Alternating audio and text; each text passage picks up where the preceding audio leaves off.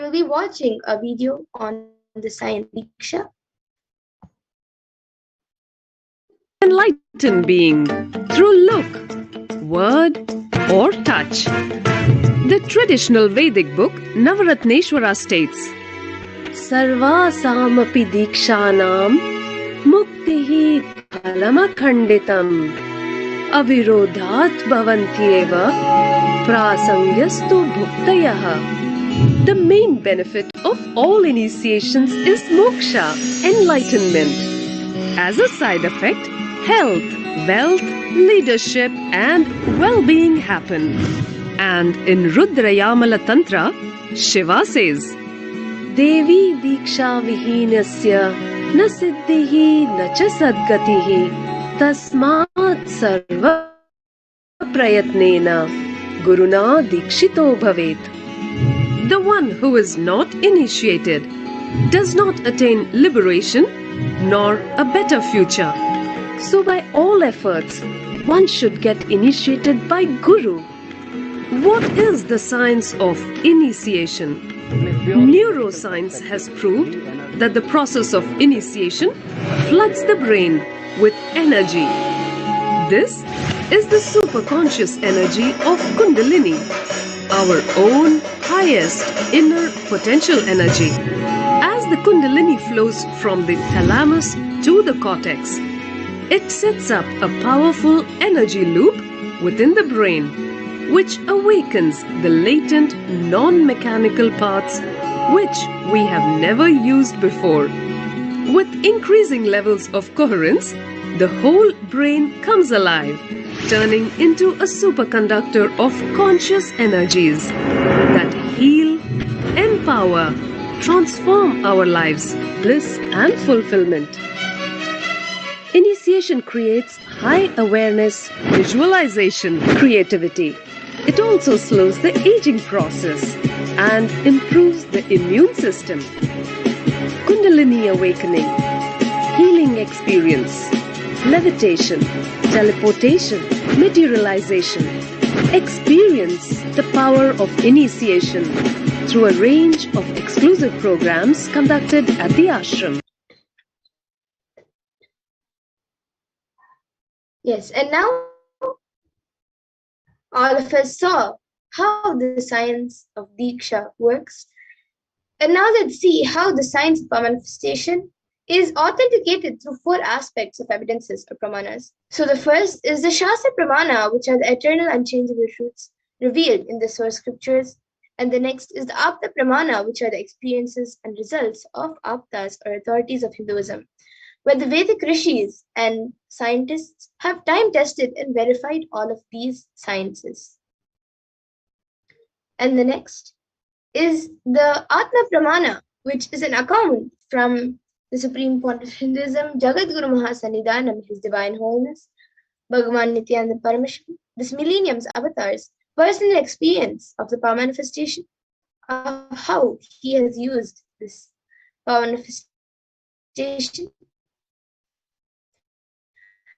And then the next, the Pratyaksha Pramana, or the empirical evidence from observation and scientific experimentation.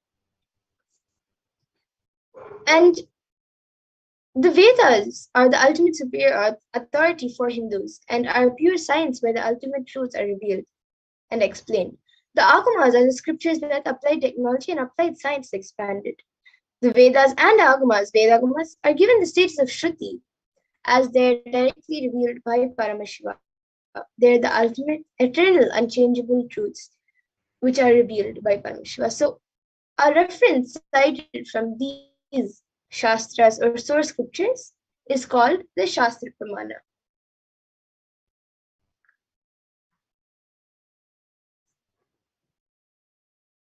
And now, today we will all be preparing ourselves to receive the darshan of Bhagavan Kalabhairava.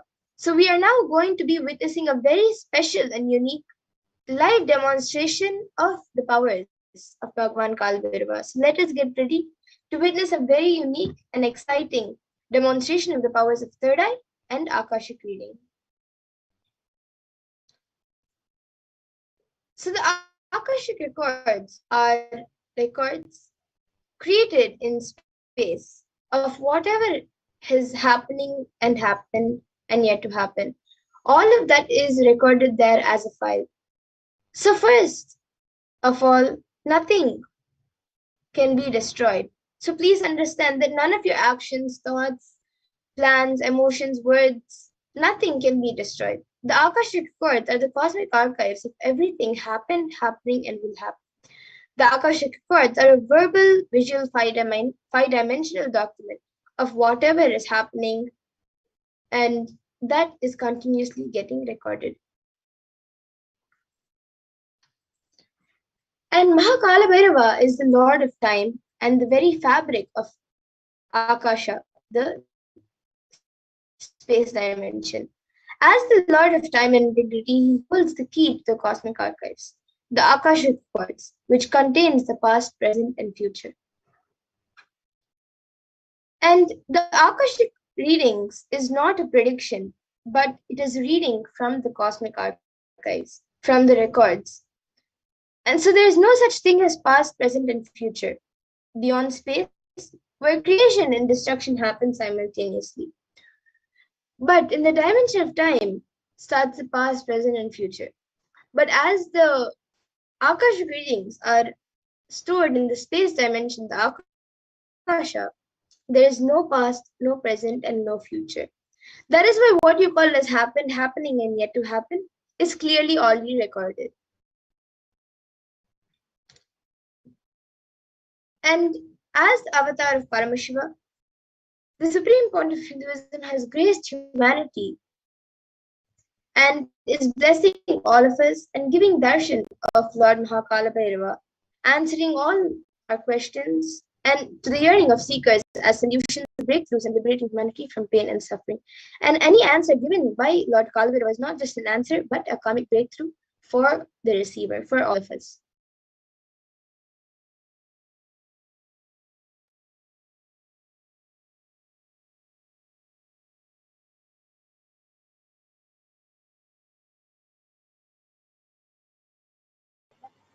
Yes. So I'm back with the Balasins and the Nithyananda Yogis. So along with me, I have Maniti Brahmayogananda, Ma Soni, Maniti Mahavidyananda, who are going to be manifesting and demonstrating to all of you this extraordinary Shakti, the power of body scanning. So I request the YouTube comments to be projected. All of you, go ahead, feel free to post your requests and comments and request for the power of body scanning. If you want a body scanning, go ahead and request. And the Balasins and the Nityananda Yogis are eagerly waiting just to do a body scanning for all of you and to help all of you out. So I request the YouTube comments to be projected.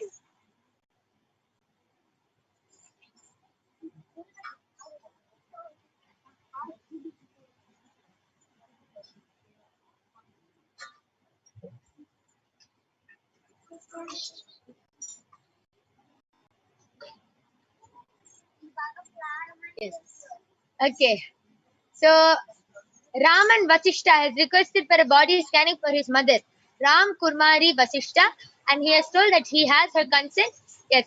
Ma Brahma Yoga, you can go ahead and do a body scanning for Ram Vasishta's mother, Ram Kumari Vasishta. And Durga Devi has requested for a body scanning. So Ma Tony, you can do the body scanning for Ma Durga Devi. And Payatar Vajda has requested for a body scanning. So Ma Mahavidya, you can do a body scanning for Payatar Vajda Ayya.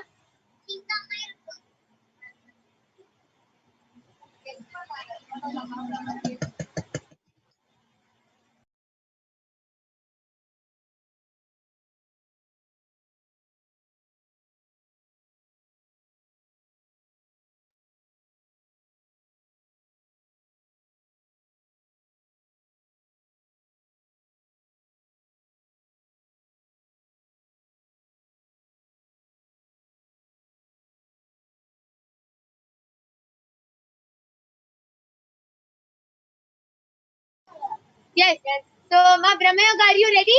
Yes, I have done the body scanning for Raman Vasishta Ayya's mother, Ram Kumari Vasishta. And Ayya Parvati was saying to me that the place is just saying has a lot of chemicals full of factories smoke and a lot of pollution there in the air. There is no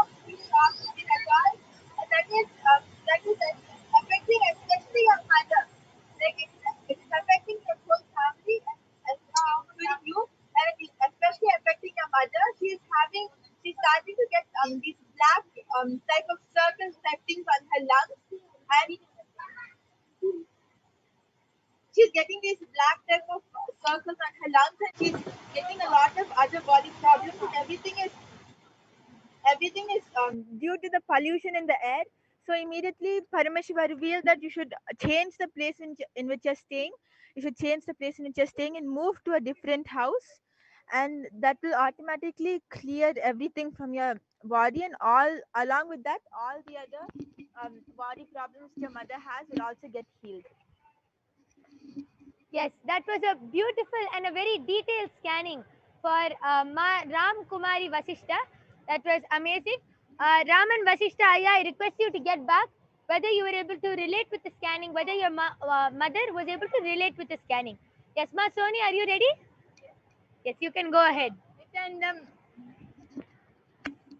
Nithyananda Ma Durga Devi Ma Paramashiva revealed that you get severe headaches, and Ma you have allergy with mud like whenever you go near the mud, your body reacts, like your body start itching or you get some kind of allergy. So for severe headache, Paramashiva revealed a solution as to put a warm castor oil whenever your head hurts. And for mud, Paramashiva revealed that you are having allergy.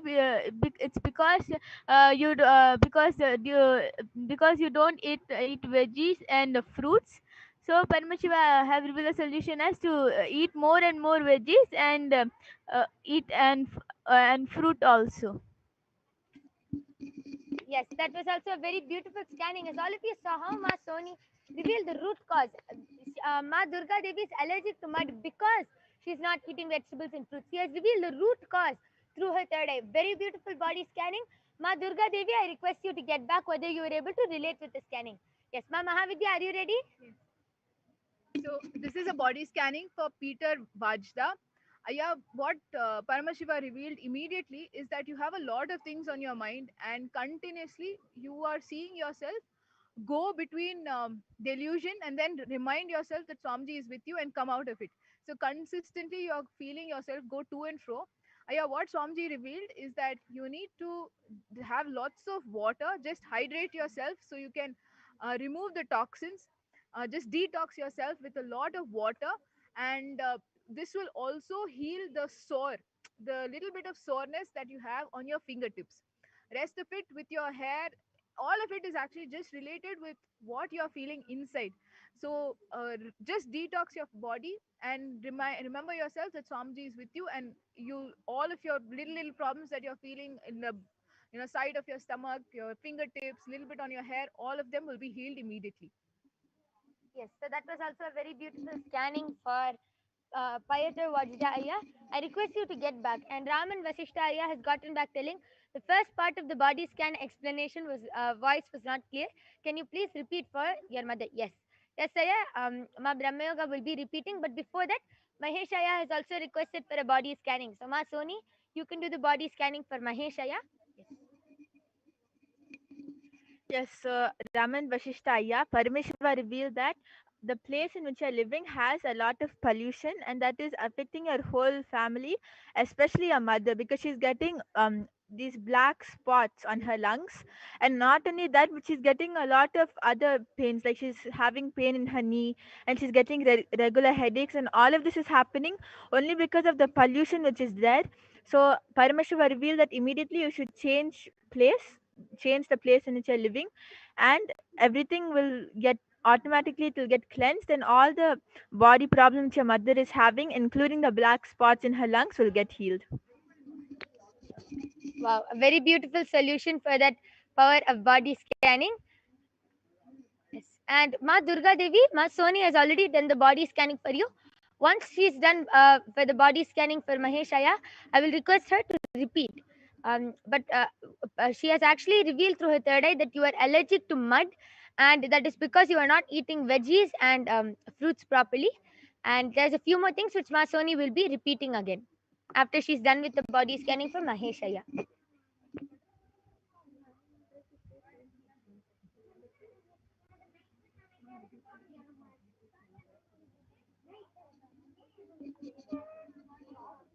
Yes. Nityananda Mahesh Ayya. Ayya Parameshwar revealed that you are having kidney stones in your lungs, Ayya. So Paramashiva revealed the solution as to take castor oil in the morning, empty stomach. When you go to the washroom, it will come out. All the stones which are there in the kidney, it will come out. Yes. So very beautiful scanning and a very simple solution for this scanning. Ramanaya has gotten back to ring. Thanks, Ma. That's very helpful, Nityanandam. Yes. So yes, Ma Soni, can you repeat what you have revealed for Ma Durga Devi? Yes, Nityanandama, Ma Parameshwar revealed that nowadays you get severe headaches, Ma, and you are allergic to mud. So, like whenever mud touches your body, your body starts reacting. Like your body start itching and you get rashes. So for headache, Parameshwar revealed the solution as for whenever you get headache to put a warm castor oil on your head. And for mud, Parameshwar revealed that it's due to you are not eating veggies and fruits. So Parameshwar revealed that to eat more and more vegetables and fruits. Yes, that was a beautiful standing for Ma Durga Devi. Maheshaya has gotten back telling gratitude, Ma. Yes. And with that, I request all of you to get back in the comment section whether you were able to relate. And with that, we are going to be ending and concluding this power manifestation segment. We thank all of you for joining us in this power manifestation segment. And there are many upcoming interesting segments like where you will be learning about who is Devi Parashakti, what are the Akashic readings, and much, much more. So we'll be ending this power manifestation session. Please stay tuned. Thank you, Nityanandam.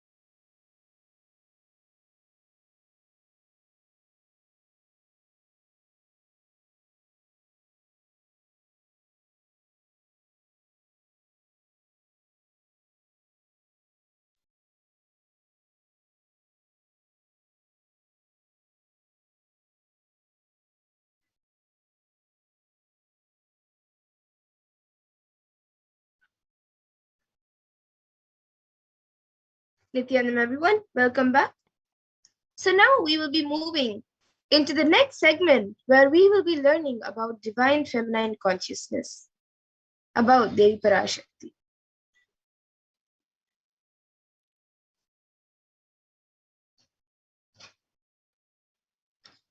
So we will be first seeing the Dhyana Shloka for Devi Parashakti, which comes from the Lalita Sahasranama. सिन्दूरारुण विग्रहां Trinayana माणिक्यमौली स्फुरत् तारानायक शेखरां स्मितमुखीमापीनभक्षोरुहां पाणिभ्यामलिपूर्णरत्नचषकं रक्तोत्पलं बिभ्रतीं सौम्यां रत्नघटस्थरक्तचरणां ध्यायेत् परामम्बिकाम्.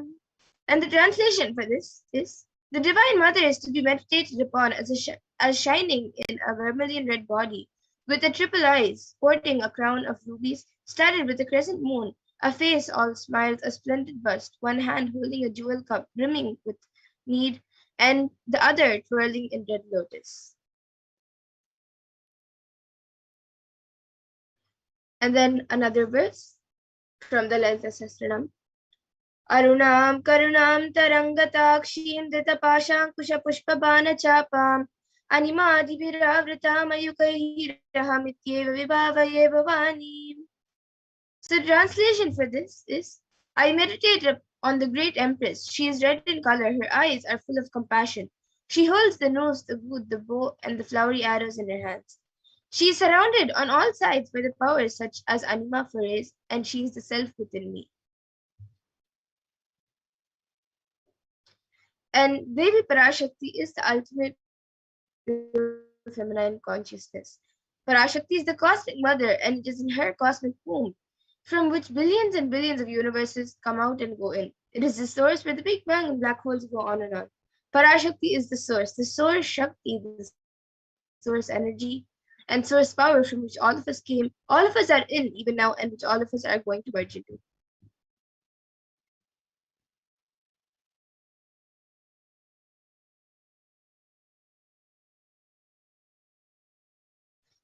And out of her extreme compassion and love, Parashakti herself is manifesting through the embodied form as the Nijavatara in the form of the Supreme Pontiff of Hinduism, Jagat Guru Mahasannidhanam, His Divine Holiness Bhagavan Nithyananda Paramashivam, gracing us, answering all our questions, attending to our prayers, giving boons, healing us, revealing our past, present, and future, and delivering profound spiritual truths, and ultimately giving us the experience of Paramashivoham itself.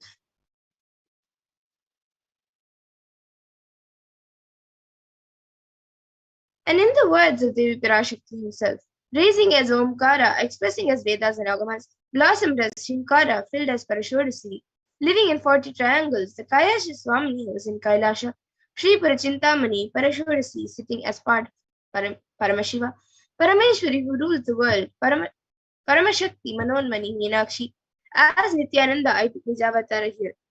To give good boons to everyone and bestow all goodness, Hiranyagarbha Swarupini, Brahmanda Yoni, Shami, Chandramouli, Rapala, Aparna, Uma, Parvati, Savitri, Navayavana, Samrajya Lakshmi, Parameshwari, Parashodasi, Meenakshi. Taking the form of Nityananda, I came here as Nijavatara. With great compassion I am blessing. Listen, people, to do good to all of you.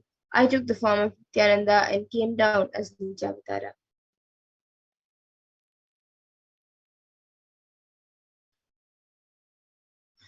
And again, in the words of Devi Parashakti herself, raising in Omkara, blossoming as Shiva, manifesting as source of existence, powers of existence, expressions of existence, from the oneness of Om, blossoming into two as Prakriti and Purusha, blossoming as three Shaktis, Icha, Kriya, and Jnana, growing as four Vedas, expanding as five Panchabhutas, beyond six chakras, filled as Gotras of seven rishis, expanding as eight directions, existing as nine grahas, blossoming as 10 indriyas, being as 11 mudras, creating all the worlds, bringing life to tell and make truth blossom, and to do good. Parashurasi Meenakshi, in the form of Nityananda, I came to bless every one of you.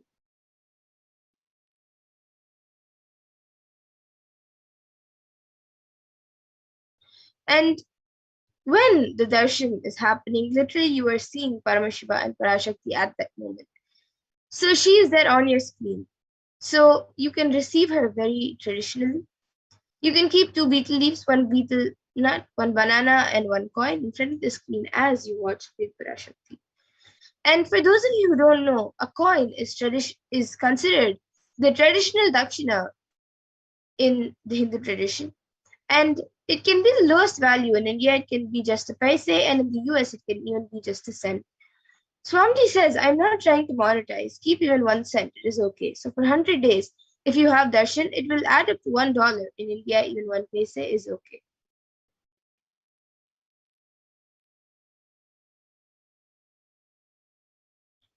And you can take that and offer it to Devi after the darshan is over.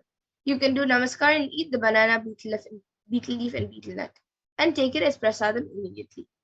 And the coins that you collect, you can send it to the LA temple.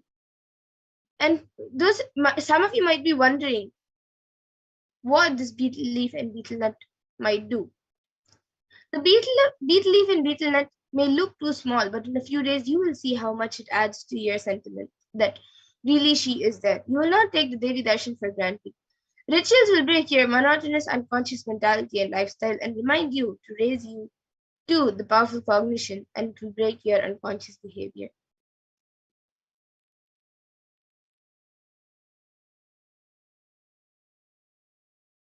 And now all of you can also see how you can set up the tambulam. You can arrange the beetle leaf, the beetle nut, and the banana and coins in a plate. You can also add some kumkum.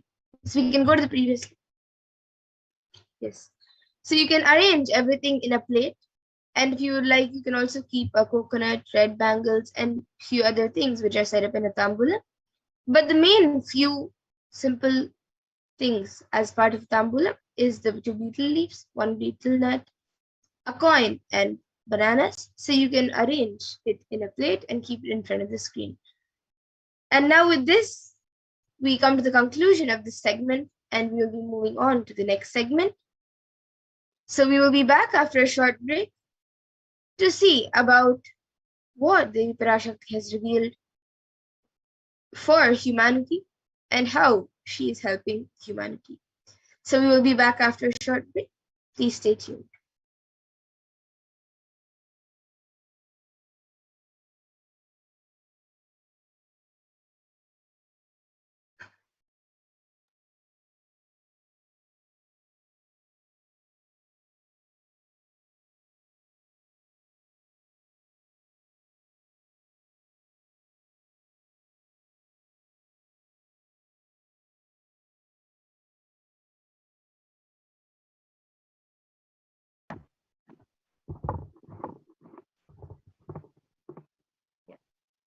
So now we will be entering into the next segment where we will understand some of the revelations made by Parashakti and how the revelations have been made to guide humanity during this federation and to guide them through together.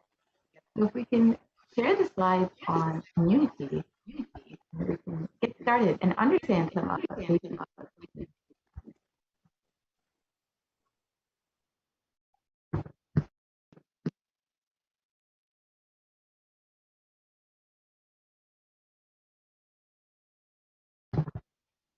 I think this is the wrong slide deck. If we can share the on community.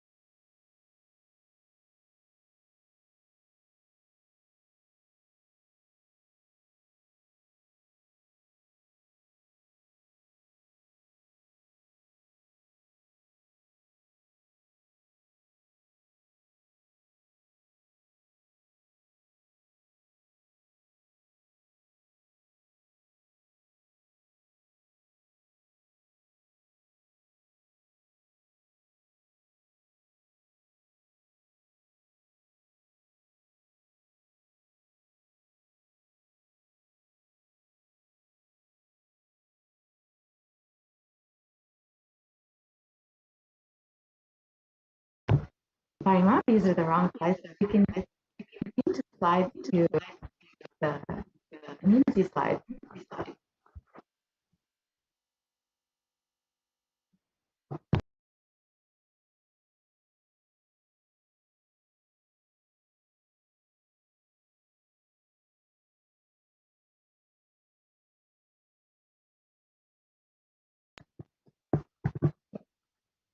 So in this segment, we will understand some of Devi Parashakti's revelations on the Pralaya and how they have been guiding humanity during this time of extreme uncertainty.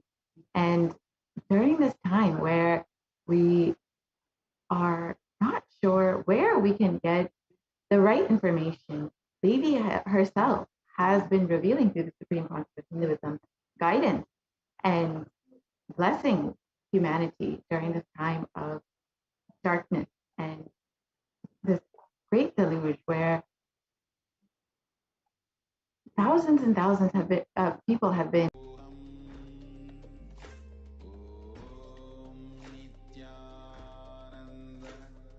Paramashivoham. Om Nithyananda Paramashivoham. Om Nithyananda Paramashivoham. Om Nithyananda Paramashivoham. Om Nithyananda Paramashivoham. Om Nithyananda Paramashivoham. Om Nithyananda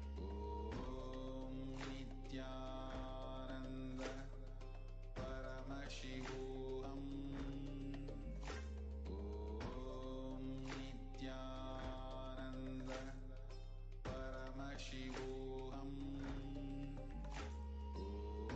Om Nithyananda Paramashivoham. Om Nithyananda Paramashivoham. Om Nithyananda Paramashivoham. Om Nithyananda Paramashivoham. Om Nithyananda Paramashivoham.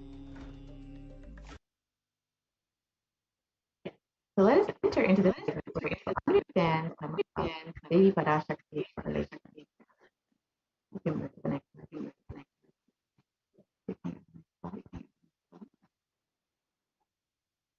Yes, we can move to the next slide, please.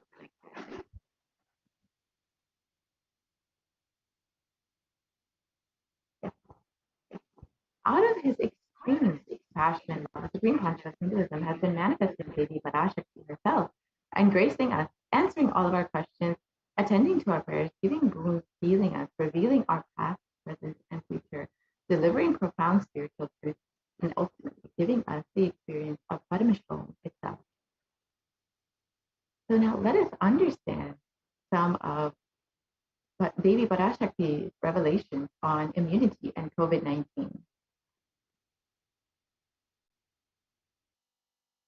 So as we look at the current state of the world, we can see that the rate of coronavirus infection has been increasing, especially in the United States and India has been very drastically affected. You can see that over 186 million cases have been confirmed and over 4 million deaths have been confirmed. And this continues to be on the rise, unfortunately. So let us understand some of Devi Parashakti's revelations on COVID-19 and immunity.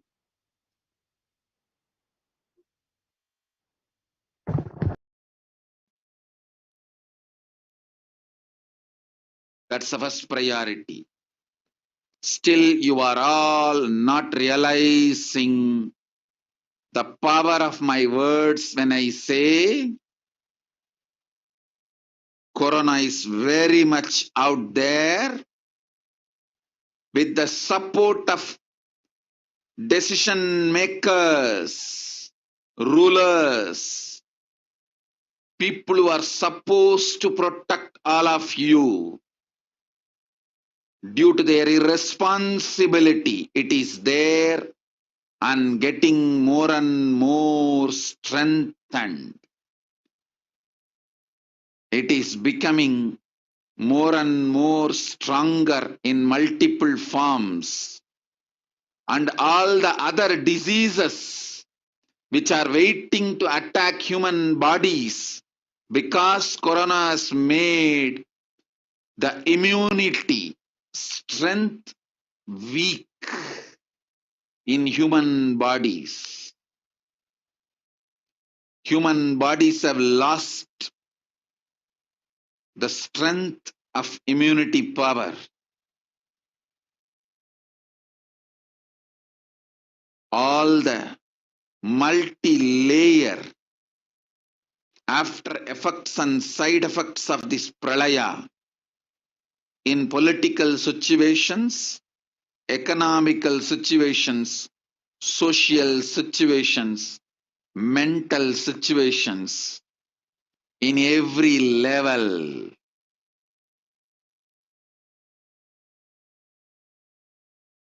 Cannot be described. Wait. This year, focus on keeping yourself alive.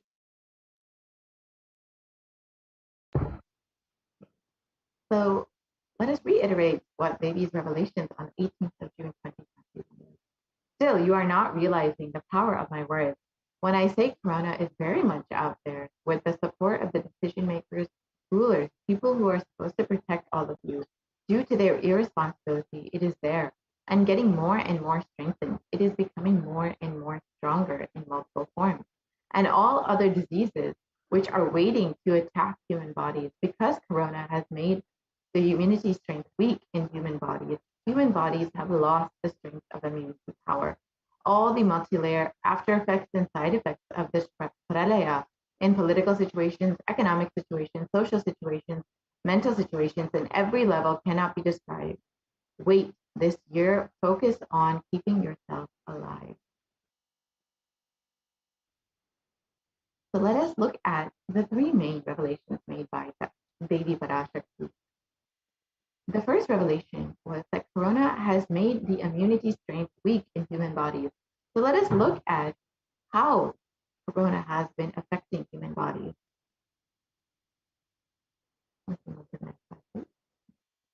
So in Science Daily, it has been shared that new research suggests that a coronavirus infection actually alters the biochemical properties of red and white blood cells.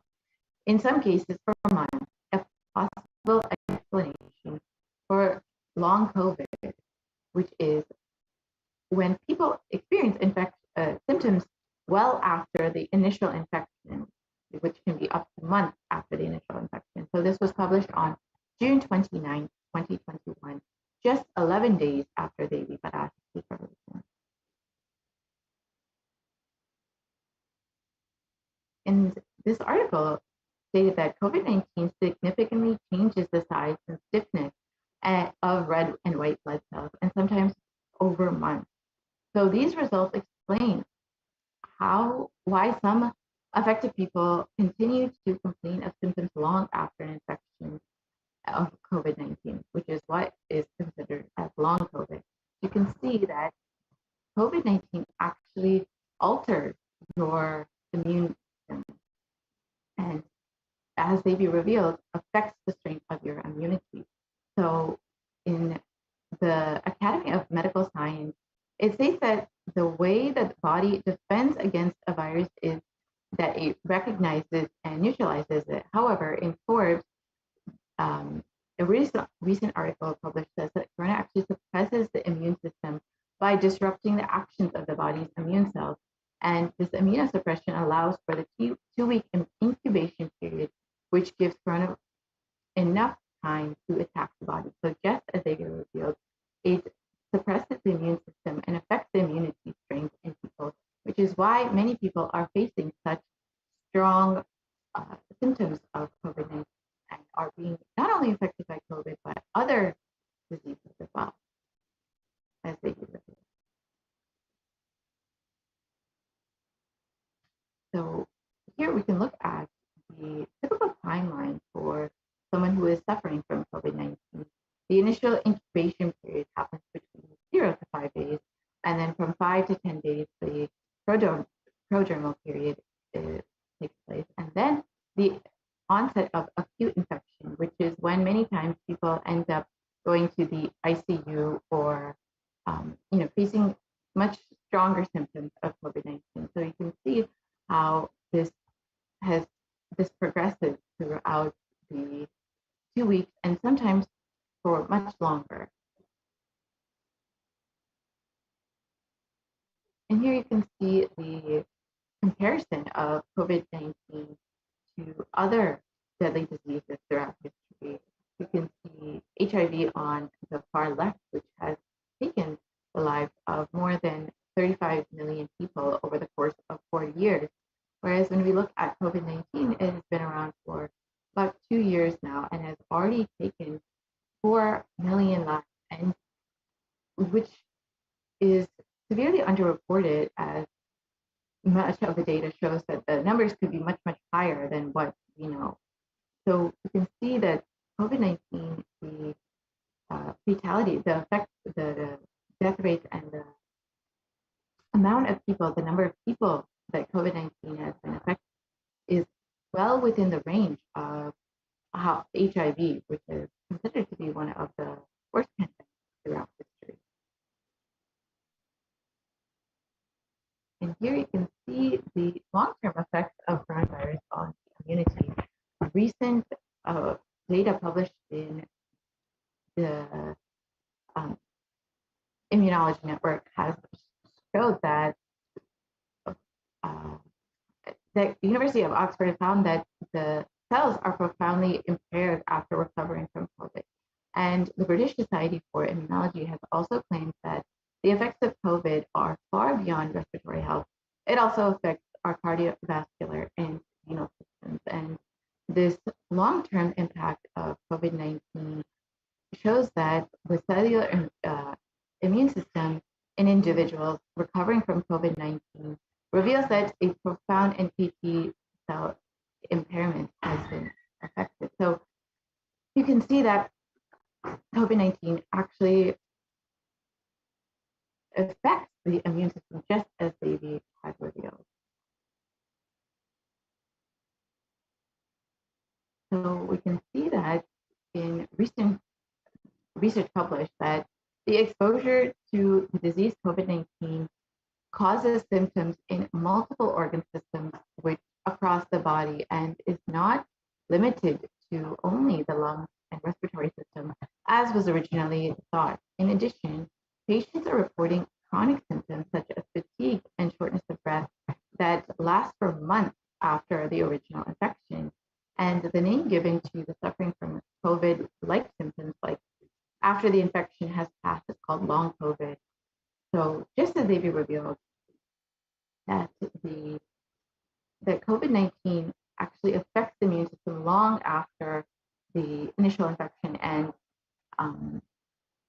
creates a weakness in the immunity and affects the immunity strength, which is affecting how patients long after they recovered are responding to other diseases. And long COVID can affect not just the lungs, but also the cardiovascular system, the circulatory system, and can cause fatigue and inflammation because the effects on the immune system. And here we can see an example of how the lungs are affected in someone who has suffered from COVID-19. You can see on the left side the healthy lungs, and you can see on the right side the COVID-19 affected lungs, which have much more scarring and dark areas, which are the parts which are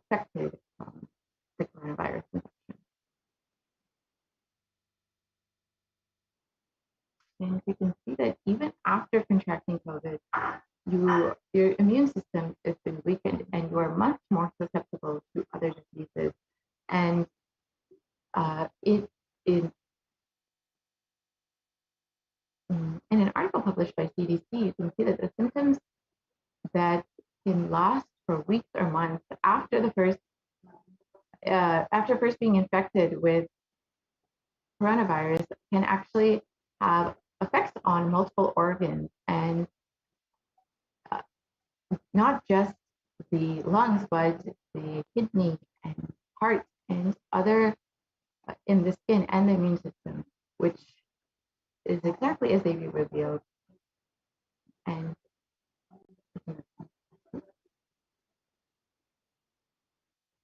so now let us look at how all the other diseases are waiting to attack the human body after the immunity strength has been weakened in human bodies by coronavirus.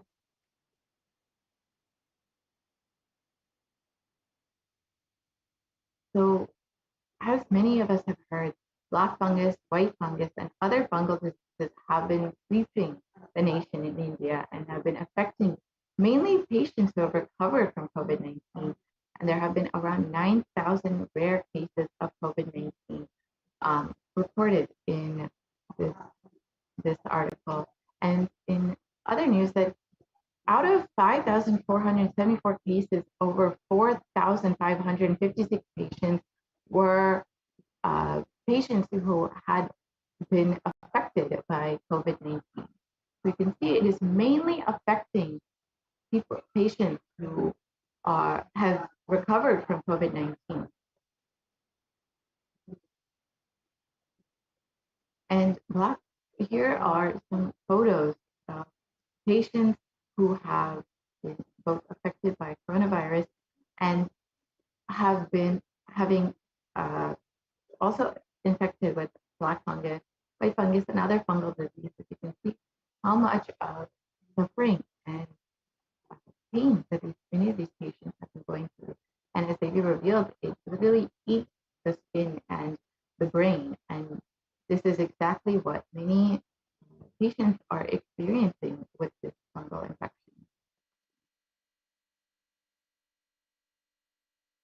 And let us now look at the last revelation, which is that it is becoming more and more strong in multiple forms. Coronavirus has been becoming more and more strong in multiple forms, and you can already see that across the globe there have been several variants which have been recently discovered, and we can see that in India, Brazil, South Africa, UK, there have been several variants emerging, and even in India, which has been affected by the most recent variant, the Delta variant, which has been the main cause of the second wave and has been severely affecting the population and creating a very dire situation within the country, and has been spread to other countries from India. So we can see out of UK, the Alpha variant has emerged, and out of South Africa, the Beta variant has emerged, and out of Brazil, the Gamma variant has emerged, and out of India, the Delta variant has emerged. And viruses generally mutate, but in the case of COVID-19, we've seen that they've become much more dominant. And here above, we can see the table of the different variants that have been sweeping the world.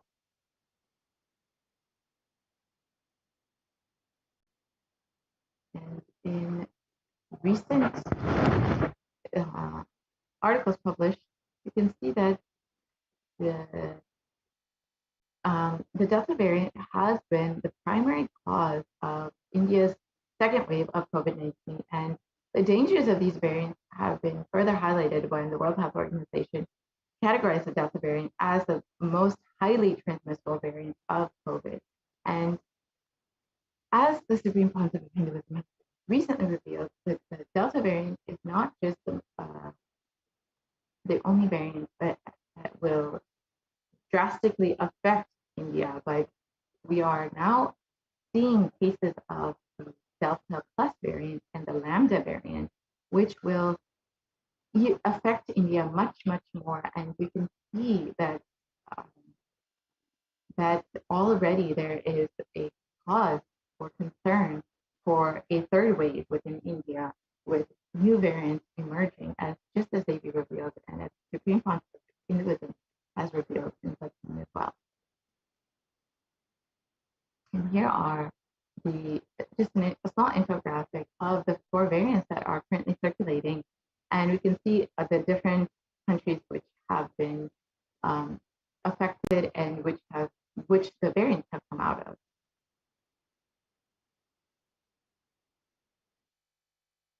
And other variants of coronavirus have also been recently discovered, as we shared, that Supreme Council of Hinduism has revealed that the Delta Plus variant is slowly emerging out of India and will severely affect the population, and the Lambda variant will also be a serious cause for concern.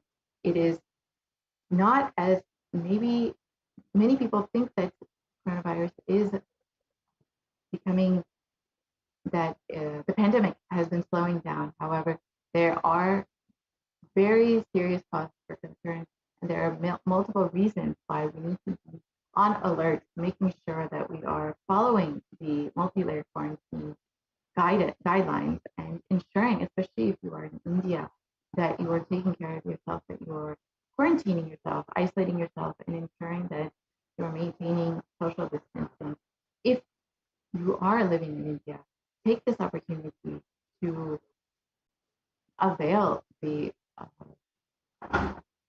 offering that the Supreme Court of Hinduism has made to allow anyone who is wanting to protect themselves from coronavirus to quarantine within India, within the Kailasas within India, and ensure that they are having multi-layer quarantine, because that is the only way to protect yourself. As we can see that more than 4,500 sequences of variants have been detected in about 60 countries, and the most recent one, that the Delta variant, is 60% more transmissible than the Alpha variant, and the is said to be much more transmissible than that even, and even the Lambda variant is going to be much more strong. And you can see that the secondary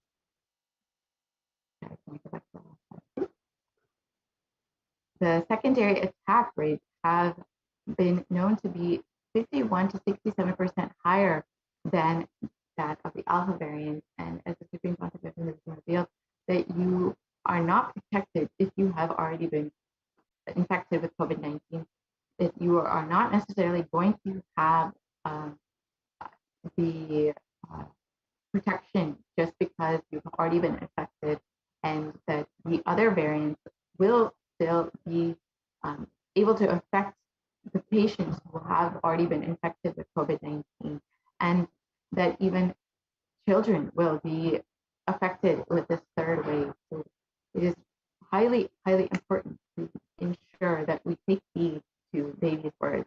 Now let us look at Devi's revelation made on the 14th of April, 2021.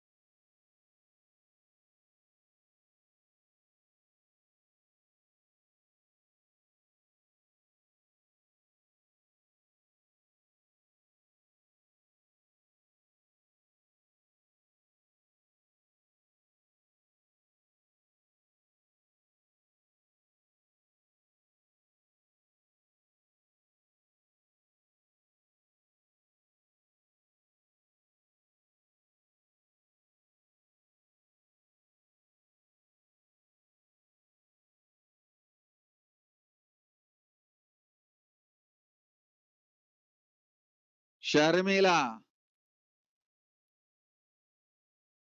Corona ஒழிந்தது.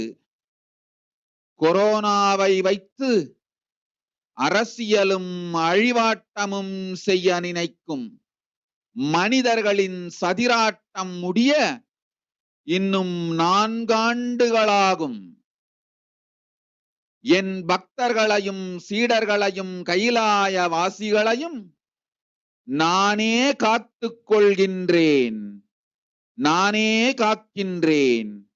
என் பக்தர்களுக்கு ஒரு துயரும் ஒரு துக்கமும் வாராது. ஆனால் உலகின் இந்த கொரோனாவின் சதியாட்டம் முடிய 4 ஆண்டுகள் ஆகும். 2025 தான் அடங்கும். இது சதியாட்டம், மனிதர்களின் சதியாட்டம்.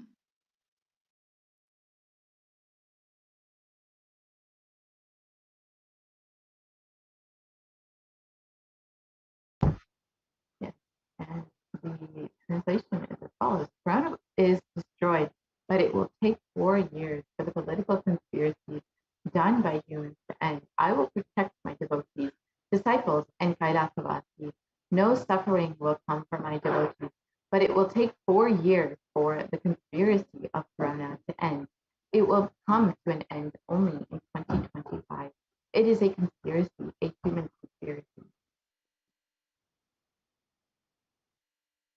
And as per Devi's revelations, we can see from below that India is still being affected by COVID-19 and that there are more waves to come in India. That the article continues to say that if a new variant is discovered, it would spread faster than in the third wave. And we can see that already there has already been information that the Delta Plus variant and the Lambda variant will be affecting India. And as the Supreme Court of Hinduism revealed, that will be the cause of the third wave, which will be much more destructive than what we've already seen.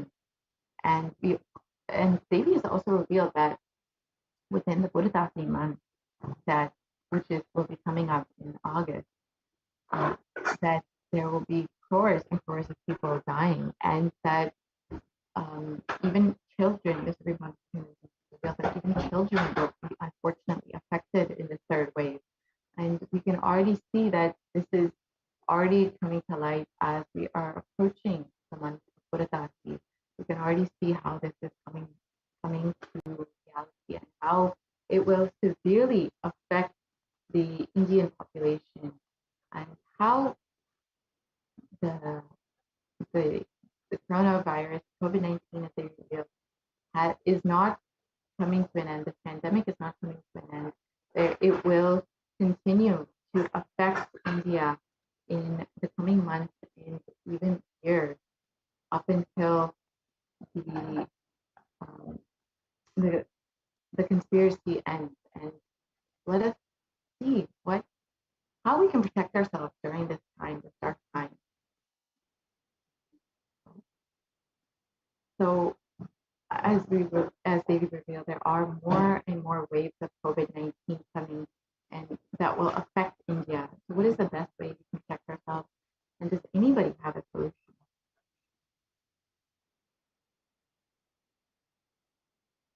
Kailasa is the only safe place within India, and the Supreme Pontiff of Hinduism is the only hope. The Supreme Pontiff of Hinduism has opened up Kailasa, all the Kailasas within India, to protect yourself with multi-layer quarantine, as has been shared in multiple research articles published and multiple data published, that the only way to protect yourself is through multi-layer quarantine, through isolation, through social distancing, to ensure that you are not being infected with this next wave of COVID-19. And the only place that you can really truly have multi-layer quarantine is within the Kailasas within India, which are taking all possible preventive and residents of Kailasa are protected with multi-layer quarantine, with the spiritual protection and guidance of the Supreme Master of Hinduism, and with all possible amenities provided, including the best Sattvic food, the most comfortable possible care, and all Ayurvedic, Siddha, homeopathic, naturopathic, and even allopathic medicine available for all the residents, and multiple aushadas and different immunity boosts that have been provided to the Kailasa community. And if you are interested in availing this opportunity, you can go to kailasa.org/Kailasa Care to sign up today and take care of yourself, protect yourself, and protect your family with this opportunity for multi-layer quarantine. And with this, we will be concluding this segment and entering into the next segment, where we will understand some of the offerings that we can make to Devi Parashakti, and how through these offerings we can connect to Devi Parashakti much more deeply, and how Devi has been making herself available to each and every one of us to attend to all of our prayers, give blessings and boons, and to just give her deep love and compassion to humanity. And now is our opportunity to receive those beautiful blessings and boons given by Devi, to experience her in a much deeper way through various offerings made to Devi Parashakti. So we will be right back with these offerings, these beautiful offerings that we can make to Devi. And if we can actually start by share.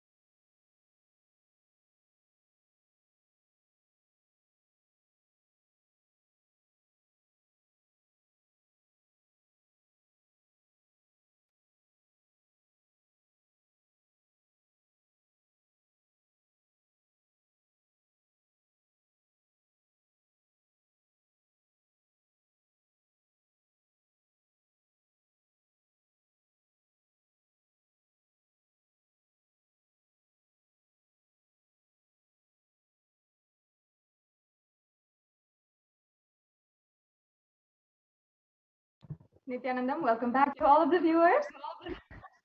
Now, let us now understand the different offerings that you can make today.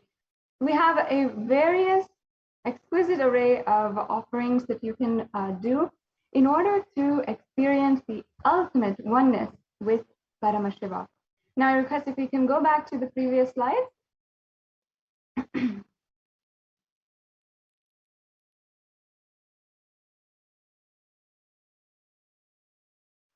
Yes. Now, today we will be understanding and going into this next segment on the different offerings that you can do to Devi Parashakti, that you can offer at the sacred feet of Devi Parashakti.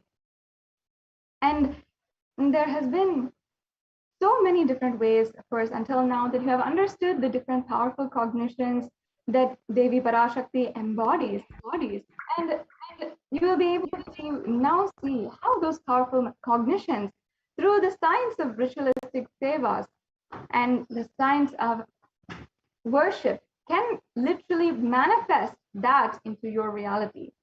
So yes, if we can go to the previous slide.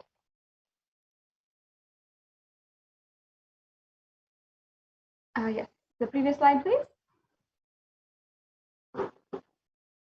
Now, in the Hindu tradition, I'm sure many of you who are Hindus, who are practicing Hindus or even born Hindus, you know that the tradition, at least in our families, in our homes, and even in our communities, is that whenever we have a birthday or a marriage anniversary or a wedding anniversary, or if we have a, or if we're starting a business for the first time, or a school for the first time, whatever it is, whatever new venture we are entering into in our lives, we always see how we can invite God into our lives and how we can ultimately see the beautiful significance and see the way that God has made his presence in our lives.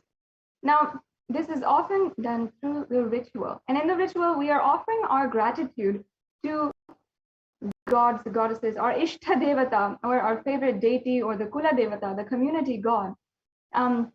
We offer our gratitude in order to we offer our gratitude and ask them and request their guidance further in our lives.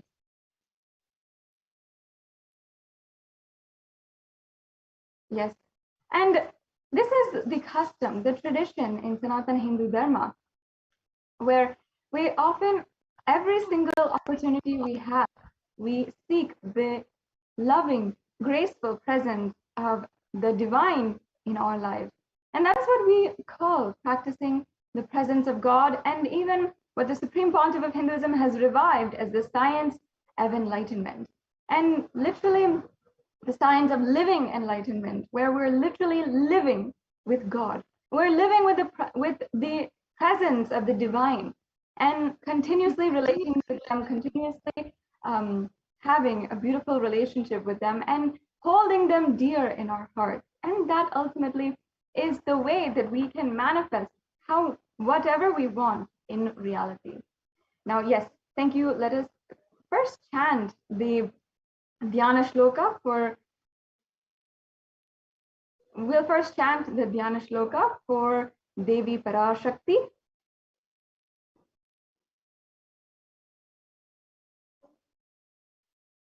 Sorry, Mark, we can go to the previous slide. Yes. We'll chant the Dhyana Shloka. Induniva Veda Karavahninayam Syat Pankajavarabayam Japakshasarayuktam Angahimabhushana Vishitravasanam Syat Tungamukatojjvala Manonmanisvarupam.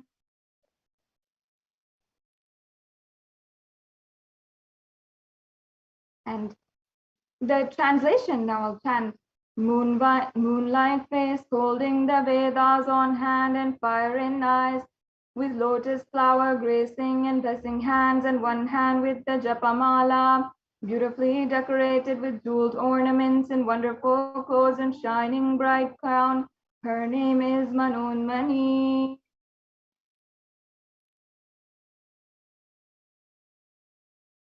Yes, and now I'll be chanting the next verse.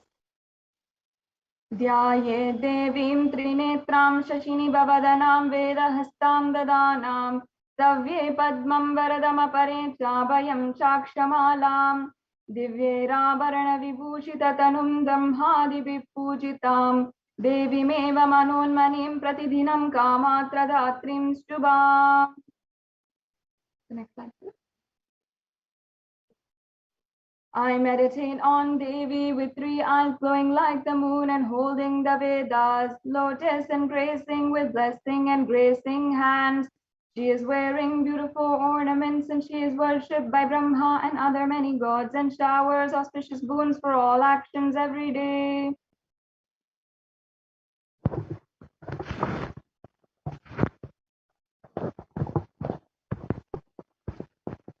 Yes.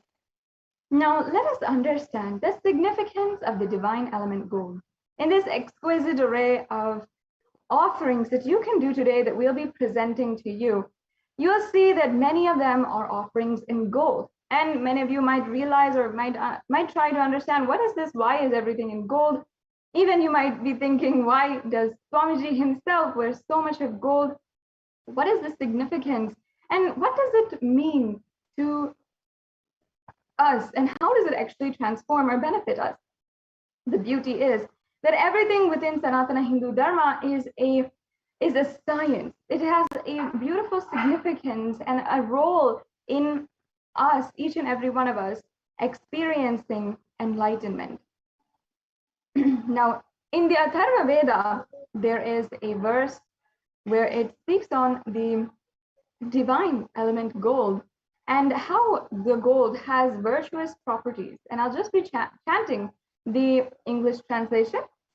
It says here, triply born by birth is this gold, from the atoms of Agni is one. It becomes dearest to Agni, and one fell away from the Soma when it was hurt. One they call the seed of virtuous and powerful Apaha, the watery molecules. Let that triple gold be for your long life. Yes. And now, so many of us understand and know the value of gold. We often give it as gifts when we are talking to or when we are relating with our parents, perhaps on Mother's Day, on Father's Day. We always give gifts of gold, a gold bracelet, a gold earring set, a gold necklace, or we want to give them gold items like a gold trophy or a gold watch. All of these are the different ways that we want to gift people with gifts of gold. And we know that giving a gift in gold, it has high value. It places value in that relationship. But have you ever wondered, do you actually know the properties of gold? Why it has so much of significance in our society in this day and age? Not just because of the economic value or the value that it has in currency, but because of its divine properties, its sacred properties. The Vedic ancient rishis, the ancient scientists of the Hindu civilization, they actually understood the divine properties, the scientific elements of this beautiful element, gold. And they had so much of reverence for it, and they understood it so deeply that they applied it in all aspects of life. The Vedic rishis had seen the divine qualities of gold much more than its economic value. And in fact, that is the root of how gold is seen as such a valuable item in modern day age. It is because our Vedic rishis first recognized the value behind gold much more than its economic value or its economic price. Because gold is actually a divine element. It literally purifies anything it touches. It is an element of spiritual significance and great spiritual power of healing and enlightening. The vibration of gold has the power to infuse sattva energy and positive thought currents in anyone who wears and anyone who sees or operates in its vicinity.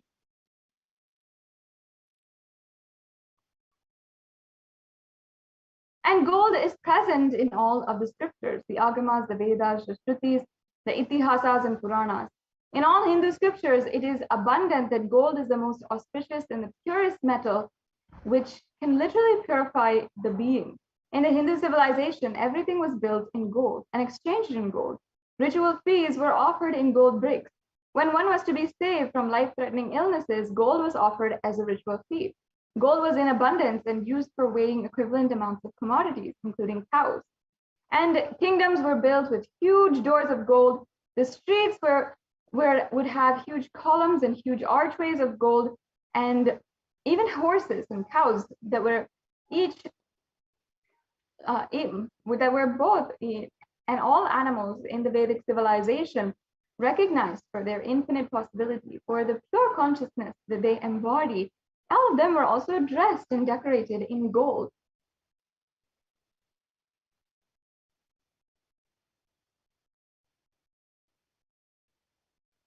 And not only this, the Hindu civilization thrived on the banks of rivers of gold. It was called the Hiranyamaya. The Indus River was called the Hiranyamaya, or the river of gold. And in the this was in the Rig Veda. And in the Atharva Veda, the river Saraswati is called the Hiranyavartani. So gold is a supreme element for offering gifts to the ones you love and revere. And temples are constructed and paved in gold. Deities are made in gold and decked and adorned in gold. And because it preserves the enlightenment energy for thousands of years, it lasts forever.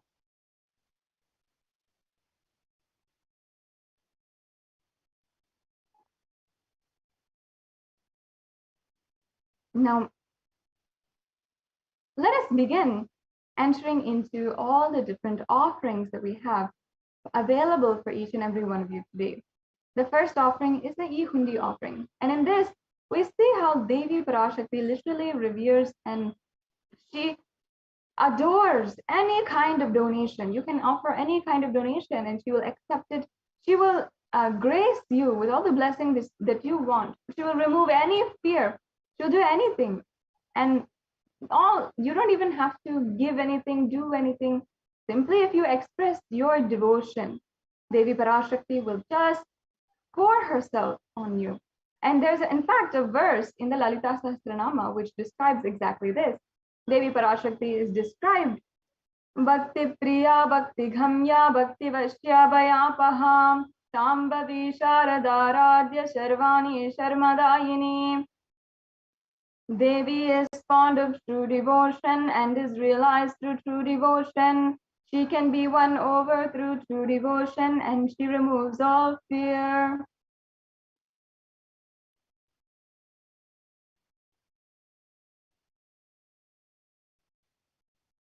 Yes. And if there is any fear in the minds of devotees, Devi is sure to remove that fear. It is stated that Devi likes to be worshipped in autumn. And here it is meant that autumn of our lives when thoughts turn more and more inward. And this is when the role of the divine is known and understood clearly. The need for Devi worship becomes stronger.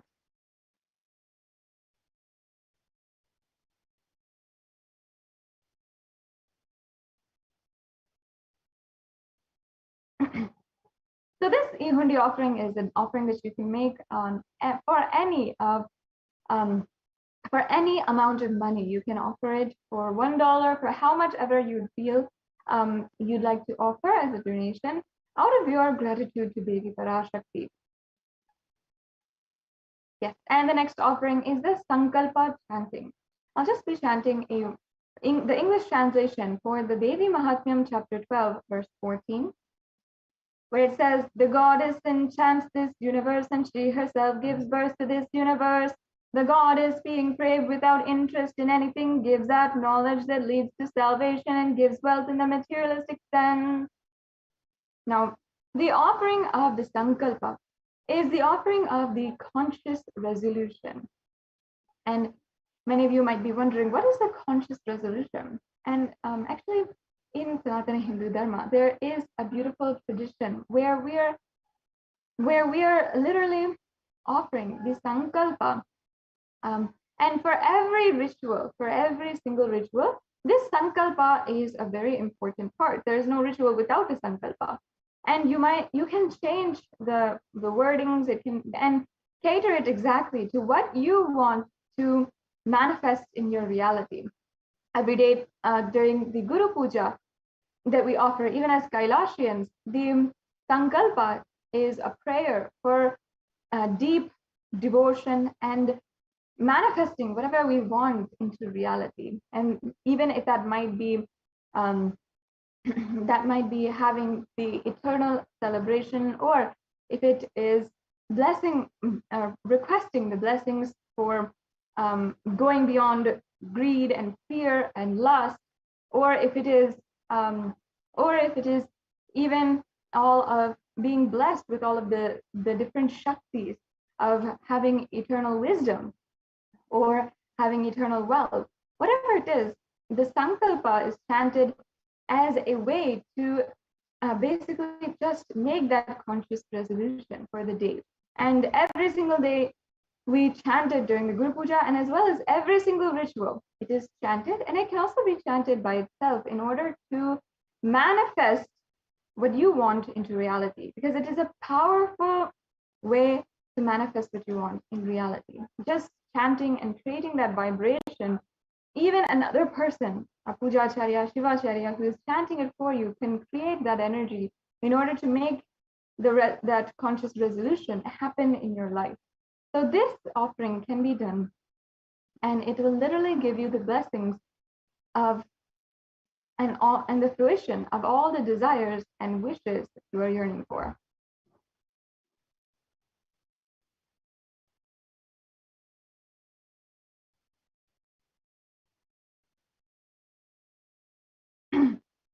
And the next offering we have is the Sahasranama Swarna Kasu. And in fact, in the Lalita Sahasranama, verse 731, Devi Parashakti is described as Nama Parayana Prita, meaning she who likes the repetition of her various names. And I understand at the first, at hearing of this first, you might think, what is this? Why does she like hearing her own name heard so many times? Or having literally hearing her repeating herself, her own name. But understand the deep spiritual significance of this beautiful verse, and of like just this sentiment that Devi Parashakti expresses. When Devi Parashakti says, or when she is described as Nama Parayana Prita, out of her own compassion, knowing very well that when we chant the Parayana of her own Namavali, of her own names and the 1008 names, we will be able to experience the oneness with her. That is the beautiful context behind which this verse is laid. And thus, in this offering, we're offering the 1008 names of Devi Parashakti, and it's a very special and unique archana offered to the Mahameru of Devi Parashakti. And you can offer a gold coin inscribed with each and every one of the 1008 names and receive the blessings to have the Ananta Kalyana Gunas, all the divine qualities of Devi Parashakti.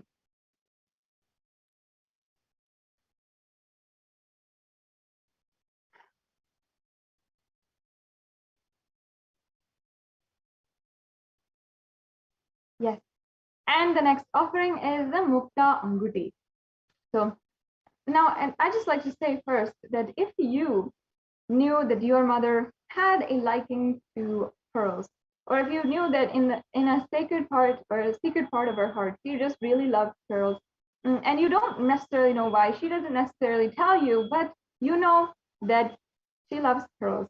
When it comes around to her birthday or Mother's Day, you would like to offer her a pearl ring or a pearl set or a pearl necklace, and you'd like to adorn her with pearls. And if you just like to win her favor, you know that you would want to offer pearls. Now, in the same way, we can relate to Devi Meenakshi, Devi Parashakti, the incarnation who descended as Devi Meenakshi. And Devi Meenakshi was a very incarnation who had literally manifested the very state, space, being, and the reality of Kailasa on planet Earth. And she had literally, in all the senses, She had conquered all of the directions of the whole universe, and she had gone all over the universe and conquered every single direction. She united all of the 56 kingdoms. In fact, there were only 56 in that part of human history. There were only 56 kingdoms and civilizations that all lived in different tribal units and were all isolated all over the world. But it was Devi Meenakshi who united all of the 56 kingdoms and brought them under one rule and one civilization, and ruled from Madurai along with her divine consort, Lord Sundareshwara, the incarnation of Paramashiva himself. And that is the beauty of the whole thing, is that Devi Meenakshi had literally come down, and she had the power inside of her and the strong, powerful cognition to literally manifest Kailasa on planet Earth. So you can offer this Mukta Anguti in the very same way and offer the this pearl ring in order to have the blessings of Devi Meenakshi to fulfill any of your business endeavors. And just in order to revere Devi Meenakshi, I'll be chanting the verse now. Muktaharanalasatkiritaruchiram purnendu vaktra prabham Chinjannu puri kinkini manidaram vakta padma prabhavasuram Sarvabhita falapradam girusutam vani rama sevitam Meenakshim panatosmi santatamaham karunyavaram nidim. And the English translation. I bow down to the goddess Meenakshi, whose crown has garlands of pearls and fish shining like the full moon, who wears anklets that are studded with gemstones and has small bells, who is shining like the splendor of a lotus and who grants all wishes, the daughter of the mountain, and who is worshipped by goddess Vani and Rama. I remain ever bowing to the goddess Meenakshi, the ocean of compassion.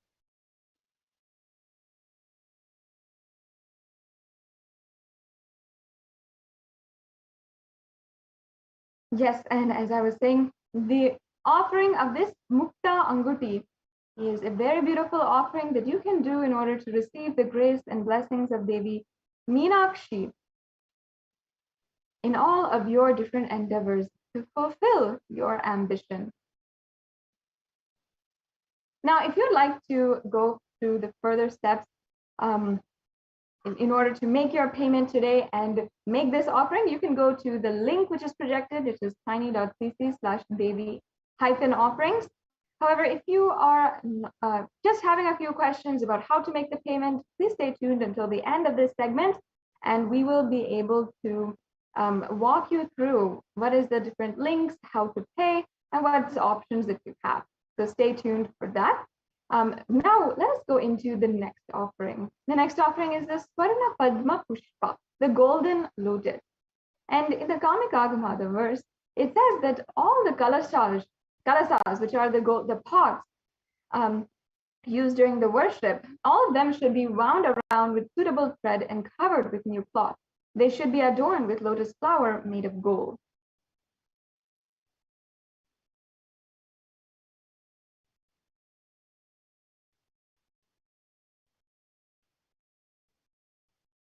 And in fact, there are hundreds of different references of the golden lotus.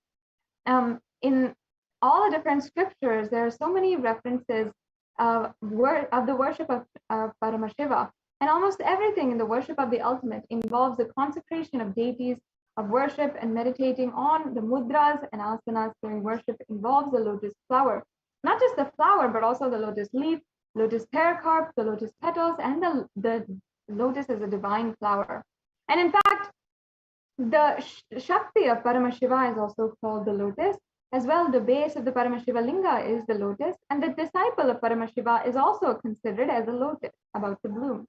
You can offer the golden lotus in any size that you wish and be blessed to have the state, space, powers, and being of Devi in your inner space amidst any and every adverse situation in your life.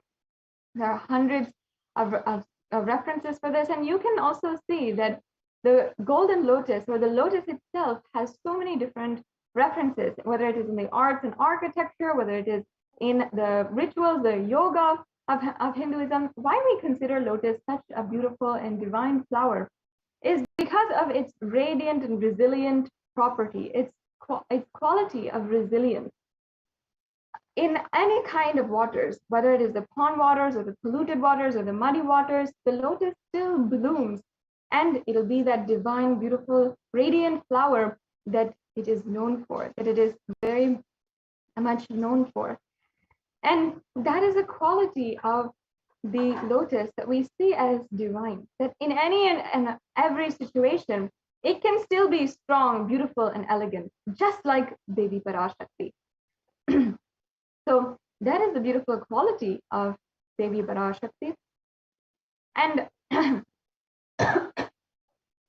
excuse me, just offering this offering is such a beautiful way for every one of you to experience oneness with Devi Parashakti and receive her blessings to overcome any situation in your life and radiate that same radiance and resilience in any adversity.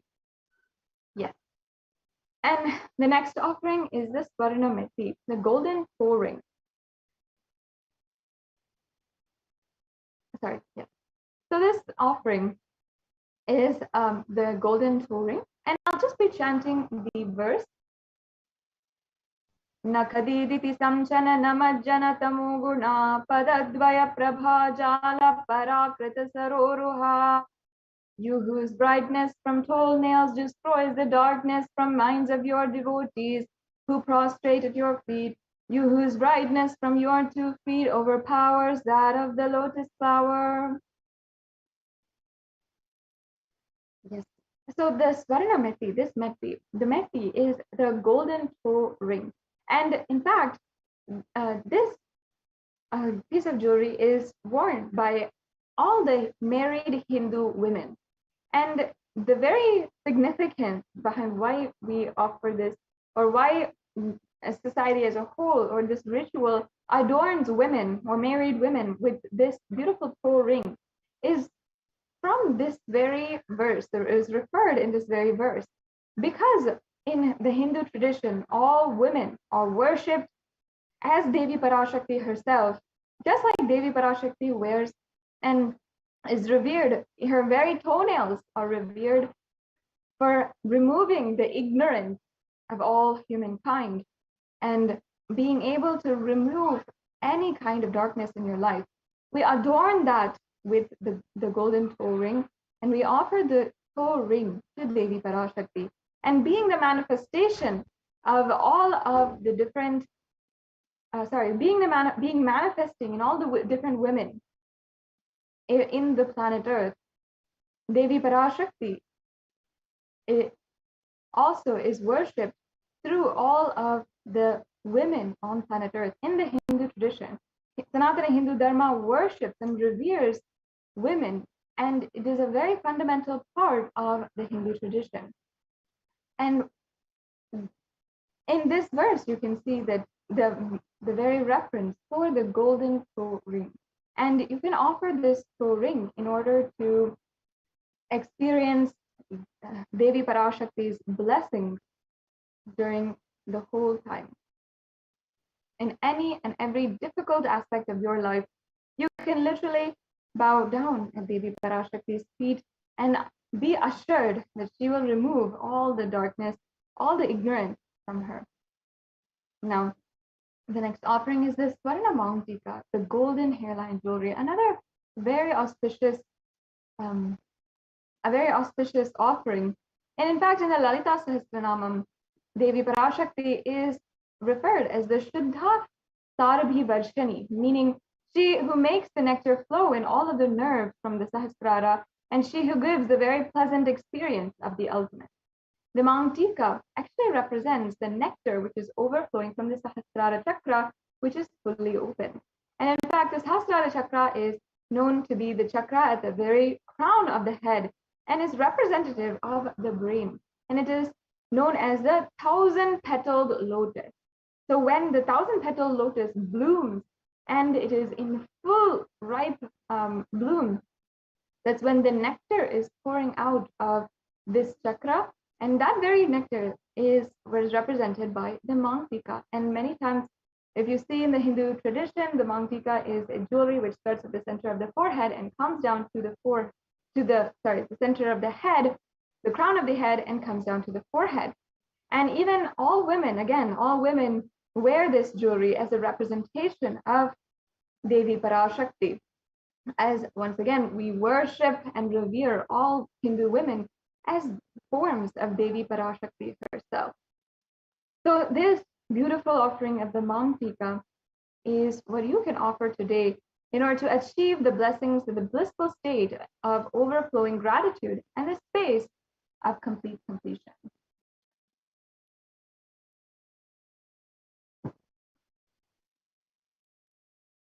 Yes. And the next offering is the Pratyaksha Pada Puja.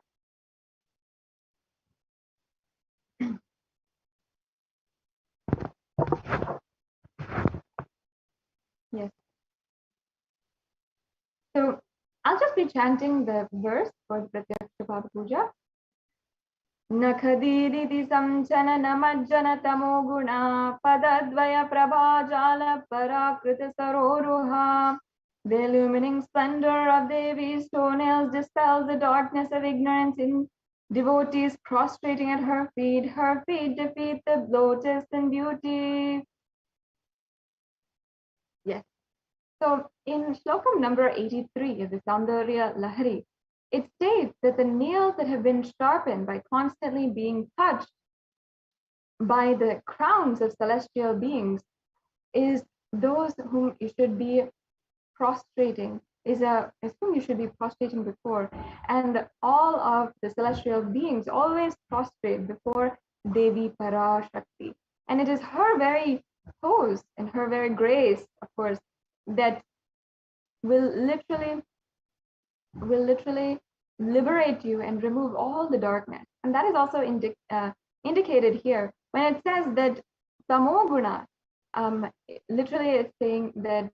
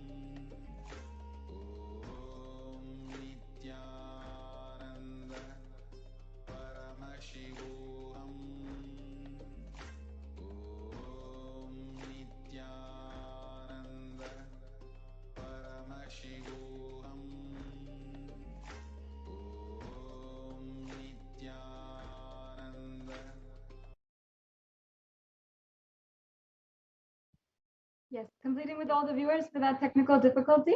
We'll just be continuing on with the session. Yes, as we were explaining, the next offering that we're doing is the Pratyaksha Pada Puja. This is another one of the offerings that you can do today. And you can offer the, yes, you can offer the Pratyaksha Pada Puja. And just doing this offering can remove all the different ignorance, the darkness in your life that you feel, everything. And the beauty of this whole offering as well is that you're offering to Devi Parashakti, who is manifesting through the Nijavatar, the Supreme Pontiff of Hinduism, Jagat Guru Mahasanidanam, His Divine Holiness, Bhagavan Nithyananda Paramashivam. And you can literally have the grace of offering not just to Devi Parashakti herself, but also to the Guru and to the incarnation of Paramashiva, who is manifesting on planet Earth right now. And especially during this time of the Guru Purnima Brahmotsavam, you will be able to manifest so much in your life. You'll be able to see so much change, transformation in your life just through this one offering. Yes, the next slide, please.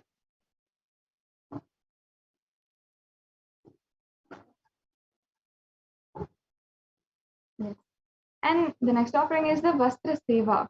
And this offering is blesses the Yajaman with all the auspiciousness and blessings of the Supreme Pontiff of Hinduism. And it is the offering of the sacred adornment or the sacred cloth.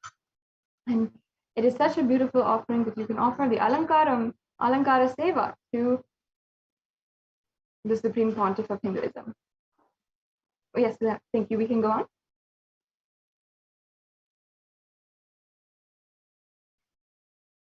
And the next offering, or see, as you can see here, we have all the different offerings. It was the last of the offerings, and now we have a summary table of all the offerings. So you can see the Ihundi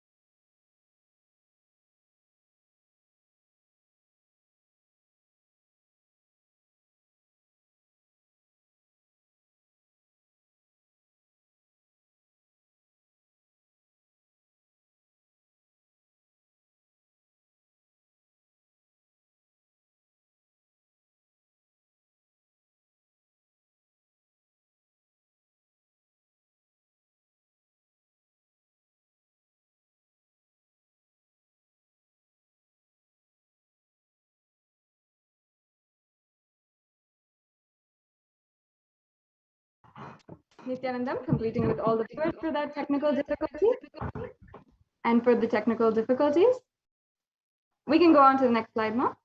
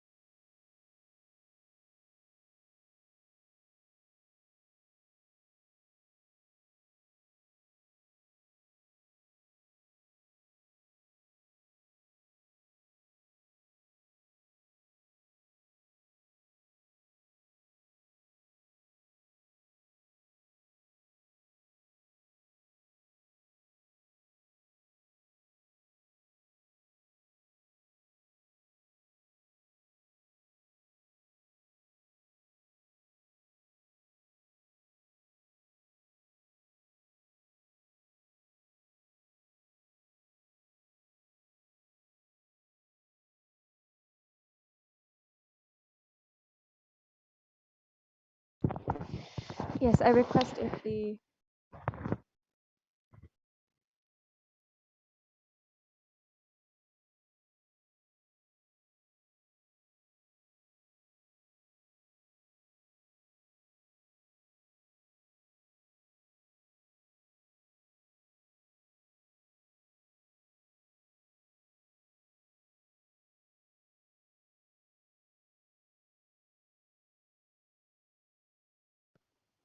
yes, we can project the slide with the link for the payment.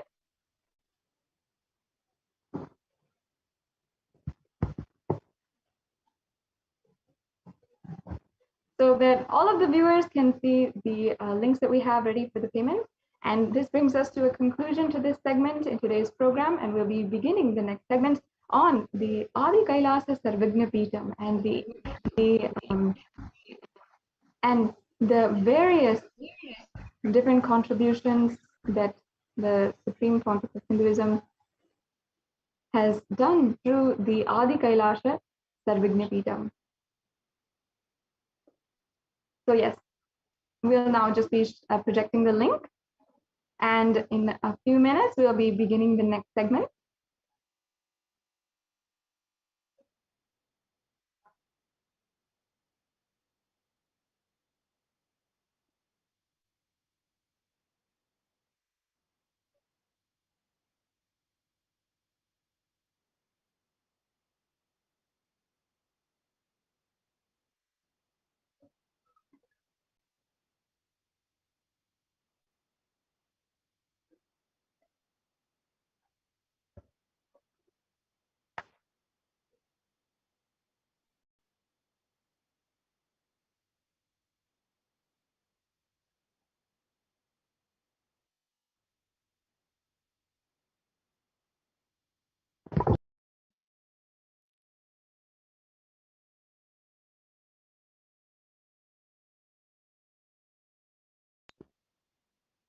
Completing with all the viewers for that technical difficulty. In just a few minutes, we'll be beginning the next segment in today's program.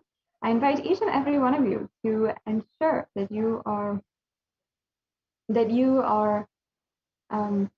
tuning in, and also make sure that you are in liking and subscribing all the different social media platforms where the Supreme Pontiff of Hinduism and Kailasa has made their presence and is literally serving the world and ensuring to make super conscious breakthrough happen in the world through the digital platform.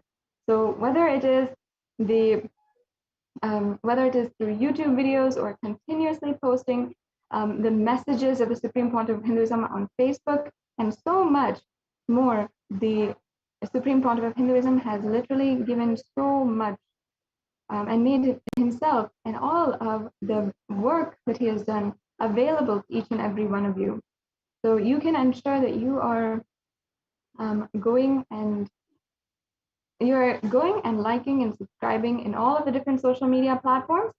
And yes, and we also know have Ma Dayamay Swami, who is joining us, and we'll be proceeding into the next segment of today's program on the Adi Kailasa Sarvagnapeetam and its various contributions to the world and the ship, literally, that Swamiji has created in order to ensure that each and every one of us sail through this pralaya. So we'll now be concluding this segment, and Madhayami Swami will be continuing on. Nithyanandam, everyone. So let's enter into our next segment. Thank you, Ma Sadashivapriya.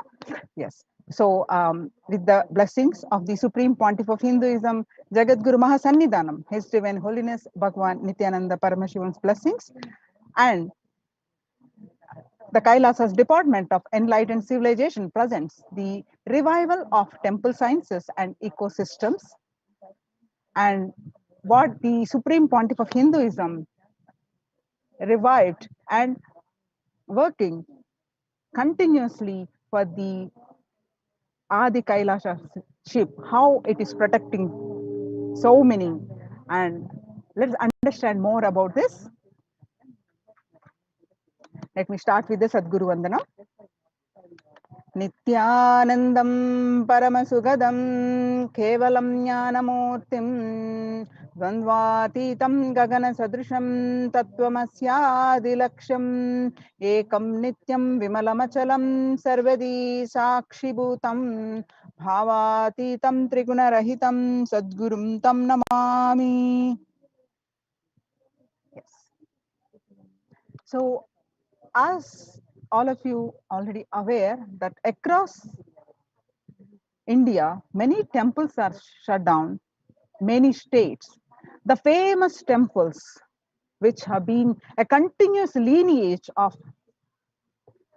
thousands of years functioning, all these temples are shut down due to the COVID-19 surge. For example, let us see some of the temples which are the famous temples. The Shirdi temple and the Siddhi Vinayaka temple have been shut down.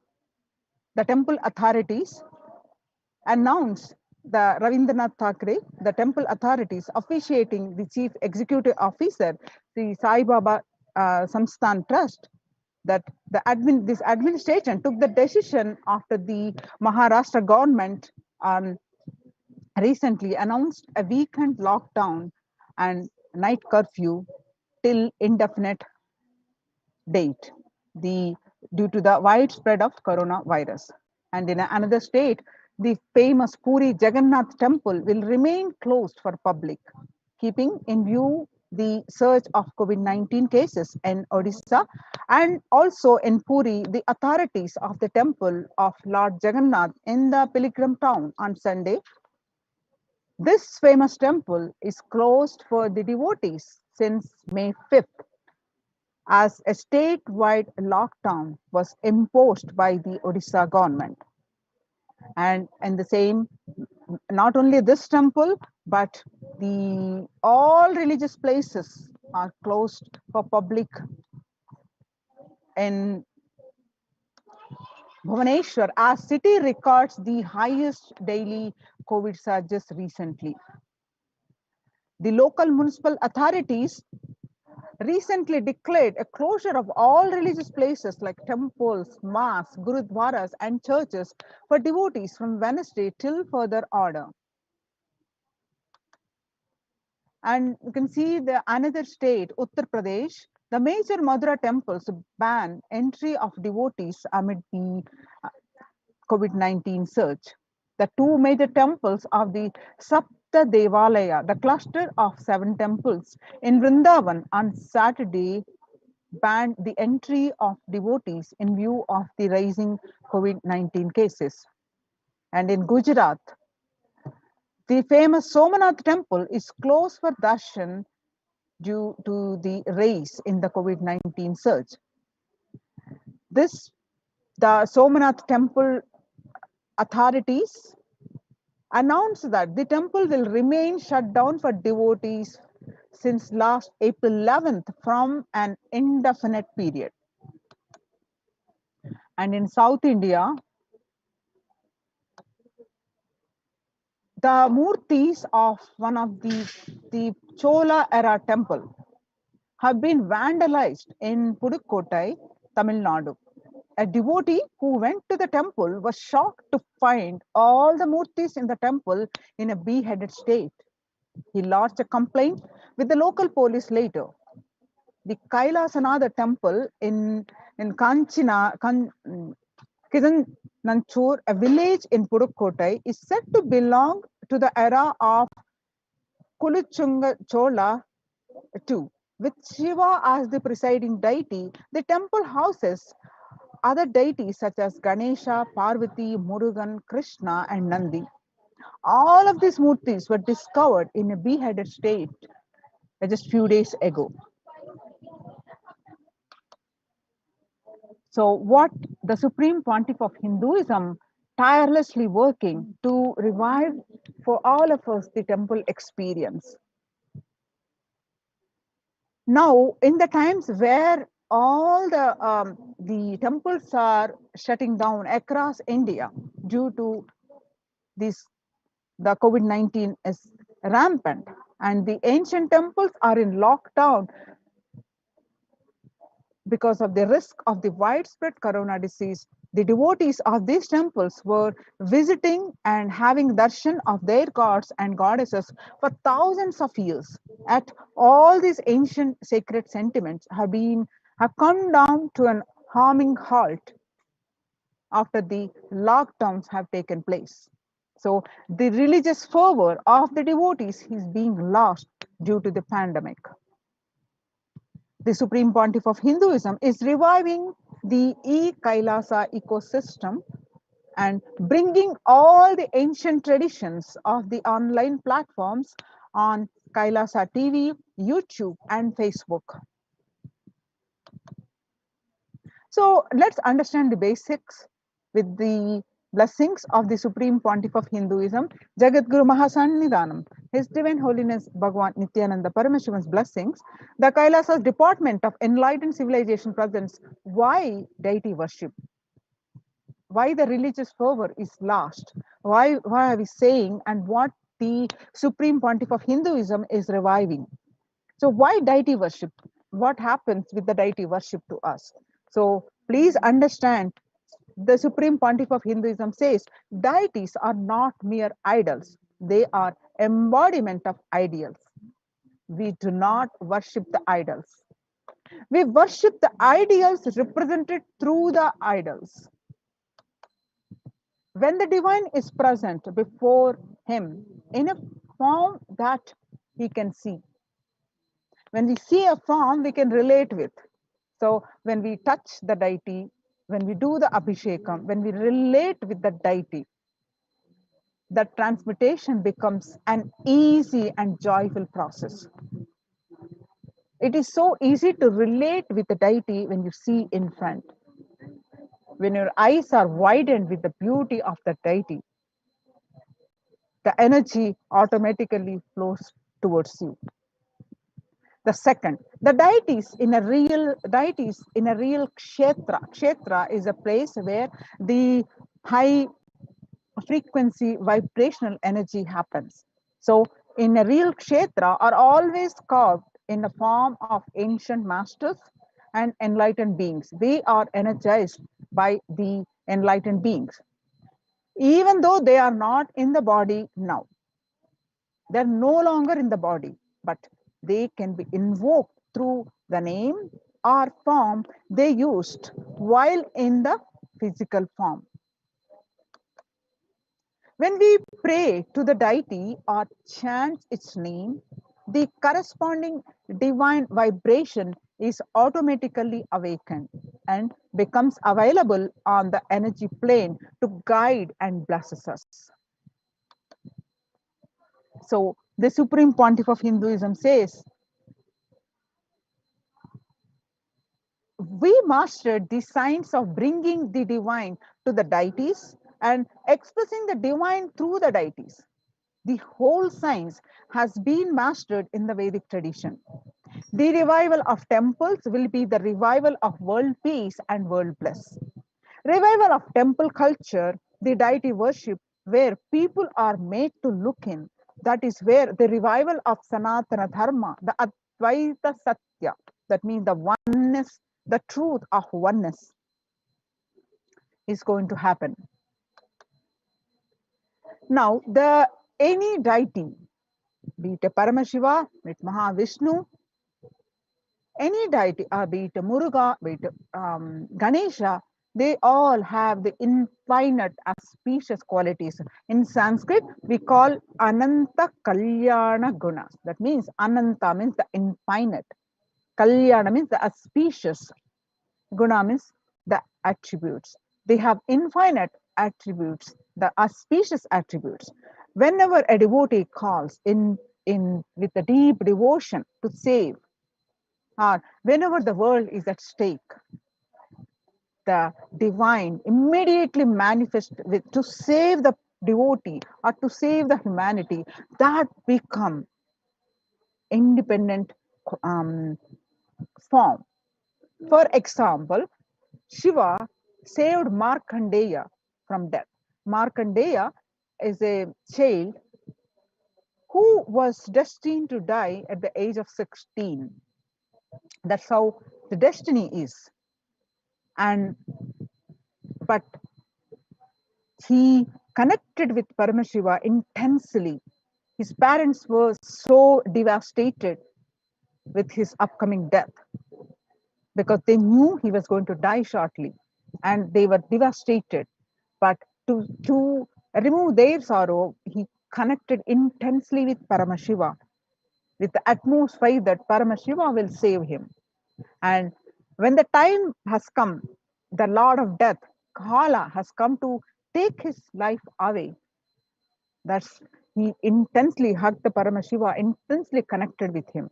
That's when Paramashiva appeared along with Devi and saved Markandeya from the Kala, become Kala Kala.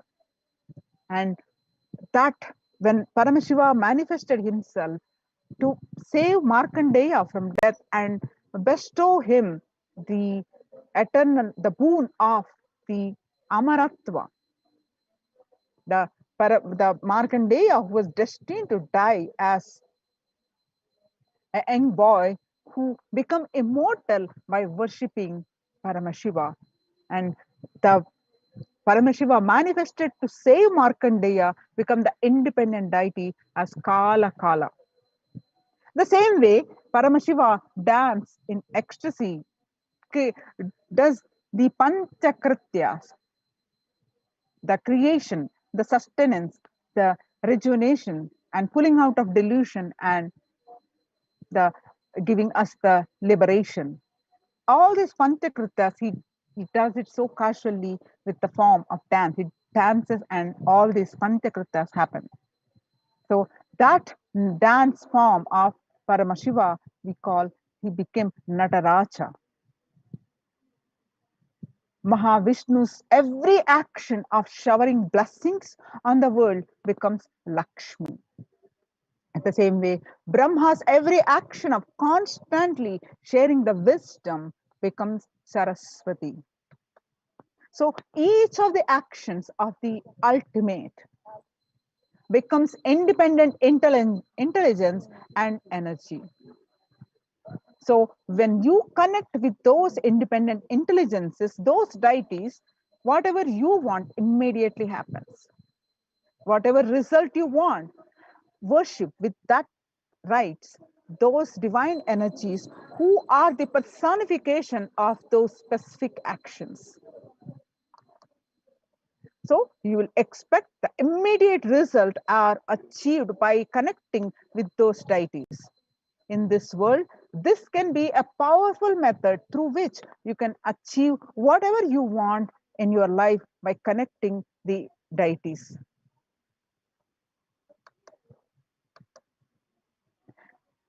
And let us see now the Kailasa's temple ecosystems.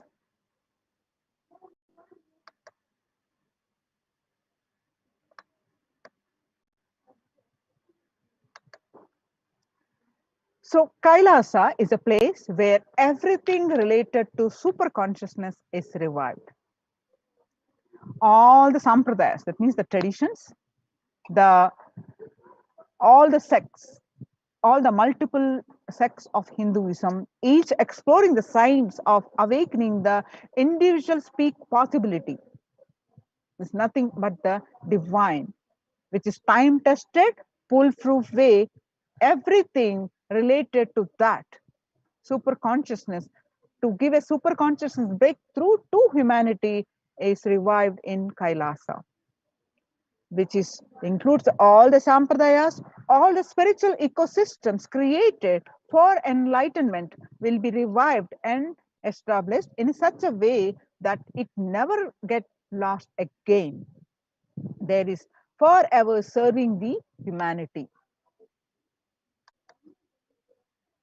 Now let's listen from the Supreme Pontiff of Hinduism's own voice about the Kailasa. I am going to revive Hinduism by setting up a model community, enlightenment ecosystem. I am going to create absolutely from the scratch newly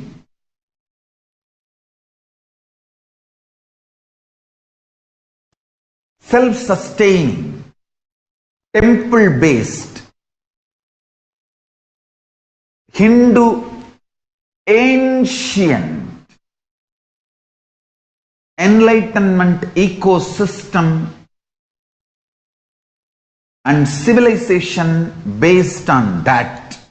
Understand? Kailasa is reviving the ancient Hindu enlightened civilization.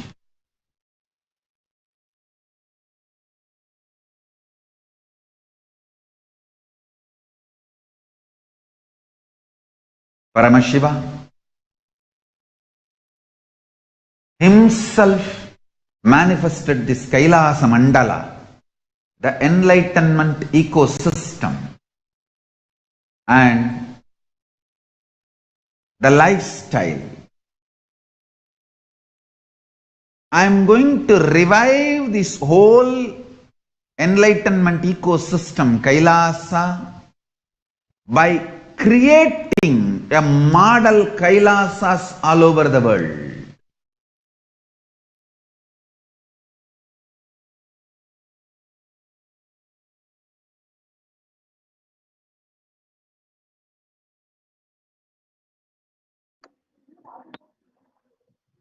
See, the adulation of violence in recent lifestyle has enabled disruption in several nations, affecting millions of lives with mental distress, physical health elements, and defalcation of food supply and pinpointed destruction to the infrastructure of several countries.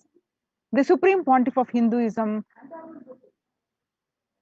Bhagwan Nithyananda Paramashivam, has dedicated his entire life and made it in his mission to bring global peace from the ground level through the Kailasa's Department of Religion and Worship and the Department of Human Services, to bring harmony to humanity, to create a life of freedom and peace for every individual on the planet Earth through the revival of the temple ecosystem. The director of the National Institute of Mental Health, the Joshua Gordon, pointed out that in a National Institute of Environmental Health Studies on the issue March 2021, he says that the both risk and preventive influences on mental health. He grouped such factors into three types. The first, individual factors such as the microbiome. The second, the natural and built components include green spaces, housing, and highways, which may play a role in health disparities. And the social factors like family structure, poverty, and other social determinants of health. From 1994 to this date, the Supreme Pontiff of Hinduism has worked tirelessly in the revival of temple ecosystems globally. Through Kailasa's Department of Religion and Worship and the Department of Human Services, led by the Supreme Pontiff of Hinduism, this lifelong commitment to the mission and vision of bringing global harmony, sustainable living, and the reproducible ecosystems has been proven in building active and contributing temple ecosystems around the world. Now let us see some of the pictures how the Supreme Pontiff of Hinduism has revived since way back from 2001, since over a period of 26 years. This picture that you see is from 21st October 2006, following a sacred banyan tree in Adi Kailasa. The peacekeepers of Kailasa, along with the children of Nithyananda Gurukul, celebrate the auspicious occasion of Diwali. This picture is taken from Bidadi, Bangalore in Adi Kailasa.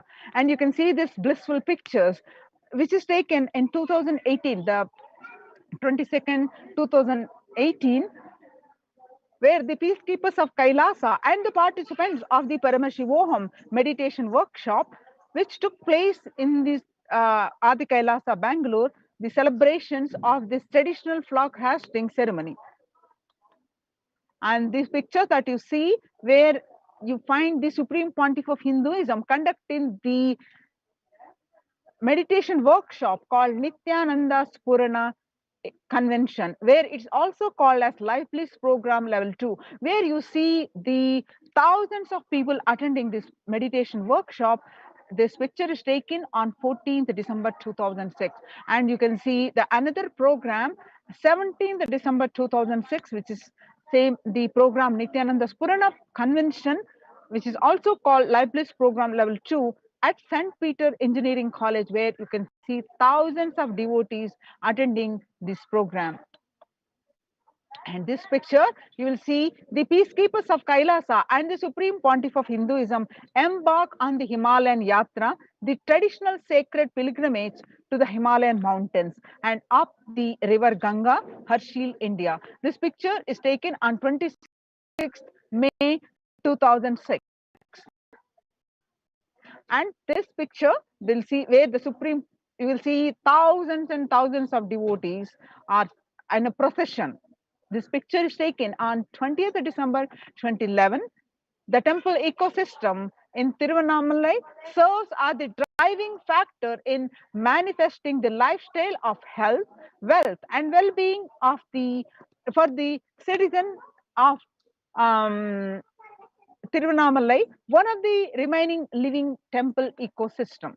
And you can see this blissful, beautiful picture, which is taken on 31st December 2018. The peacekeepers of Kailasa and participants of the Paramashivoham meditation workshop take part in the morning meditation and the traditional puja or ritualistic worship.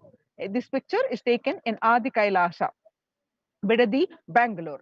And you can see this blissful pictures are taken on 17th August 2014, where on the eve of Krishna Janmashtami celebrations, the Supreme Pontiff of Hinduism is distributing the butter as part of the celebrations and at the Bidadi, Bangalore in Adi Kailasa. And you can see some more pictures. You can see the blissful faces of the continuing celebrations on the Krishna Janmashtami celebrations. This picture again taken on the same date, 17th August 2014.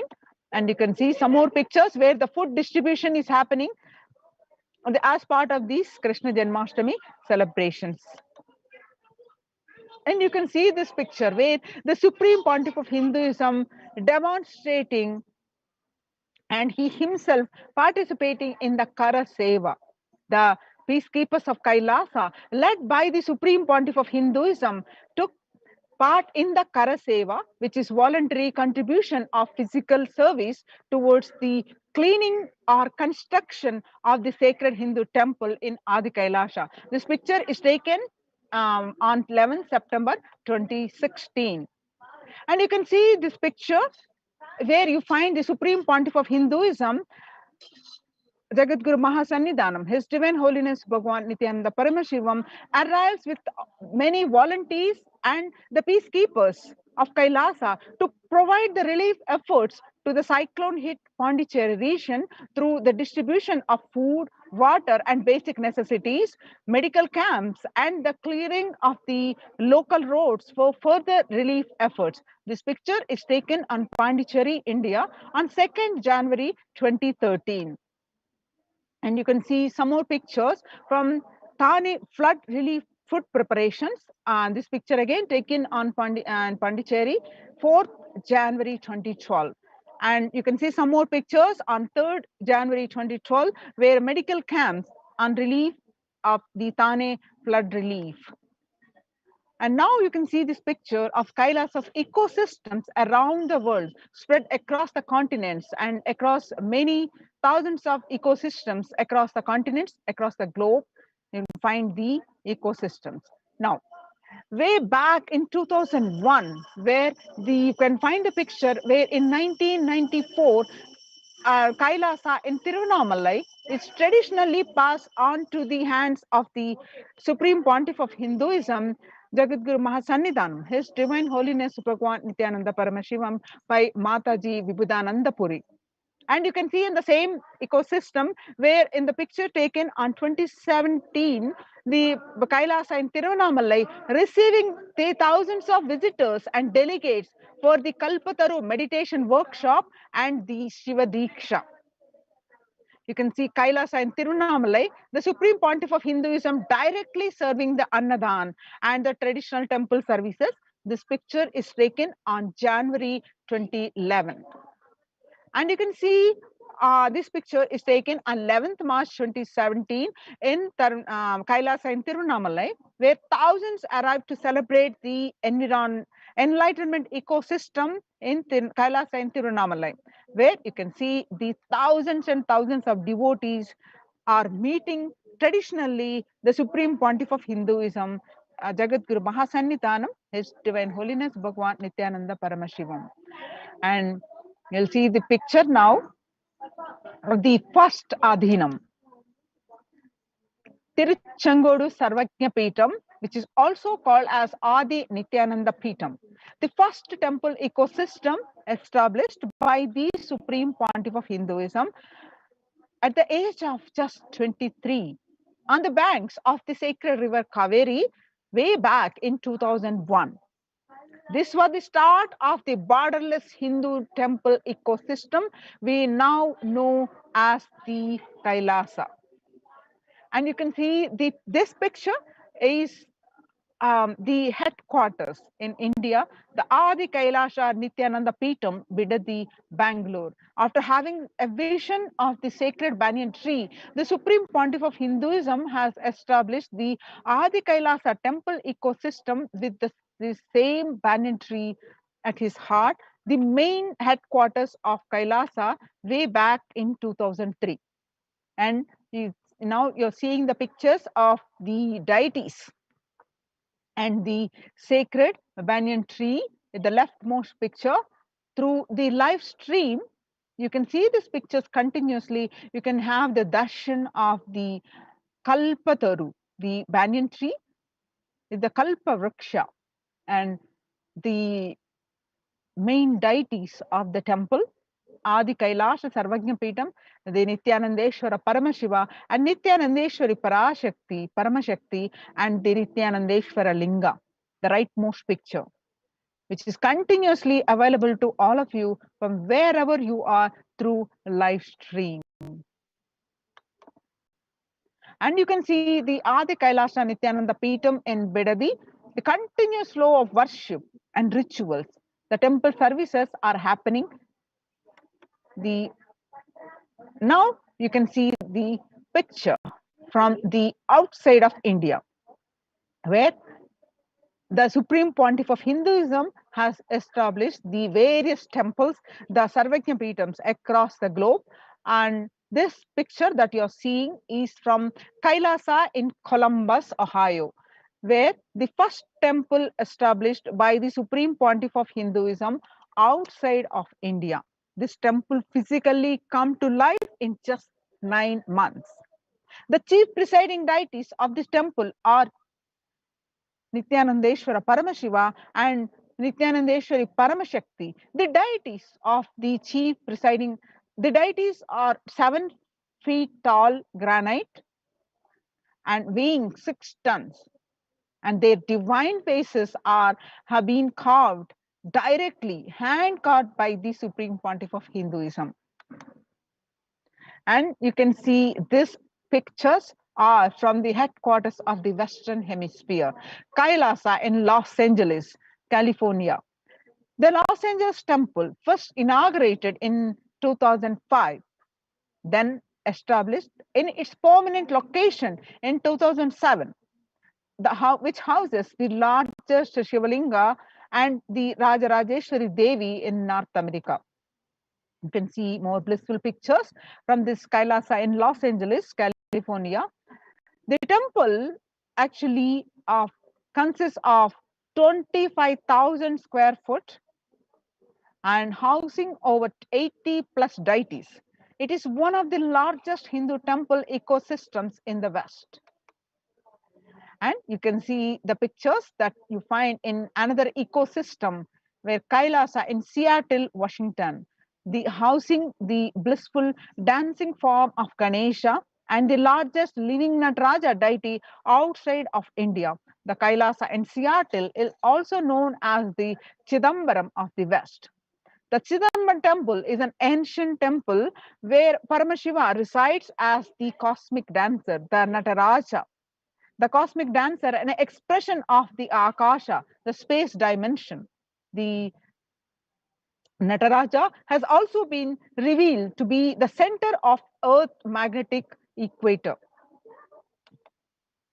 Now you can see the pictures are from Kailasa in San Jose, California. Inaugurated in 2009, Kailasa in San Jose radiates the energy of the Madurai Meenakshi Amman temple.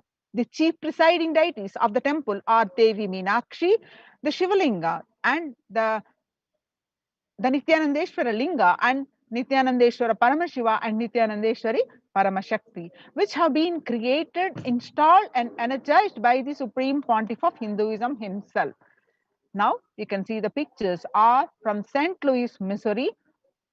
Along with the Shivalinga and Nityananda Ganesha, the Kailasa in St. Louis carries the energy of the Tirumala Tirupati of South India, which houses one of the tallest Venkateshwara deities in North America, along with his consorts Sri Devi and Bhudevi. The beautiful landscape nestled among the woods and the rolling hills of Missouri stretches for 20 acres. Tirumala Tirupati is one of the most beloved of Lord Vishnu's temple, whose temple is the most visited of any religion in the world. Now you can see the pictures are from Kailasa in Phoenix, Arizona, home to over 21 deities and with a temple structure of 2,500 square foot. Kailasa in Phoenix has been directly established by the Supreme Pontiff of Hinduism, Bhagwan Nithyananda Paramashivam, serving as an energy field of worship, meditation, and celebration for over 7 years.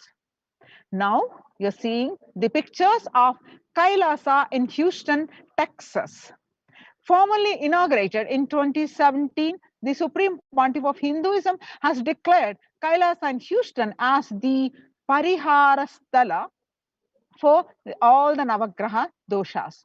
Dosha is a sin that you committed, a karma that you did, which you have to bound to experience the result of what bad action you did. So Navagrahas align to that and make you get that result. But when you are repenting that, when you are realizing your actions, the karmas, to nullify that, to reduce that effect, you can do the parihara, that means the prayashchitta. So that is the Kailasa in Houston represents that, which all this temple, all the ill effects of the 9 celestial bodies are removed. Now you're seeing the picture from Kailasa in Toronto, Canada. Inaugurated on July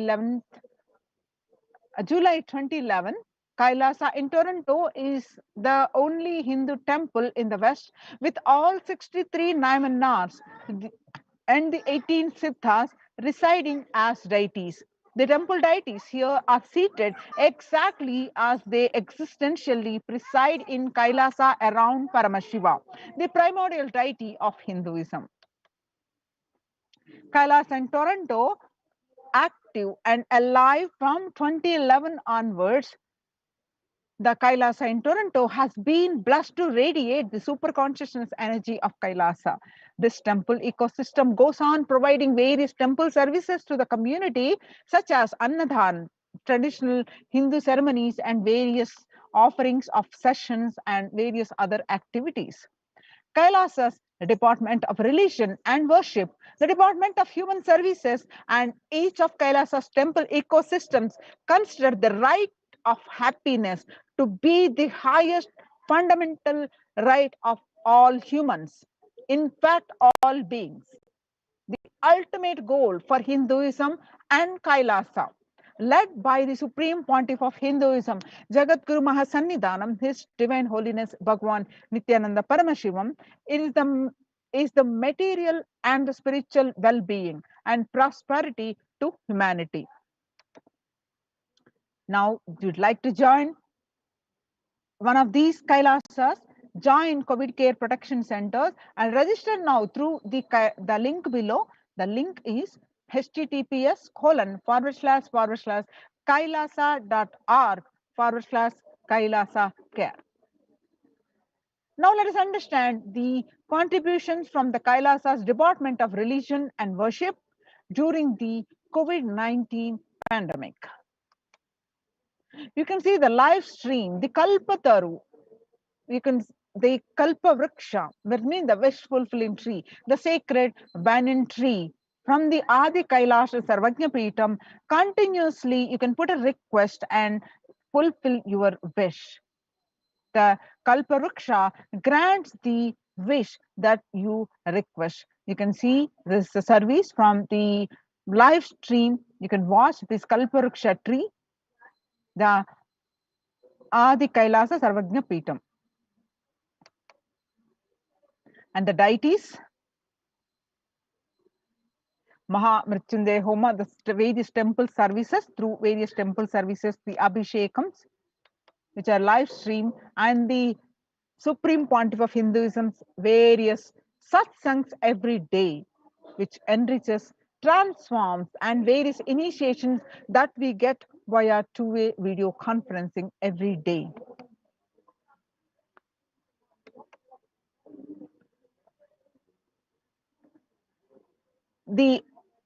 On 12th May 2021, Devi Parashakti herself revealed through the Supreme Pontiff of Hinduism that I came as Nija Avatar. I am blessing you. Listen, people, listen. To do good to all of you, I have taken the form of Nithyananda and came down as Nija Avatar. People of India, listen. Carefully listen. Time after time, Bharatam is Jnana Bhumi, where enlightened being comes. We cannot make Jnana Bhumi as infertile. Enlightened beings have to come. They have to live. It has to flower. The few hypocrites, because they are stuck in delusion, we cannot sacrifice the world. Cosmos cannot be destroyed. The ship I did to save the cosmos from being destroyed, that is called Adi Kailasa. The ship I did to protect beings from Pralaya is Adi Kailasa. Because of conspiracy of Drohis and enemies' rule, the captain has to leave the ship. Before 12 years, knowing the great deluge that is going to happen, all Aushadas, by this Guru Purnima, that Jnana Rasavadam, Navapashana is going to flower. Allow people to come and take a dip in Navapashana flower. People, whoever comes and dip in Vaidya Sarovar, they will not have death. They will not have corona. Crores and crores of people will come in line. Every day they will have a dip in an Ananda Lingam. On 13th May 2021, Devi revealed further that, listen well to my words. For India, I made ship as protection. The Nithyananda Navapashana Lingam in Vaidya Sarovar. Go to Adi Kailasa, O Indians, listen. All those regretting losing Nithyananda Nija Avatara without confusion and without talking just as a lip service, go to Adi Kailasa. The scores of people will come there looking for health, Navapashana, water feast, and medicine to get health and protection and enlightenment to protect India from the great destruction. I, Parashakti, made this huge ship. Even if captain is not there, ship is there. When the first world countries closed their borders during a massive global emergency, Kailasa has opened its not only doors to all without exception. Join COVID care protection centers. Register now through the link below, https://kailasa.org/kailasa care. Now you see the glimpses of Nithyanandeshwara Paramashiva Devalayam in Adi Kailasa ship. The various temple rituals that are happening, the various fire rituals, and you can see more of these pictures, glimpses of Nithyanandeshwara Paramashiva Devalayam Adi Kailasa. You can see the various abhishekams, archanas, chantings, and fire rituals. See the abhishekams happening, the alankarams happening, and the kalyana utsavam happening, the festival of various festivals happening. Join now COVID case protection centers. Register now through the link below, https://kailasa.org/kailasa care. Take few minutes and join now. Register yourself, and we'll have a next segment in just after a short break.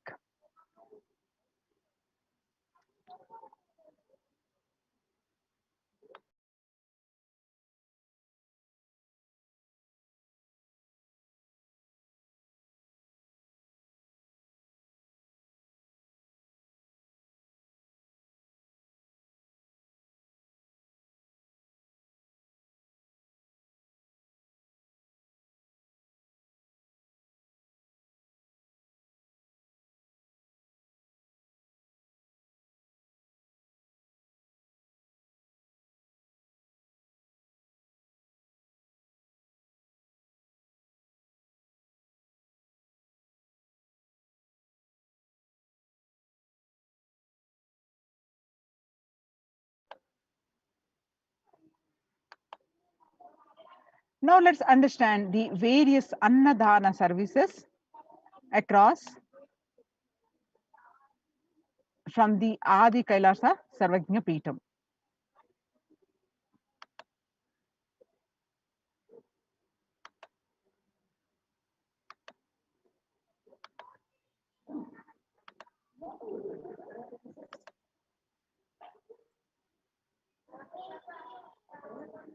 Yes. So how, once you join, how you are protected? How the Supreme Pontiff of Hinduism has provided the multi-layer quarantine in these COVID care centers. Let us understand a little bit more. The multi-layer quarantine COVID care protection centers at the de facto spiritual embassies of Kailasa. With the blessings of the Supreme Pontiff of Hinduism, Jagadguru Mahasannidhanam, His Divine Holiness Bhagwan Nithyananda Paramashivan's blessings, Kailasa Department of Enlightened Civilization presents this. Now, across the world, due to the rise in pandemic, the it's creating hunger catastrophe across the world, not only in India. The pandemic has led to increase in global food insecurity, affecting vulnerable households in almost every country. It has exacerbated existing inequalities, pushing millions of people into the vicious cycles of economic stagnation, loss of livelihood, and worsening of food insecurity. And you can see the due to this COVID-19 is creating a hunger catastrophe in India. The World Bank estimates that the 71 million people will be pushed into extreme poverty across the globe as a result of pandemic. The World Food Program estimates that an additional 130 million people could fall into category of food insecure over and about 820 million who were classified as such as by the 2019 state of food insecurity in the world report. You can see the report now.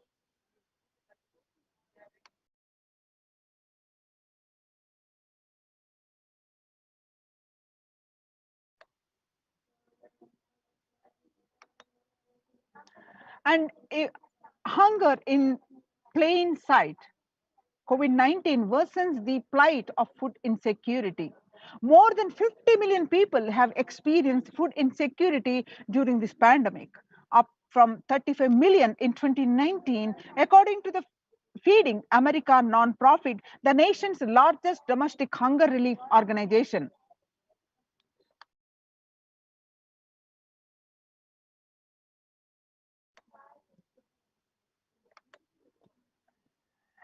Child malnutrition and hunger skyrocket in Haiti as COVID-19 infections spike. At least 86,000 children are at risk of developing severe acute child malnutrition this year in Haiti, according to the sources connected to the United Nations Children's Fund. The number of children projected to suffer from starvation this year has doubled as the impoverished nation continues to grapple with extraordinary political and social crisis exacerbated in the pandemic. The refugees are paying the highest price in the COVID-19 pandemic. Vulnerable groups such as refugees are paying the highest price in the COVID-19 pandemic. We are seeing alarming trends that show many refugees around the world are unable to pay for food or rent and are struggling to access healthcare and education. Prices hike in local markets and further displacement caused by campfires have pushed many families further into food insecurity.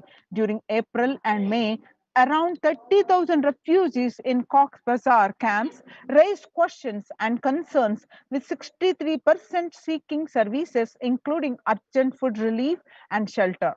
Just over one third, that is 37%, requested health or medical care.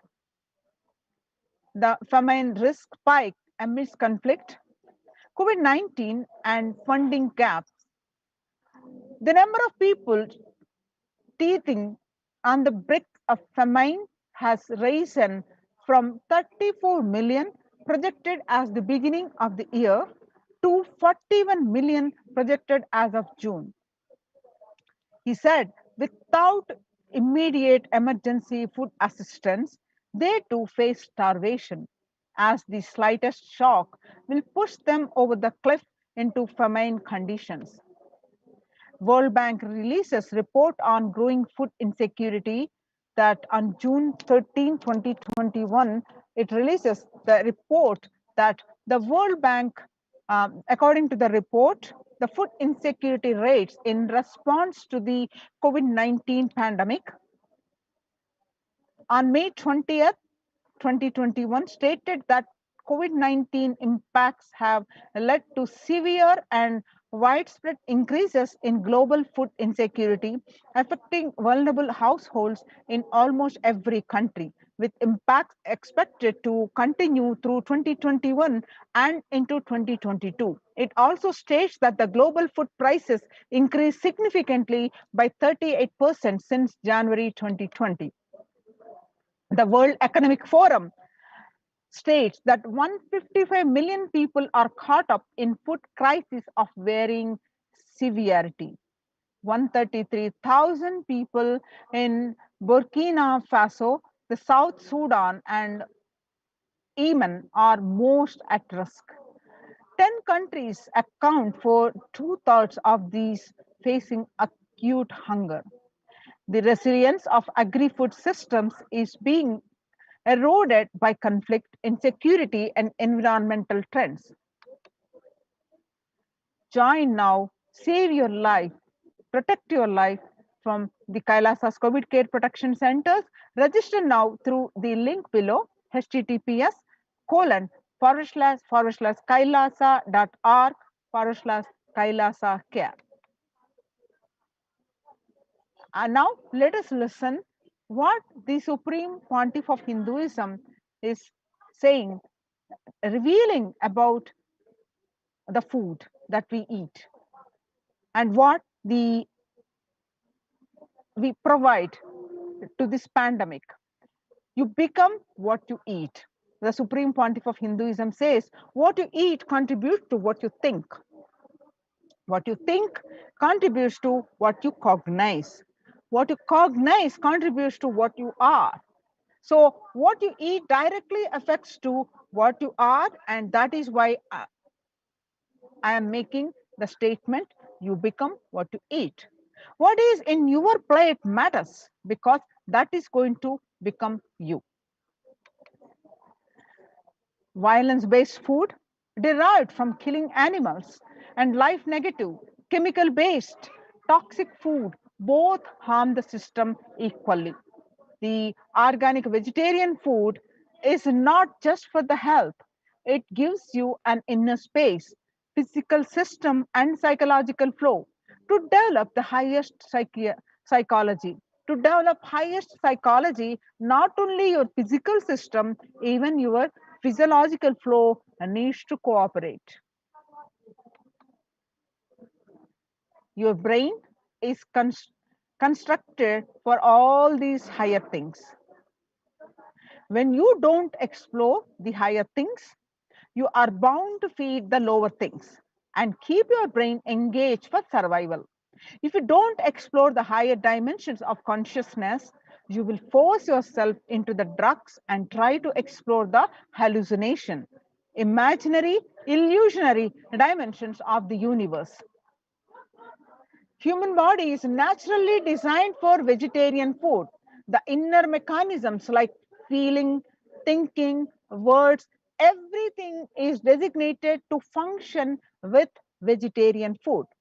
It is like having a generator which can handle only 220 volts current, or a UPS which can handle only 220 volts current. But it is given 20,000 volts current, what will happen? It will get fused. The food without anxiety, fear, depression, biomemories, if they are consumed by the person, the energy with which they think, the energy with which they utter words, the energy with which they act, the energy with which they feel, everything will be aligned to the natural source of energy. It will be aligned to nature, which is the inner potential energy. Kailasas Annalayas, the pre-organic vegetarian sattvic meal for everyone, one and all, to eliminating the hunger. The developmental, economic, social, and medical impacts of malnutrition and famine have a critical impact on the individual, familial, community, national, ultimately on the global level. With the ongoing COVID-19 pandemic triggering an alarming spike in food insecurity, the United Nations have given warnings of famines of biblical proportions. In 2020 alone, 690 million people were estimated to be pushed into food insecurity. The access and availability to organic food has become the utmost importance.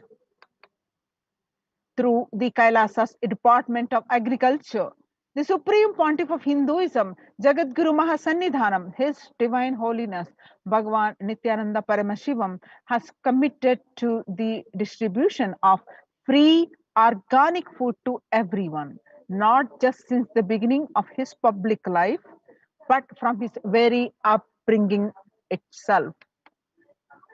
Kailasa's Annalayas, the food bank established all across the globe, distributes and serves free vegetarian organic food for people of all castes, creed, religion, race, gender, and social standing. The Kailasa's Department of State, under the Red Om, providing relief work for natural and man-made calamities, working to eliminate world's hunger. Personally organizing relief efforts and free organic food distribution for the Thane food relief in Pondicherry region. The picture that you see, we will revive the food supply system of Kailasa. Before you get hungry, food will be ready. Continuous Annadan. I am not giving any fantasy. It is already becoming a reality. You can see Supreme Pontiff of Hinduism, Jagadguru Mahasannidhanam, Bhagavan Nithyananda Paramashivam. On 17th June 2019, he himself serving to everyone present. You can see some more pictures way back in 2002. On 22nd November, you can see the Supreme Pontiff of Hinduism serving early days of Kailasa spiritual mission, where the Supreme Pontiff of Hinduism offering the Annadan, providing a free organic vegetarian meal on Kartikeya Deepam, Tiruvannamalai, India. You can see some more pictures way back in 2013. Even with a fractured hand, the Supreme Pontiff of Hinduism engaged in selfless work day and night, inspiring the peacekeepers of the sovereign order of Kailasa to engage in selfless service, leading the nation of Kailasa by example.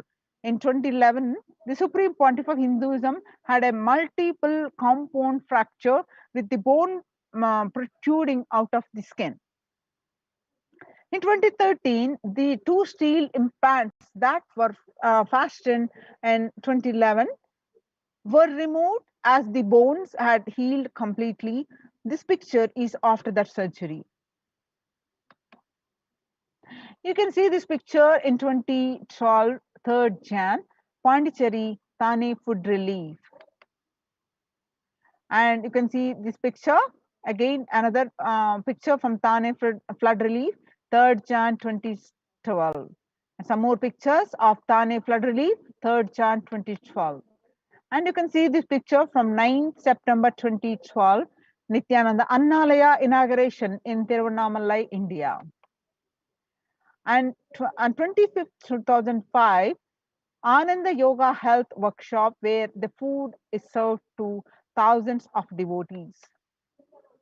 And you can see the thousands of food distribution is happening, where you find the Supreme Pontiff of himself serving the food. This picture was taken on 12th December 2007, Nithyananda Spurana Meditation Workshop, Salem, India. And you can see this picture in Tiruvannamalai on 20th September 2012. And you can see this picture, Kartikeya Deepam celebrations, 27th November 2012, the Kartikeya Deepam celebrations, where the food distribution to thousands of devotees, in fact, lakhs of devotees, were done on a single day. 10th May 2017, the Inner Awakening Meditation Workshop, where the food is served in Tiruvannamalai. 10th April 27, Kalpataru Meditation Workshop, where the food distribution is happening.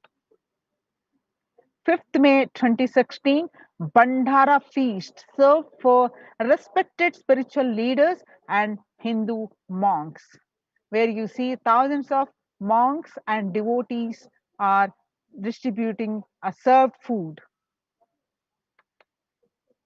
And you can see this picture taken on 28th April 2016, Kalpataru Meditation Workshop.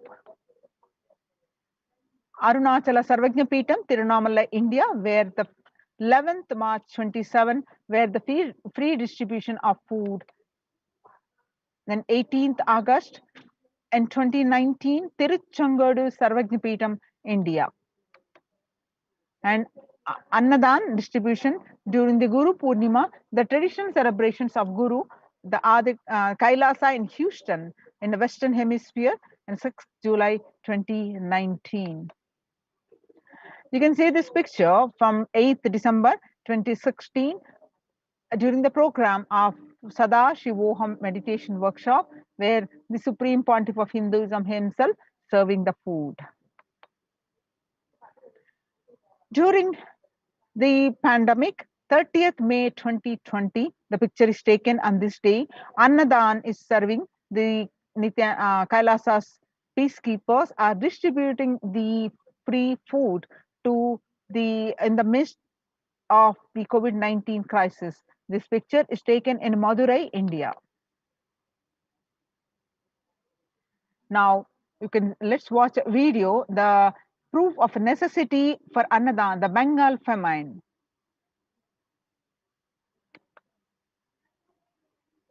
What I found in researching the Bengal famine was that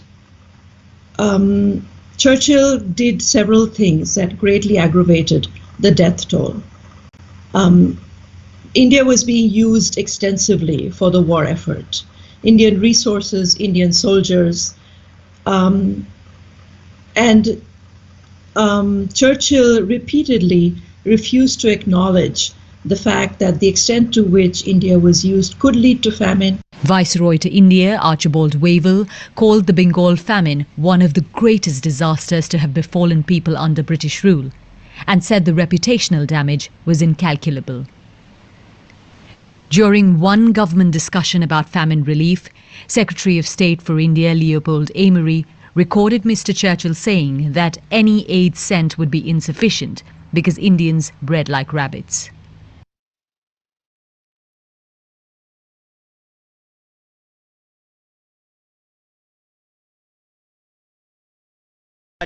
What I found in researching the Bengal famine. In 1943 to 1944, in the man-made famine of Bengal, as per existing records, 3+ million were murdered.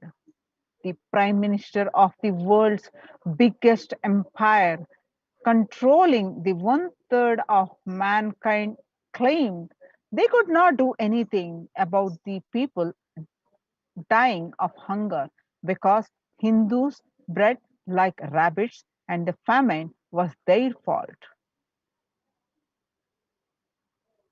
In 2016, in Ujjain Kumbh Mela, the peacekeepers of Kailasa served the organic food to over 3+ million. The peacekeepers of Kailasa, under the leadership of the Supreme Pontiff of Hinduism, has served more than 1 billion free meals in past 26 years and are determined to end hunger and poverty in all its forms.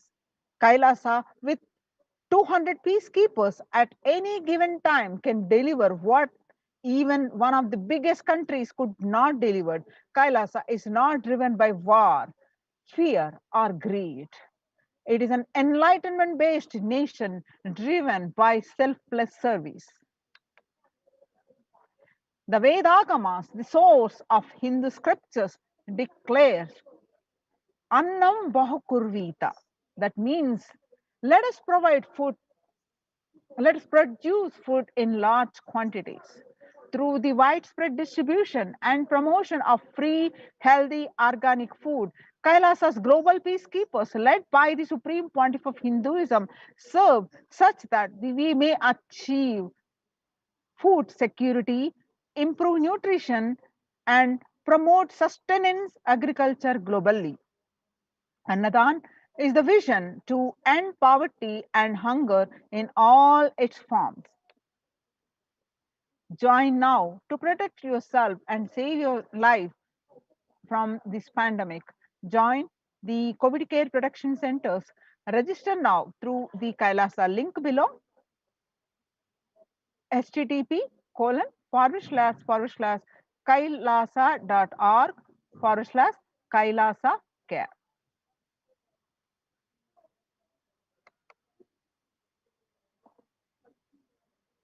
On 12th May 2021, Devi Parashakti revealed that through Supreme Pontiff of Hinduism, revealed that I came as Nija Avatar. I am blessing you. Listen, people, listen. To do good to all of you, I have taken the form of Nithyananda and came down as Nija Avatar. People of India, listen. Carefully listen. Time after time, Bharatam is Jnana Bhumi, where enlightened beings come. We cannot make Jnana Bhumi as infertile. Enlightened beings have to come. They have to live. It has to flower. Few hypocrites, because they are stuck in delusion. We cannot sacrifice the world. Cosmos cannot be destroyed. The ship I did to save the cosmos from being destroyed, that is Adi Kailasa. The ship I did to protect beings from Pralaya is Adi Kailasa. Because of conspiracy of Drohis and enemies rule, the captain has to leave the ship. Before 12 years, knowing the great deluge that is going to happen, all Aukshadas by this Guru Purnima, that Jnana Rasavadam Navapashana is going to flower. Allow people to come and take dip in Navapashana flower. People, whoever comes and dip in Vaidya Sarovar, they will not have death. They will not have corona. Crores and crores of people will come in line. Every day they will come and dip in Ananda Lingam. On 30th May, Devi continued to reveal that listen well to my words. For India, I made ship as protection. Nithyananda Navapashana Lingam in Vaidya Sarovar. Go to Adi Kailasa, O Indians, listen. All those regretting losing Nithyananda Nija Avatara without confusion and without talking, just as lip service, go to Adi Kailasa. Scores of people will come there looking for help. Navapashana, what a feast and medicine to get health and protection and enlightenment. To protect India from the great destruction, I, Parashakti, made this huge ship. Even if captain is not there, ship is there. When the first world countries closed their borders during a massive global emergency, Kailasa has opened his doors to all without exception. So there are free COVID care centers opened across India. Adi Kailasa in Bidadi, Bangalore, Salem Adhinam, Tamil Nadu, Tirunamalai Adhinam in Tamil Nadu, Rajapalam Adhinam in Tamil Nadu, Puduvai Adhinam in Pondicherry, Pattanam Adhinam in Tamil Nadu, Srirangapadi Adhinam in Tamil Nadu, Sripuram Adhinam in Hyderabad, Madurai Adhinam in Tamil Nadu, Avattipalam Erode and Husur Adhinam in Tamil Nadu, Baroda Adhinam in Gujarat. Kailasa rushes to aid India as India finds itself on the verge of COVID-19 third wave. Multiple free COVID care centers opened across India. Various social services offered during the pandemic in Kailasa's de facto spiritual embassies across India. Spiritual services offered during pandemic in Kailasa's de facto spiritual embassies across India. Cosmic revelations on global pandemic. The free social services offered during pandemic in de facto spiritual embassies across India includes medical care, which includes allopathy, Ayurvedic, and Siddha medicine. Infrastructure to accommodate thousands. Accommodation for multi-layered quarantine and emergency ambulances with ICU on wheels. Personal protective medical equipment. Food security management through food banks. Organic farming. Join now and protect your life. Join the COVID care protection centers. Register now through the link below, https /kailasa.org/kailasa care. The groceries, you can see the pictures, various pictures of the measurements that are taken on these COVID care protection centers. The groceries collected for Annadan. You can see Ayurvedic Sattvic vegetarian food distribution.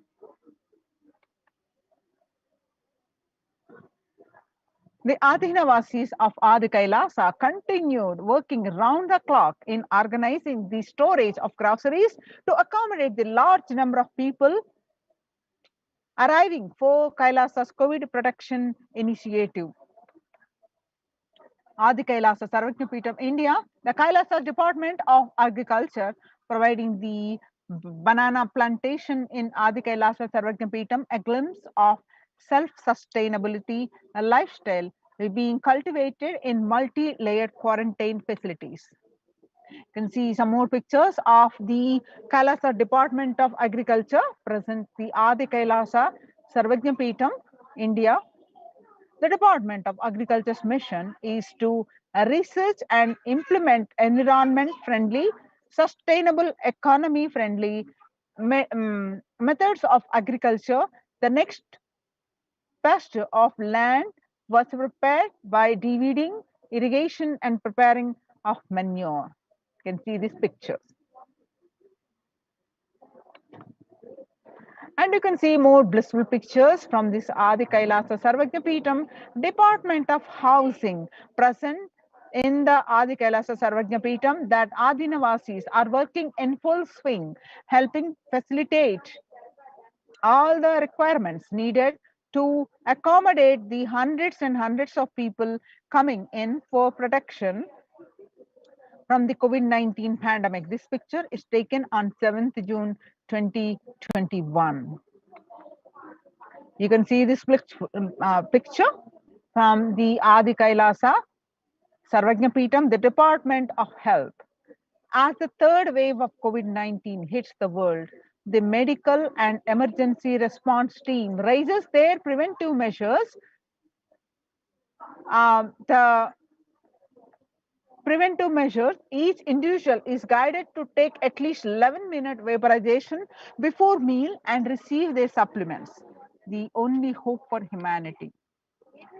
Kailasa Department of Agriculture, you can see some more pictures that from the Adi Kailasa Sarvajnapeetham. The organic sattvic meals include a balance of steamed rice cakes, curries, and fruits. All items are verified per meal and distributed to different locations in Adi Kailasa campus.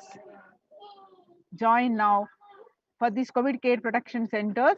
Register now through the link below, https://kailasa.org, KAILAASA.org, kailasa.org/Kailasa care, which is KAILASA CARE, Kailasa care.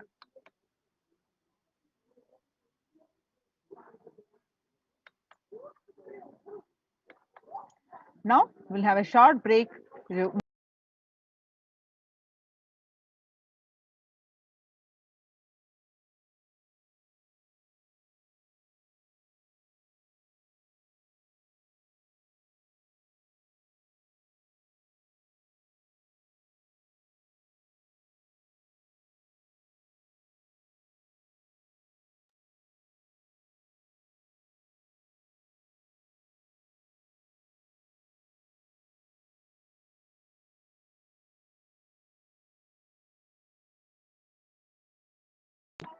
After joining in these COVID care centers, what is your routine? How you are protect how your level of physical, wherever level you are in, whatever elements that you are in, how you are taken from the next shift in your physical, mental, psychological, starting with the morning spiritual routine. The members of Kailasa protective, preventive, multi-layered quarantine, how the Supreme Pontiff of Hinduism insists on the morning routine. The morning spiritual routine is the fuel to reach Kailasa. Morning routine and the chemical changes it brings in you, and the healing it does in your system, and the biological changes it brings in your body, all of them are very important. It is an important fuel for you to experience the multiple dimensions of the universe. Spiritual routine and integrity to spiritual routine initiations from the Supreme Pontiff of Hinduism are completely private, personal between you and the Supreme Pontiff of Hinduism. So, what does consist of the morning routine? Members of Kailasa's protective, preventive, multi-layered quarantine initiative take part every day in the morning spiritual routine here in Adi Kailasa Sarvajna Peetam.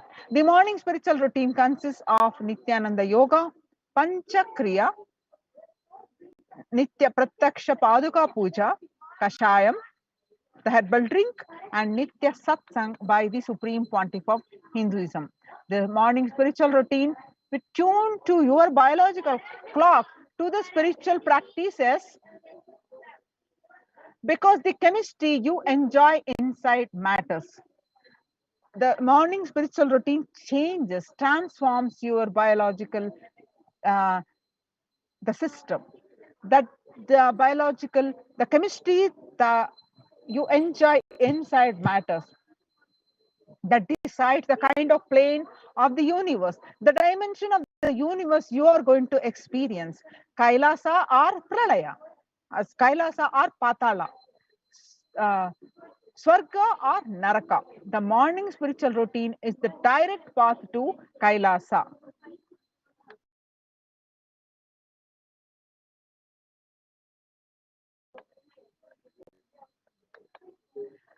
Supreme Pontiff of Hinduism says, person who is in love will wait to spend time with the beloved.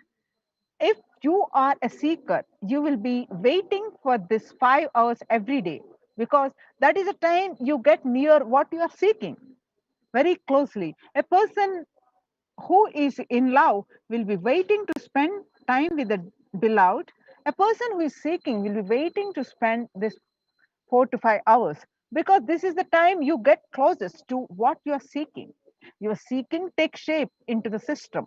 When your beloved comes near you, if you are tired and love is gone, dead. During this morning 4 hours, if you are bored, your seeking is dead and gone.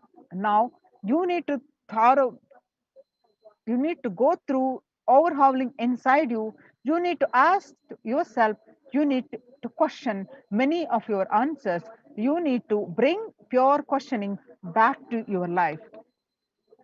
So let's see what are these morning spiritual routine and what are they, how do we do the morning Nitya Yoga, everyday yoga. When you do yoga, you experience your entire body becoming Amrita Sharira, the body filled with nectar. Amrita is nectar, Sharira is body.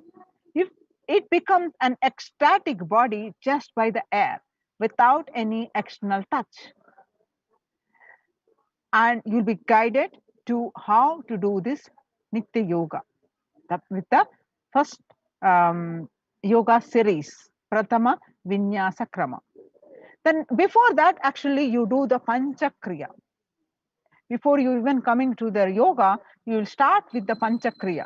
The Panchakriya involves the 5 powerful processes to remove toxins and impurities from your system. Just like how we take a shower every day to clean the external parts of our body, Panchakriya is a powerful cleaning process which cleanses the internal organs of our body, keeping it cool. These techniques not only cleanse our body but bring peace and balance to our mind, and lightness and bliss to our being. After the Panchakriya and after the yoga, we will do the puja, Nitya Puja, Pratyaksha Paduka Puja to the Supreme Pontiff of Hinduism and the other pujas. In puja, you experience a space of bhakti, the devotion, the space of surrender that occurs to you from this devotion moves you from the I, who is so heavy, to the Guru or God. This surrender allows us to drop all the unnecessary baggage from the head. One of the beautiful pujas in Hinduism is Rudrabhishekam. In Rudrabhishekam, we offer sacred bath to the Shivalinga while chanting the powerful mantras. The Shivalinga is a deity which beautifully represents the divine. Its form indicates how God is beyond form and formless. In the puja, we sit down and connect with the God by performing the Rudrabhishekam. O Sadashiva, O God, O Paramashiva, I know you are the source of everything. You are everything and you are in this Shivalinga and you are in this body. Let me connect with me, with my higher self. Let you reveal yourself to me. When we sit in that power, when we sit with that context, and do the action of Rudrabhishekam, we experience the Bhava Samadhi. Only in Bhava Samadhi can give us the higher state and higher joy in life. Rudrabhishekam is a beautiful ritual which allows us to experience the Bhava Samadhi of Shivoham, that I am divine. Manifest Shakti, spiritual powers with morning routine. When you do integrity to this morning routine, you will start manifesting various Shaktis. If you just follow this morning 5 hours enough, you will have the Vak Shakti. Whatever you say will become reality. All Shaktis manifesting in you, because all obstacles for manifesting Shaktis, the tiredness, the boredom, pitta, fatigue, everything will be churned out in that morning 5 hours.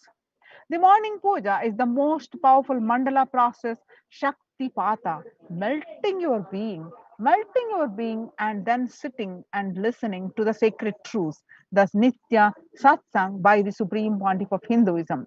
Just this morning 5 hours, if you can bring integrity and authenticity, all the obstacles that stopping you from power manifestation will disappear.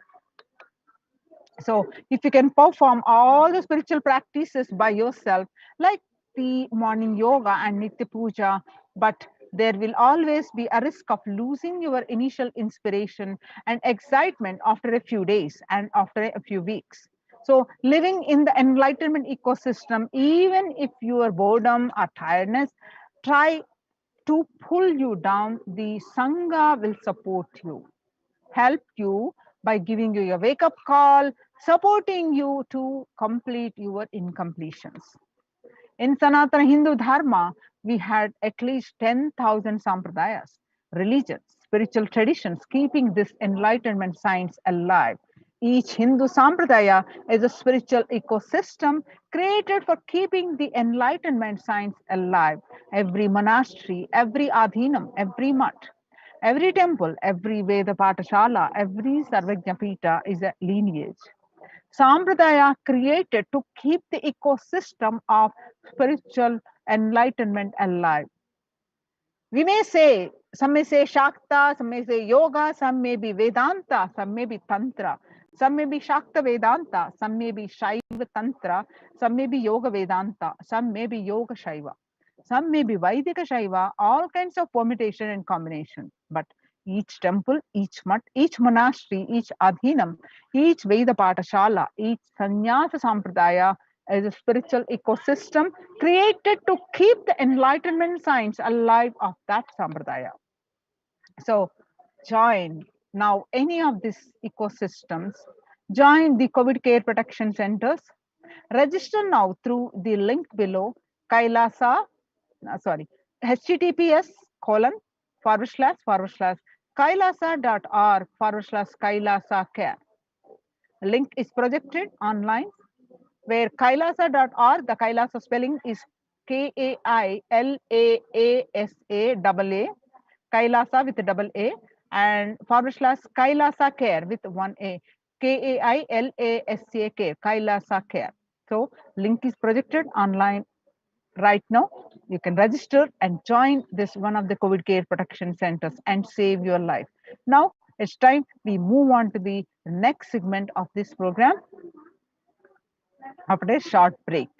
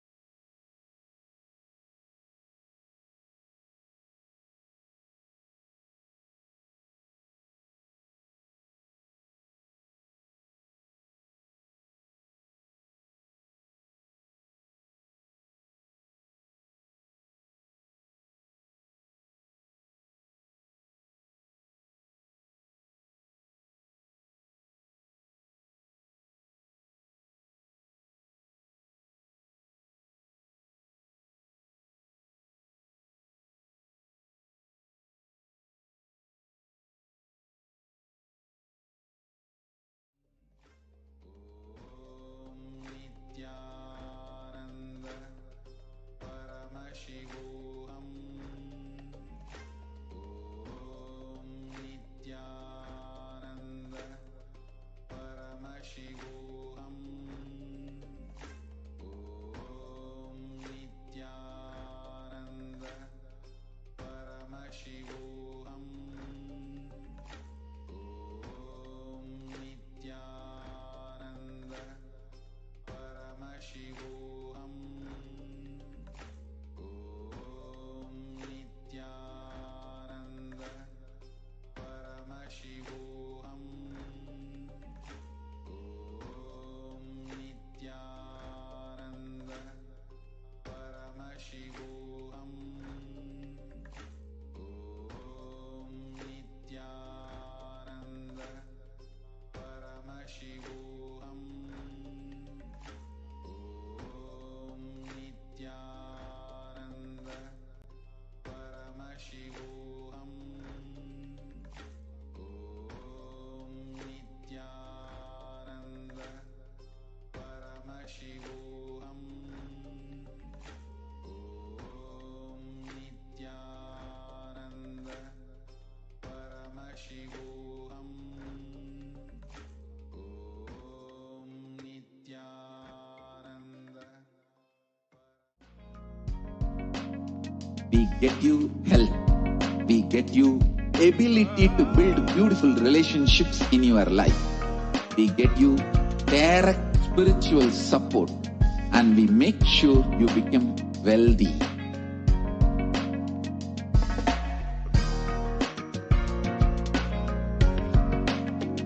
We won't stop giving you just good life. We will literally not stop till you live enlightened life. Manifesting the state of Paramashiva, space of Paramashiva, powers of Paramashiva, being of Paramashiva.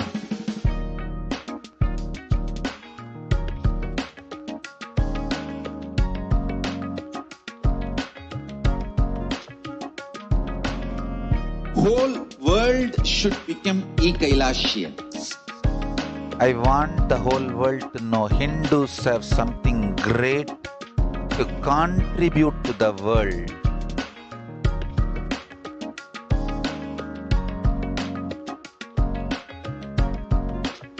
We have something great to contribute to the world. Let us do that.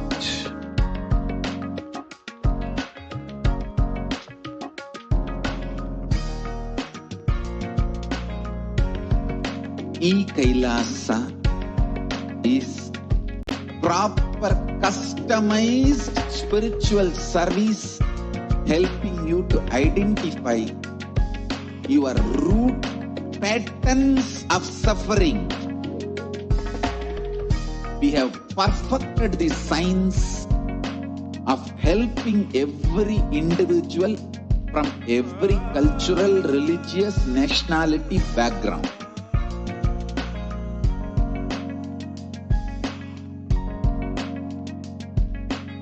You will have lowest reactionary assumptions, highest awakened response, alive response for life continuously.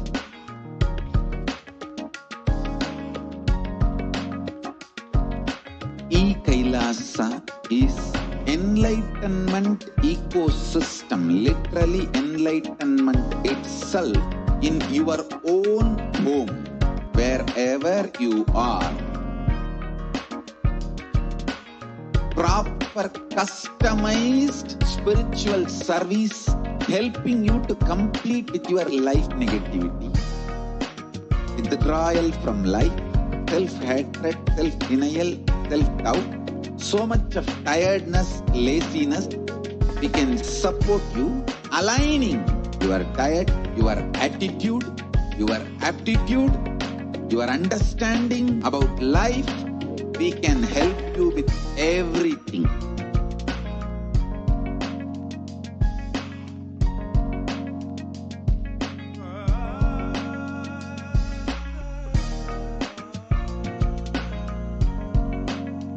If you are interested in enlightenment, we will immediately bring this to you. If you are not interested, we will explain the whole science, inspire you and make you interested in enlightenment science. We need to cater this enlightenment science to the whole world wherever they are, because enlightenment is the birthright of all human beings. Kailasa is responsible to provide that to all human beings.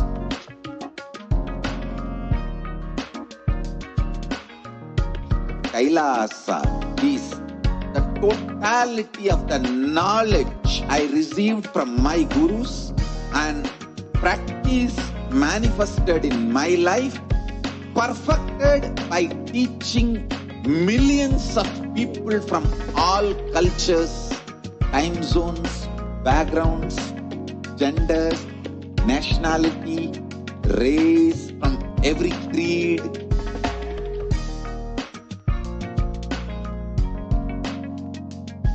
So this absolutely perfected knowledge available to you, served to you in your home without even you moving out of your couch, free of cost.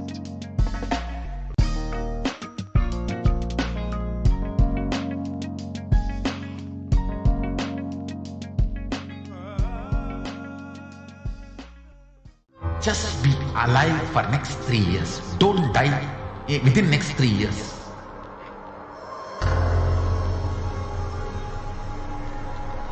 Just don't die within next 3 years.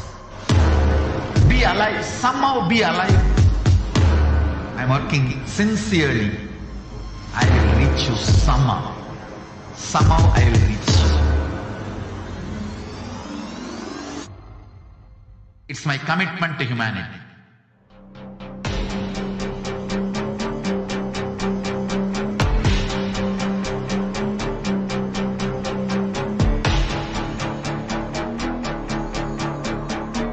Just don't die within next 3 years. I will reach you wherever you are. whichever corner of the world you may be, I will reach you with enlightenment.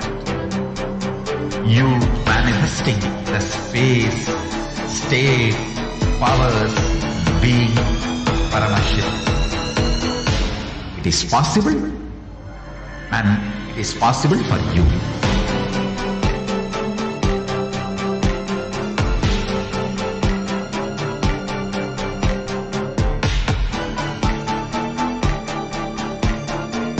Paramashiva will reach you with enlightenment science.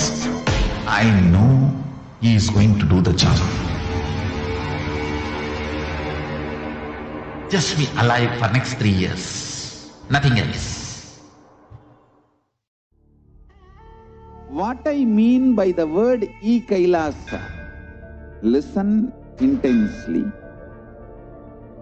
Enlightenment ecosystem, literally enlightenment itself, in your own home, wherever you are. If you cannot come to Kailasa, it's okay. Kailasa can come to you. Kailasa coming to you is Kailasa.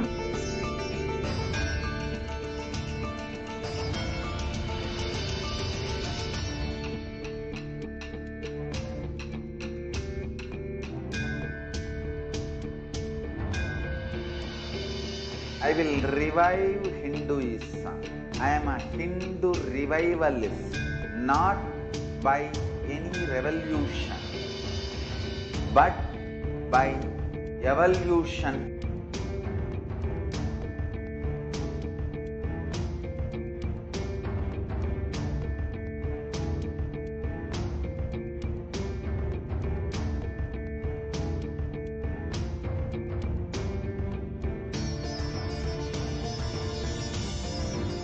And setting model community.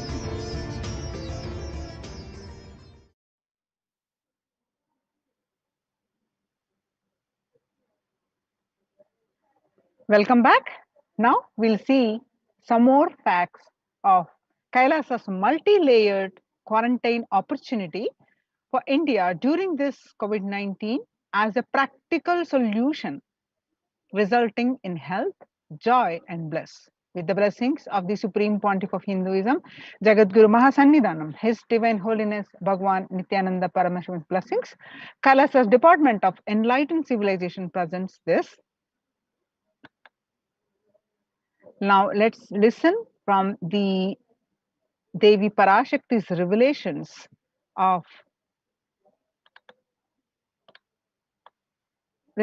to the world. Krimi Bhojanam, hell opened in India. Let's listen from in her own words, a short clip. நீ சொல்லும் நபர்கள் போடும் சண்டை சச்சரவெல்லாம் எரியும் பெருநெருப்பில் இருக்கும் 2 எலிகள் போடும் சண்டை போன்றது. யார் சரி யார் தவறென்பது இப்பொழுது முக்கியம் அல்ல. உயிர் காத்துக் கொள்ளுங்கள், எல்லோரும் நன்றாய் புரிந்து கொள்ளுங்கள். நன்மையைச் சொல்லுகின்றேன், உண்மையைச் சொல்லுகின்றேன். இந்திய நாட்டில் இருக்கும் மக்கள் எல்லோரும் கேளுங்கள். கருட புராணத்தில் வியாசன் சொன்ன கிருமி போஜனம் என்னும் நரகம் திறந்து நேரடியாய் இந்தியா மீது இடிபோல் விழுகின்றது. ஆதி கைலாசத்திற்கு ஓடிச் சென்று வருமுன் காத்துக் கொள்வது மட்டுமே ஒரே வழி. கொரோனா பெருந்தொற்று கொள்ளை நோய் கிருமி போஜனம் எனும் நரகத்தை பூமிக்கு கொண்டு வந்து விட்டது. அகோர தாண்டவத்தின் ஆட்டம் யாராலும் அடக்க முடியாத அளவிற்கு ஆரம்பித்து விட்டது. புதிதாய் உருக்கொண்டிருக்கும் இந்த நுண்ணுயிரி மைல்கள் கடந்தும் காற்றினில் உயிரோடு இருந்து மற்ற உயிர்களையும் அழித்து உடல்களைத் தின்னும் பெரும் வலிவு கொண்ட பேரசுரர்களாய் வலம் வரத் துவங்கி விடுகின்றது. நன்றாய் புரிந்து கொள்ளுங்கள். வருமுன் காத்துக் கொள்ளுங்கள், அது ஒன்றே வழி.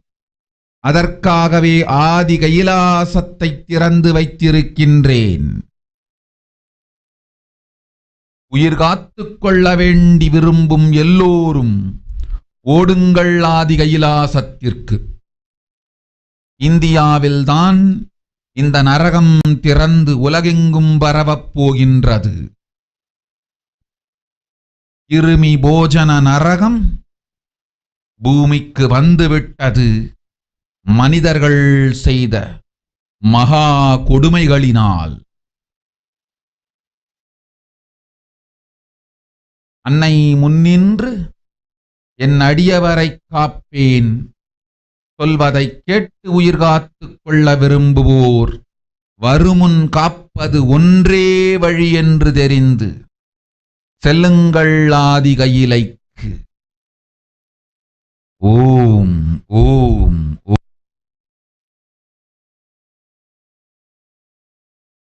நீ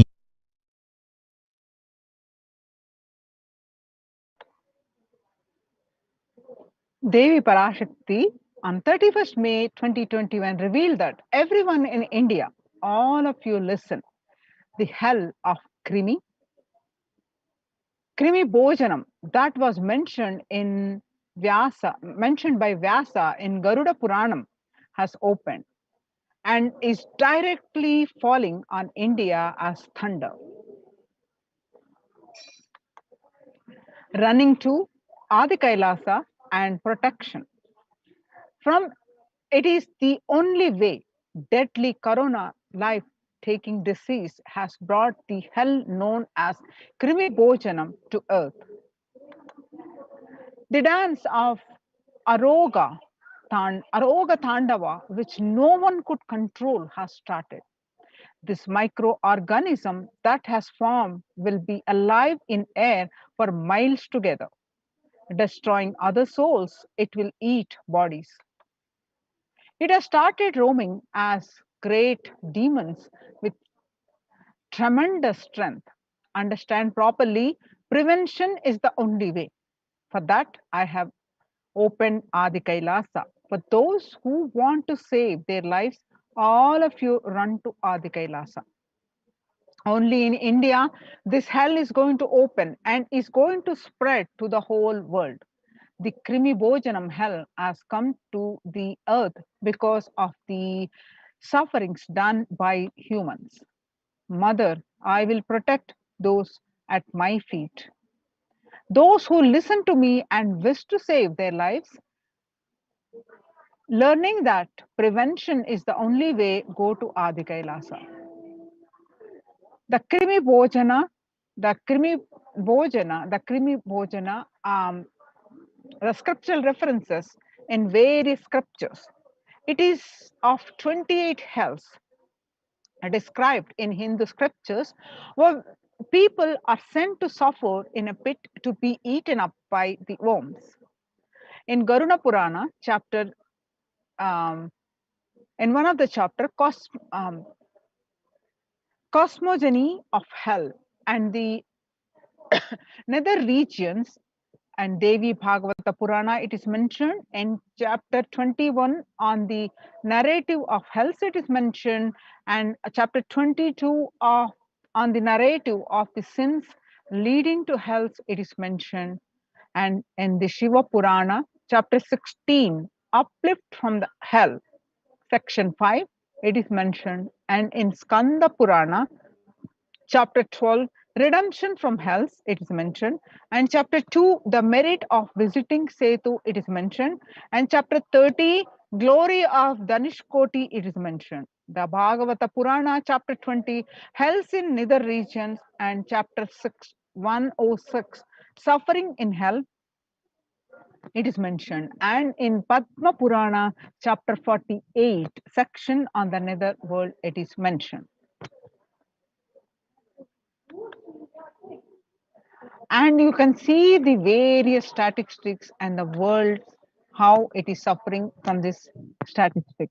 Coronavirus around the world. What are the total deaths, total confirmed cases, and the latest daily figure and latest daily figures of infected disease.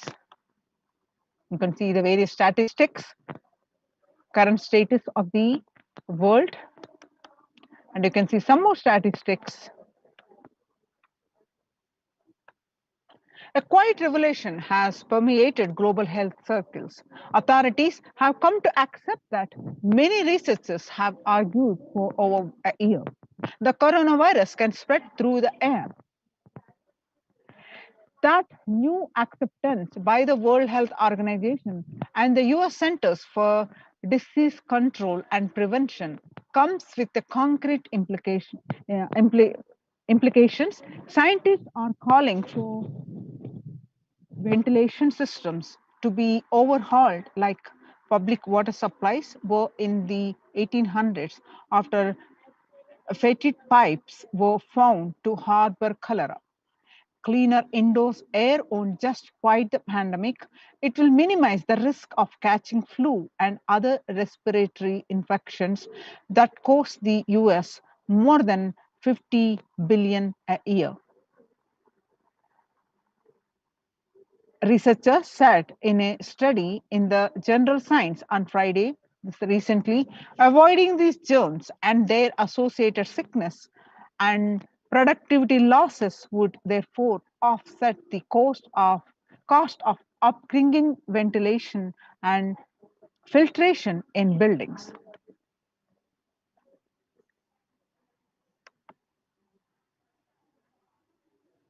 The world's most infectious disease, now Airborne, published by Mint. And he was right. The SARS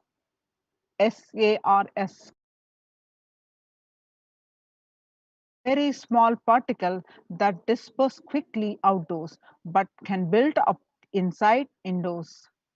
These particles can affect people who stay more than 6 feet away.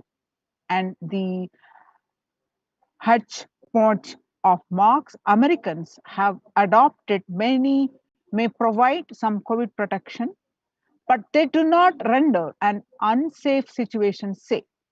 Through scientists have been discussing airborne transmission for months. It was only last week that the World Health Organization and CDE made this official. With the vaccine rollout and still in its early days across the world, these officials should follow up these belated admission with guidance that unvaccinated people can use to minimize their risk. It continues. In a letter, who have scientists told the World Health Organization, how does disease pass from one person to another? The story so far is on the recent on Monday, July 6, 239 scientists from 32 countries put their signatures on the open letter that said COVID-19 is also transmitted via aerosols. Tilted, it is a time to address airborne transmission of COVID-19 and address to the World Health Organization. They said there was enough evidence to show that viruses are related to release during exhalation, talking, coughing as micro droplets small enough to remain aloft and pose a risk of exposure at distances beyond 1 to 2 meters from someone who is infected over the 3 feet to 6 feet recommended for physical distancing between people to avoid transmission. The current state of India, you can see the confirmed cases active, and you can see across the states of across the states of India in Tamil Nadu statistics. The Times of India published the figures to watch in recent statistics.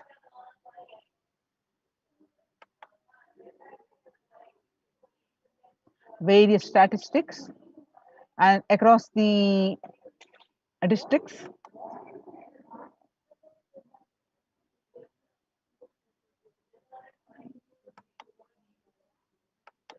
And in Maharashtra,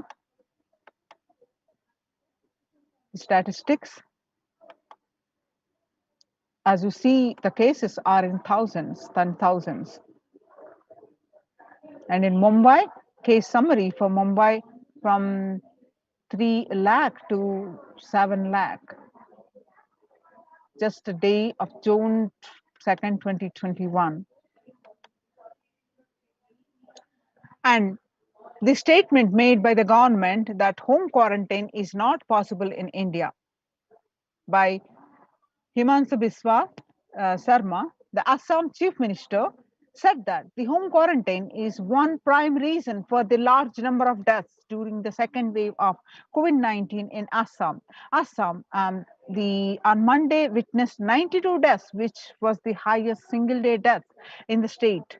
Sharma said that we have seen more death cases happening from home isolation as several people do not keep oximeters and some do not read the counts in the meter properly. The Economic Times published that Maharashtra government on Tuesday announced the decision to stop home quarantine in 18 districts, which show higher COVID positivity rate than the state's average. State's Public Health Minister Rajesh Tope said that the decision is taken to ensure better healthcare facilities to patients in districts which are showing higher positivity rate. And the Business Line published that about 40% of houses have just a single room, which is shared by about 5 persons. About 41% households in India have just one room or don't have an exclusive living room, and about 5 people share such accommodations. About 32% of the household have just 2 rooms, and adding to the O's is in fact that the only 47% of households have access to water within the premises and 42% do not have a bathing facility within the premises. In order to utilize India's healthcare infrastructure optimally to manage the expanding fallout of coronavirus, the central government on 27th April signaled a change in approach from mandating that every person who tests positive for the virus be moved to isolation beds in dedicated hospitals or units. The government allowed home quarantine for these with mild symptoms. The key additional condition was that their house should allow for self quarantine, that in India it is easier than said. According to the census 2011, about 42% of Indian households were living in houses where an average 3 to more people were sharing a room. In the context of coronavirus, this challenge of physical distancing is greater in rural areas, the 45% of the households, than in urban areas, which are 35% of households. Only one state, Kerala, is looking relatively dignified on the metric, and all districts reporting at least 250 cases have anywhere between 34% to 54% households averaging 3 or more to a room. In New Delhi, the health ministry last week said that the more cases of coronavirus have been asymptomatic or mildly symptomatic and had advised home isolation for such people. It is also said that 65% cases across the country were reported from the metros and big cities. However, census data suggests and experts also agree that the following the ministry's guidelines on home quarantine is near impossible, particularly in urban households. The guidelines on home quarantine say the person showing COVID-19 symptoms has to remain isolated in a well ventilized room, preferably with an attached toilet. In another family members needs to stay in the same room. It is advisable to maintain a distance of at least 1 meter between the two, it stated. when the first world countries closed their borders during a massive global emergency, Kailasa has opened its doors to all without exception. The Supreme Pontiff of Hinduism reveals that at least 6 months back, I became aware that the multi-layer quarantine is needed to protect people. If you are in India and you want to protect your immediate family or extended family, anyone who will listen to you, get them immediately to our campuses. Kailasa rushes to help India find itself on the verge of COVID-19 third wave. Multiple free COVID care centers opened across India. Various social services offered during the pandemic in Nithyananda ashrams across India. Spiritual services offering during the pandemic in Nithyananda ashrams across India. The cosmic revelations on global pandemic. The social services offered during the pandemic in Nithyananda ashrams across India includes medical care, which includes allopathy, Ayurvedic, and Siddha medicine, free fire safety equipment maintenance, infrastructure to accommodate thousands, accommodation for multi-layered quarantine, emergency ambulances, and ICU on wheels, and personal protective medical equipment, groceries collected for Annadan organic farming. Join now and Kailasa's COVID production centers.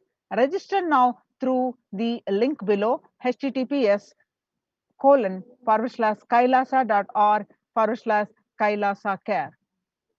Take this opportunity and register yourself. We'll continue with the next segment with a short break. The link is projected. Join now and save your life and protect and save your life. The link is https://kailasa KAILAASA kailasa.org/Kailasa care KAILASA Kailasa care. We'll continue with a short break.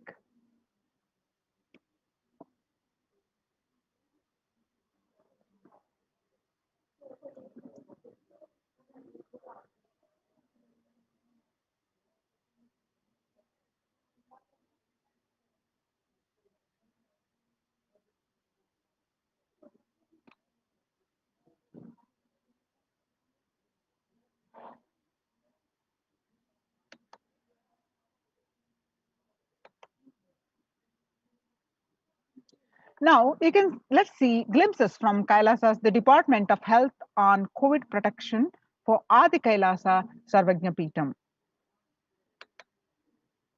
The immunity boosters and COVID care, the supplement procurement from allopathic immune boosters, including zinconia and vitamin D and vitamin C, and the immunity boosters and COVID care through Ayurvedic medicine. Immunity boosters are being provided to protect all the residents of Adi Kailasa Sarvajna Peetham. The steaming once a day with tulsi, eucalyptus, nochi, and turmeric leaves. All these herbal leaves are taken from the healing trees here in Adi Kailasa. Twice a week, consumption of Kabasura Kundinir, a mixture of pepper, ginger, and clove, and other ingredients. Extensively aimed for boosting the lungs, improving the respiratory system, and treating infectious conditions such as cough, cold, and fever. Neelavembu Kundi near to be taken once a week. Agastya Lehyam 5 days. Talisadi Vatakam 3-4 tablets per day for 5 days. Indugunta Kashayam, then Amritottara Kashayam, both for 5 days, 1 teaspoon with 50 ml of warm water. Sudarshana Gulika once every 5 days, and gargling with salt and turmeric twice a day. Spiritual routine, Panchakriya, Haritaki, castor oil, neem juice, Pratama Vinyasa Krama, the Nitya Yoga that we do every day, Trinetra Kumbhaka, and Puja. The basic sanitation and safety practices include disposal of sail pads, infected material, and non-biodegradable done through incineration, RO water systems for drinking water, cleaning and sanitization of overhead tanks, regular DVDing, maintenance and repair of electrical circuits, communication facilities for safety of the residents, compost pit filling with biodegradables. Diagnosis, COVID care, quarantine methodology. How this working is immediately upon the arrival to the campus, occupants will be quarantined for 15 days. Swab test, that is RT-PCR test, to be done by day 5th of quarantine. All food handlers to be wearing mask and gloves and keeping a distance. The disposal of waste food to be done with gloves and mask. Disposal of gloves and mask by incineration.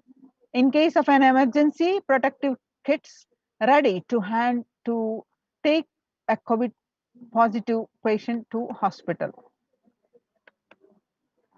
Hand washing and infection control.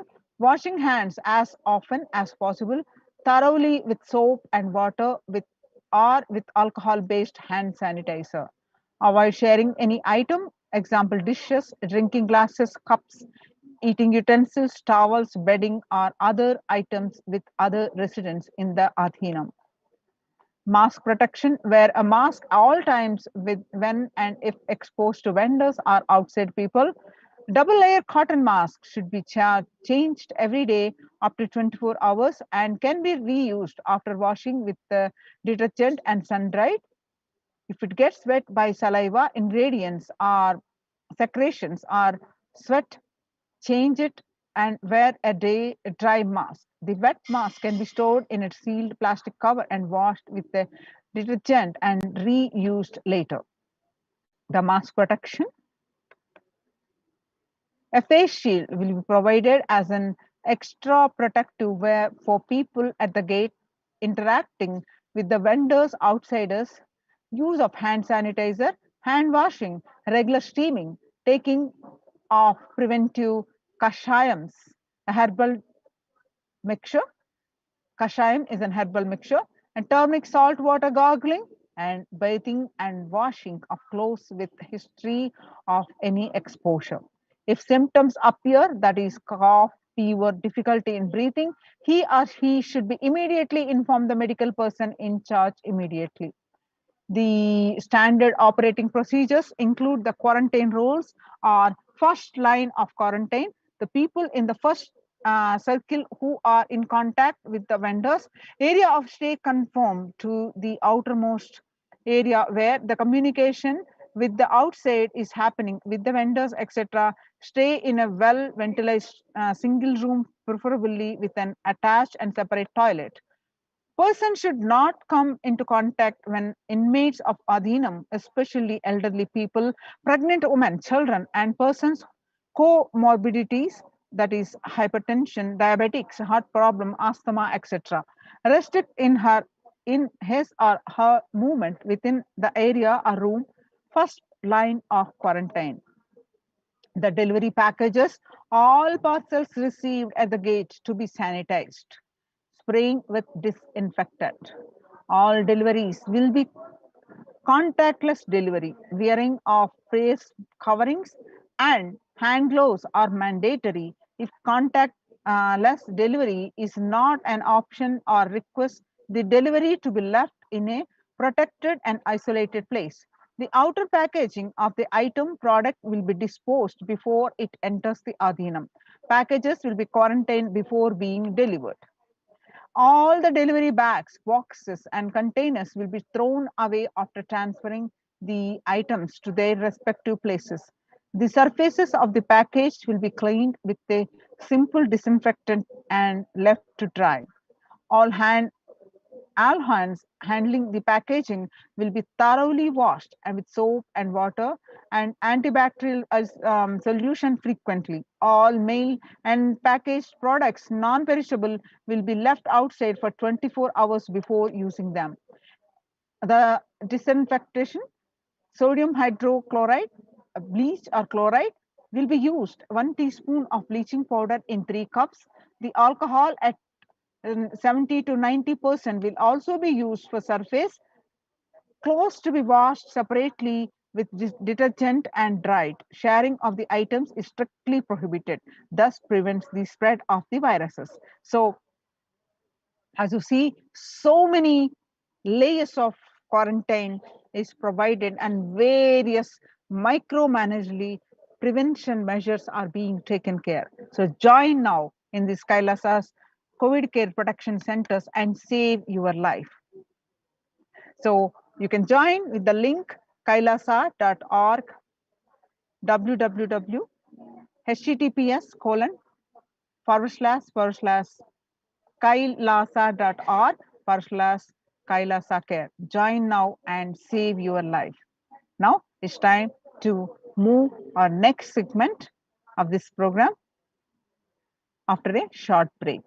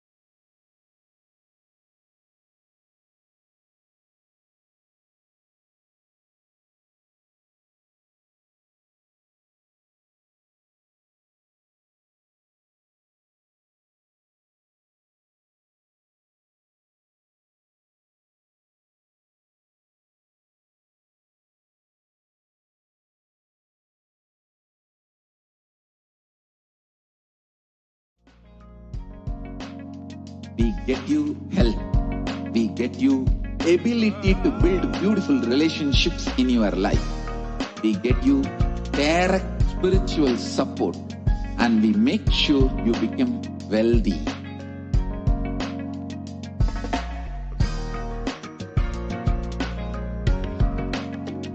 We won't stop giving you just good life. We will literally not stop till you live enlightened life. Manifesting the state of Paramashiva, space of Paramashiva, powers of Paramashiva, being of Paramashiva.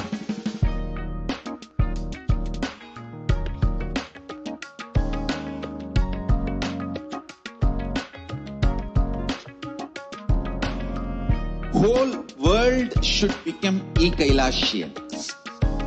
I want the whole world to know Hindus have something great to contribute to the world.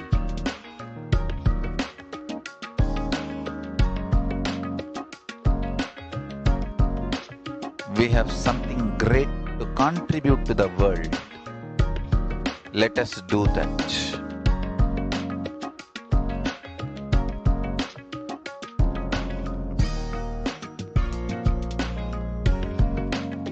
Kailasa is proper customized spiritual service helping you to identify your root patterns of suffering. We have perfected the science of helping every individual from every cultural, religious, nationality background.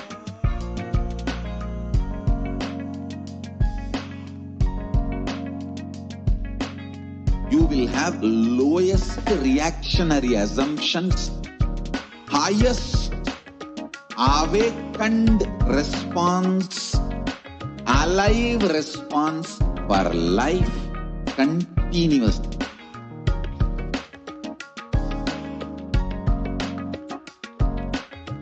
Kailasa is enlightenment ecosystem, literally enlightenment itself in your own home, wherever you are. Proper customized spiritual service helping you to complete with your life negativity.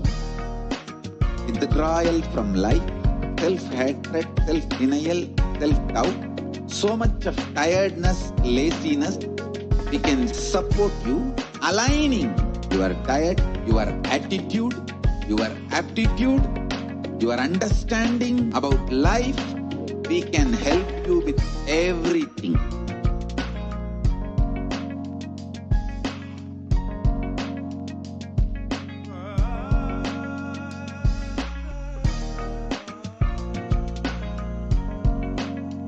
If you are interested in enlightenment, we will immediately bring this to you. If you are not interested, we will explain the whole science, inspire you and make you interested in enlightenment science. We need to cater this enlightenment science to the whole world wherever they are, because enlightenment is the birthright of all human beings. Kailasa is responsible to provide that to all human beings.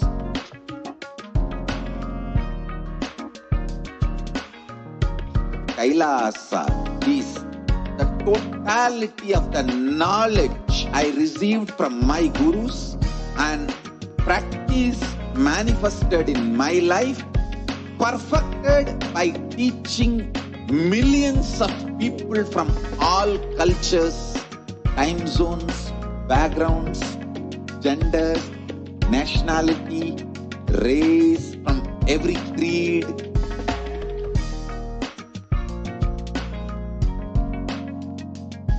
So this absolutely perfected knowledge available to you, served to you in your home without even you moving out of your couch, free of cost.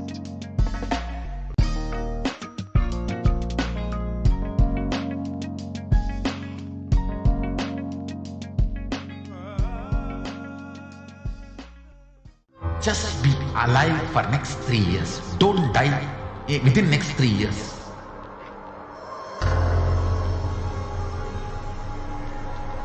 Just don't die within next 3 years. Be alive. Somehow be alive. I'm working sincerely. I will reach you somehow. Somehow I will reach you. It's my commitment to humanity.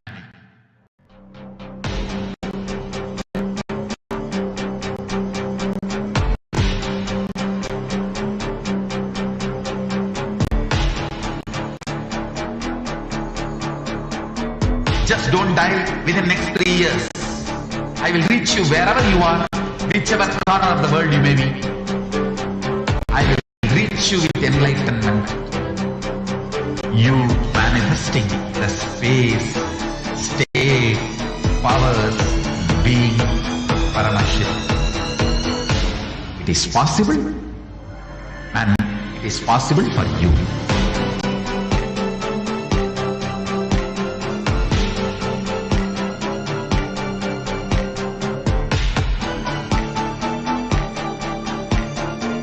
Paramashivoham will reach you with enlightenment science. I know he is going to do the job. Just be alive for next 3 years. Nothing else.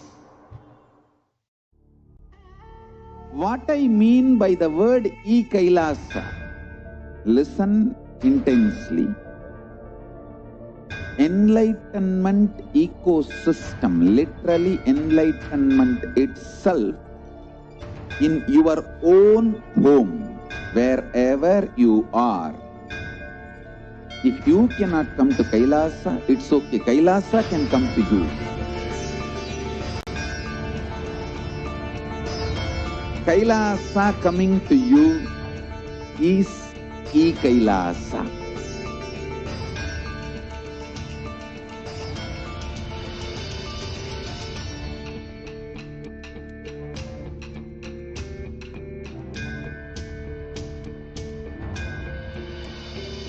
I will revive Hinduism.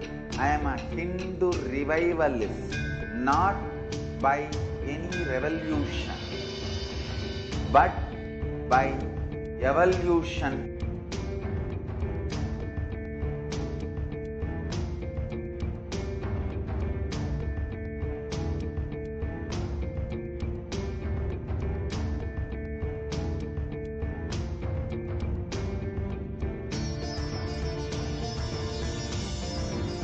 And setting model community.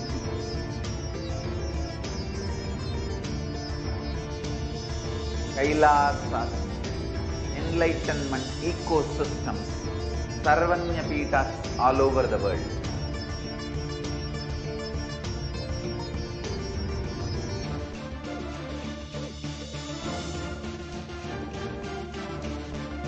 All powerful cognition, knowledge, only when you live, power manifestation and possibilities manifestation happens.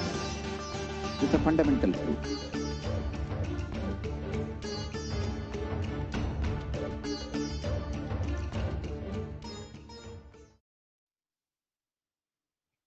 Nithyanandam, welcome back to all of the viewers after that very short break. We were just able to understand from one of the representatives from the Adi Kailasa Sarvagnapeetham on the different various contributions that the Supreme Pontiff of Hinduism has done through the Adi Kailasa Sarvagnapeetham, the Adi Kailash ship, literally, which the Supreme Pontiff of Hinduism built from scratch in order to help each and every one of us, millions of us across the world, and the global Hindu diaspora, as well as humanity itself, to sail through this pralaya. And I'm sure that each and every one of you are extremely excited, and you are just eagerly awaiting, as you have heard the news, that we will be having the live Parashakti Akashic reading at 12 a.m. Indian Standard Time, and you will be able to have the most beautiful darshan of Parashakti. Please make sure that you are signing in, tuning in at that time. Share with all of your friends and share with all of your family members, everyone whom you think, and we can ensure that as many people as possible are tuning in right now for the Devi Parashakti Akashic reading live with the Supreme Pontiff of Hinduism gracing us in the form of Devi Parashakti. It's going to be an amazing experience, and I invite each and every one of you as we get ready and we are slowly getting closer and closer towards the time to have the Devi Baba Samadhi Darshan. Start thinking of and preparing your questions, whatever you want to ask, request the healing or request any boons, or have the profound revelations of the past, present, and future on which you would like to ask and request Devi Parashakti's guidance at this time. It will be a beautiful way that you can personally interact with Devi Parashakti. Now, you can ask a question on YouTube, on Instagram, Twitter, or on Facebook, and it's a very easy process as well. You're on Facebook, you can, on the live video, you can ask your questions in the comment section. You can ask your questions as well on YouTube. If you are a member of the Kailasa's HDH Nithyananda YouTube channel, you can ask your questions on the YouTube chat, and it's a very exclusive place where you can chat and interact personally with Devi Parashakti. You can ask your questions, you can request boons, you can request for healing, you can request for wealth or long-lasting relationships in your life. Whatever that you want in your life, you can ask and be blessed with the grace of Devi Parashakti. You also have an option to ask your questions on Twitter, and you can ask your questions by hitting reply to the live feed tweet and using the hashtag AskTheAvatar. And in that hashtag, you can ask your question. With that hashtag, you can ask your question, and you can request any of the boons that you want, and make sure that it is in the thread for the live video. And also we have an option on Instagram. If you would like to ask your question on Instagram, then you can ask your questions on the recent post, the post for today for the Devi Parashakti Akashic reading. And as well, if you would like to, if you're not social media savvy and you don't know what social media is, you're not very comfortable with it, then you can ask your question on WhatsApp. Through WhatsApp, you can go to kailasa.org and ask your question for Devi Parashakti through WhatsApp. So now that you know how you can ask your question today, we can enter into the next segment of the program, where we will be understanding more and more into the persecution against the Supreme Pontiff of Hinduism. And as it is still July, the official Hindu Persecution and Hindu Holocaust Awareness Month, we are continuously sharing with each and every one of you the details of what is going on, what is currently happening, and what has been happening for more than 2 decades. The atrocities that have been implemented against the Supreme Pontiff of Hinduism, and not just the Supreme Pontiff of Hinduism, but how that literally just that what has happened over the last 27 years is a hologram of the entire Hindu Holocaust that has been going on for 1,000 years. And if you contrast the amount of work the Supreme Pontiff of Hinduism has done for empowerment of humanity, to the amount that he has been literally tortured at the hands of the anti-Hindu militant terrorists that are actively rampaging and destroying Hinduism in all different ways, we would be absolutely shocked at how much has been going on. If I can just give an example of the empowerment of women that the Supreme Pontiff of Hinduism has been continuously dedicated himself for the last more than 2 decades. Can I just ask, have you ever heard of a place where a woman can walk absolutely safely at night alone in the dark? Have you ever heard of a place where homes are free of violence and the environment is free of discrimination, where women can express themselves freely as yoginis, rudrakanyas, as Bhairavis, as sannyasis, and where you can live a life absolutely free from fear and conflict, not just with equality, but with infinite possibility. You can discover the freedom of enlightenment itself. And that is what the Supreme Pontiff of Hinduism has literally made happen successfully through Kailasa and the revival of the Hindu enlightened civilization. The Supreme Pontiff of Hinduism literally made a place, created an environment in Adi Kailash itself, where without any fear, without any discrimination, without any conflict, a woman can live absolutely freely for her ambition in life and achieve her ultimate possibility. And this very ecosystem, as we all know, is absolutely rare on planet Earth this day and age, where we're facing workplace discrimination, we're facing gang rape in public streets, and especially in a country where the violence against women is absolutely abysmal. And the statistics of the violence against women is simply through the roof. And we have not seen the change in this matter for at least a century. Where did it all start? How did this happen, and how can we solve it? In fact, the Supreme Pontiff of Hinduism has been the world's leading advocate and working towards the empowerment of women, working towards ensuring that we can end violence against women once and for all, eliminate it entirely.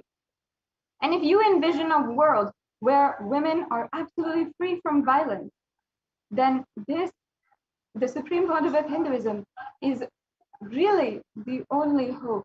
And if we do not intervene right now and ensure that Hindu solutions are used in order to create violence-free ecosystems around the world, as the Supreme Pontiff of Hinduism has been doing with more than 2,500 satsang centers and so many huge ecosystems ongoing,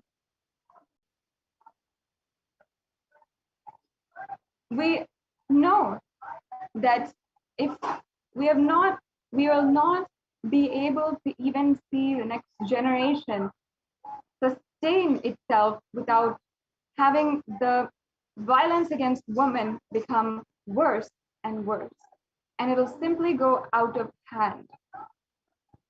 We need to understand, especially with the violence against women that is happening in India and the numerous reports of femicide, it is only the Supreme Pontiff of Hinduism who has actively been able to voice out the acts of violence against women in an international platform and shed light into the violence that has been made invisible, that has been underreported and not reported at all and made absolutely invisible. The violence that is ongoing in marginalized communities of India, as well as all over the world with the global Hindu diaspora. And there has always been a extremely thought through and cunning strategy that anti-Hindu militant forces have used against the anti-Hindu militant forces have used against all of the people and all of the indigenous minorities in India, a strategy which would silence the whole public and which would not even create an alarm in the international audience. This strategy is with the use of propaganda, with the use of extremely cunning and strategic elements to invade and infiltrate into Hindu communities and destroy it from the inside out. All of this is a strategy been done by anti-Hindu militant forces for thousands of years. And we have seen for the last 1,000 years how against Hindu women specifically, the amount of violence that has been done against them is terrifying, to say the least. Horrifying to see how much violence and brutal force was used against the Hindu women, where literally the heads of the babies of women and mothers would be garlanded around them, where they will be enslaved and moved in cages from town to town as the Mughal invaders had been continuously rampaging, invading, and looting town after town, temple after temple. And we have seen the record of the number of women who have immolated themselves because they were fearful of the absolutely terrifying acts of their invaders, who would even dehumanize them and dehumanize their dead bodies as well. And not only that, the sacred women of Sanatana Hindu Dharma have always been entirely sexualized and objectified by the propaganda schemes implemented by anti-Hindu militant forces. For example, the sexualization of Rudra Kanyas was a crime done against the most sacred women in the Hindu civilization. And the objectification of them started in the propaganda that the Mughals and the British had implemented in the society. They had first were continuously trying to project in British media and the different forms of media at that time, like newspapers, books, and in different magazines, in the media at that time, continuously trying to project Rudra Kanyas as prostitutes. And first, they themselves would rape and dehumanize and enslave the Rudra Kanyas, and then they would project all of the Rudra Kanyas as prostitutes and women with no chastity. And then they would strategically implement laws in order to so-called reduce the crime that they themselves had started in the society.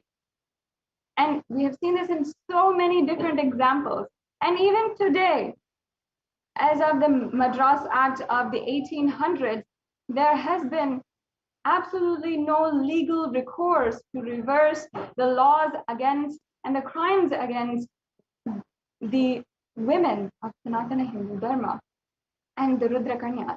Even today, it is illegal for women to be employed and to be to work in the temples because of the propaganda that they created, as if women were being used and enslaved in the temples. But it was the anti-Hindu forces who had started these crimes against us.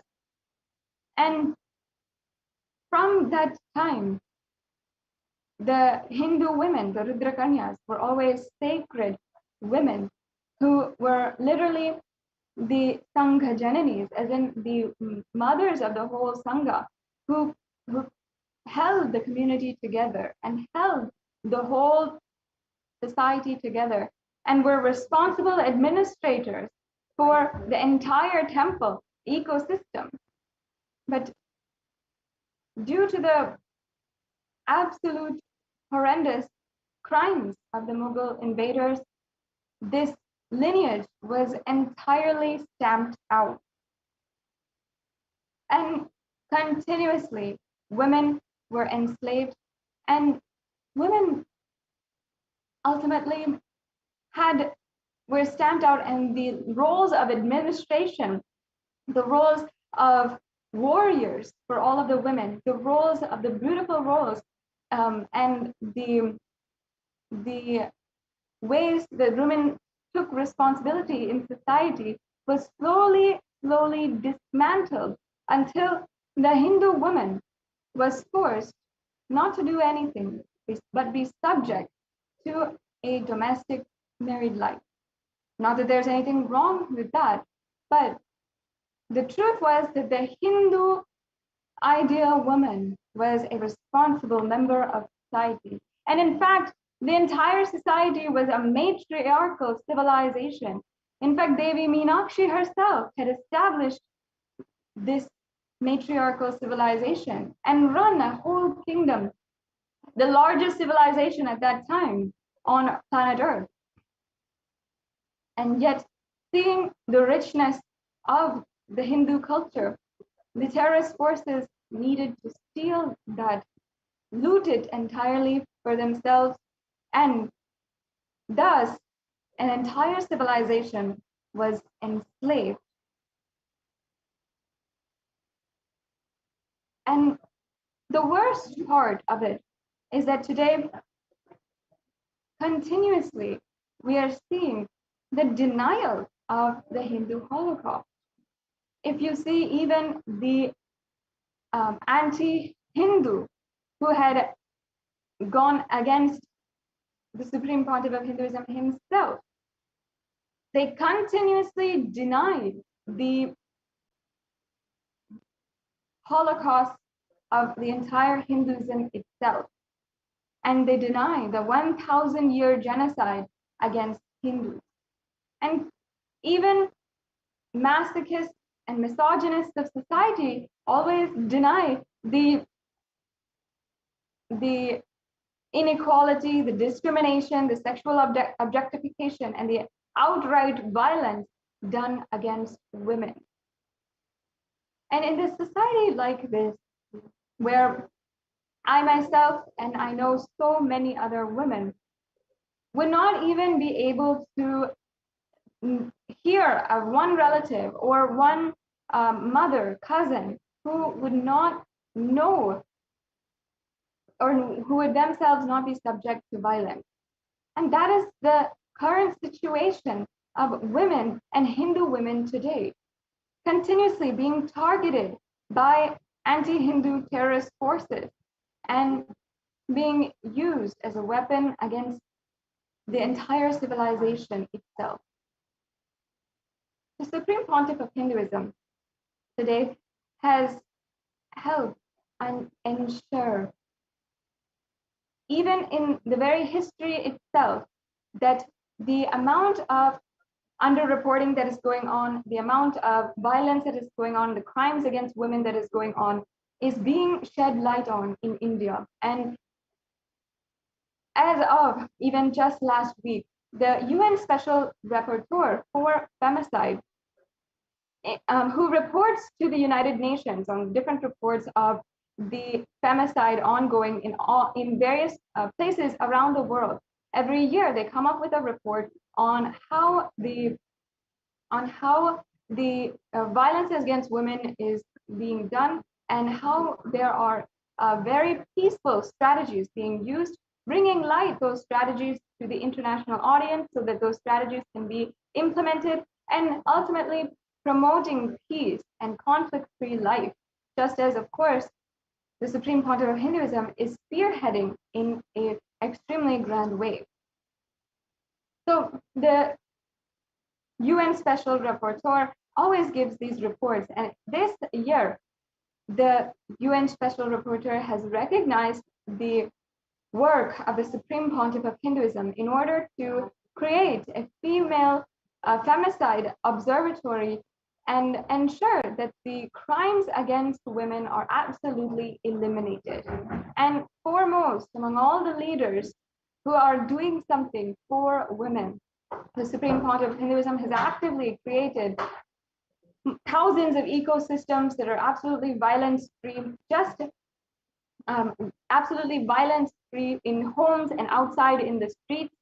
And the Supreme Pontiff of Hinduism has empowered women with their infinite possibility, with more than 2/3 of leadership positions around Kailasa in the global civilizational nation actually being being held by women. And not only that, but economic empowerment being given to women, and empowerment being given to women who want to start their small businesses. Empowerment being given to women who want to take up their own tradition and who are fighting for religious freedom, for women who want to be sannyasis, for women who want to be rudrakanyas. Violence against women who are sannyasis and sacred Hindu women in India is absolutely abysmal. And if we see the reports on violence against women, specifically on the Hindu women, it'll be just devastating and terrifying to see that. And if we can say, just in the ecosystem of Kailasa, in an ecosystem where the Supreme Pontiff of Hinduism has created a beautiful, violence-free, safe ecosystem for women to express themselves and take up leadership positions and literally empower themselves rightfully and for their own fulfillment and for the purpose of enlightenment. In a very perfect ecosystem such as that, the anti-Hindu militant terrorists were able to infiltrate and to brutally violate the rights of women with so many attacks against women in Kailasas across the world, in Kailasas in India, as well as internationally. The women of Kailasa have undergone so much. If it is either brutal rape, blackmail, sexual objectification in the media, whatever it is, the Supreme Council of Hinduism has continuously been advocating and giving each and every one of us women in Kailasa a safe space to heal from the trauma that we might have been subject to by anti-Hindu militant forces, and has also given each and every one of us a voice in order to share our story and to tell that we are not the only ones, and perhaps it might just be us who are able to, by the grace of the Supreme Council of Hinduism, to be able to voice out the crimes against women that have been happening against the women of Kailasa, but also the fact that still the violence in communities, in marginalized communities, in Hindu communities has not stopped and is only worsening. And if we don't do anything now, the situation will only get worse. And if we just take the example of one sannyasi, there are so many, and the Supreme Council of Hinduism has opened up an observatory in order to report all of the different acts of violence against women in different communities, focusing in on the marginalized communities that have been made invisible, including the communities surrounding ancient indigenous communities such as the Tonde Mandalam Adinam, the Tanjavur Adinam, and the four ancient kingdoms that were once ancient kingdoms but are today reduced to marginalized communities and simply made invisible. And these places, the Supreme Council of Hinduism started to create the ecosystems for reviving Sanatana Hindu Dharma and empowering women. And actively, the Supreme Council of Hinduism had empowered women to take up the life of sanya. But just for this reason, the women of Kailasa were attacked and used as a weapon against the Supreme Pontiff of Hinduism himself in the worst ways possible, and even projected in the media, sexually objectified in the media continuously. Even minor girls being objectified in the media, being sexualized in the media. These are the kinds of crimes that the anti-Hindu militant forces have done against the ancient Hindu communities and the Hindu children and Hindu women. And as the foremost leader empowering women all over the world, the Supreme Council of Hinduism has ensured that finally the violence against women going on against Hindu women and even Hindu women in India, as well as Hindu women in the global Hindu diaspora, is being voiced out in an international platform. And this is the way that the Supreme Council of Hinduism has ensured that the violence against women is absolutely eliminated.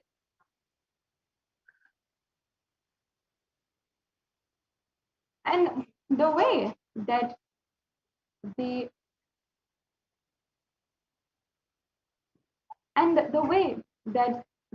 anti-Hindu militant terrorist forces continuously strategized with more than 14,000 hours of media coverage of hate speech and discriminatory content, with violence against all of the women of Kailasa and the Supreme Council of Hinduism himself, and with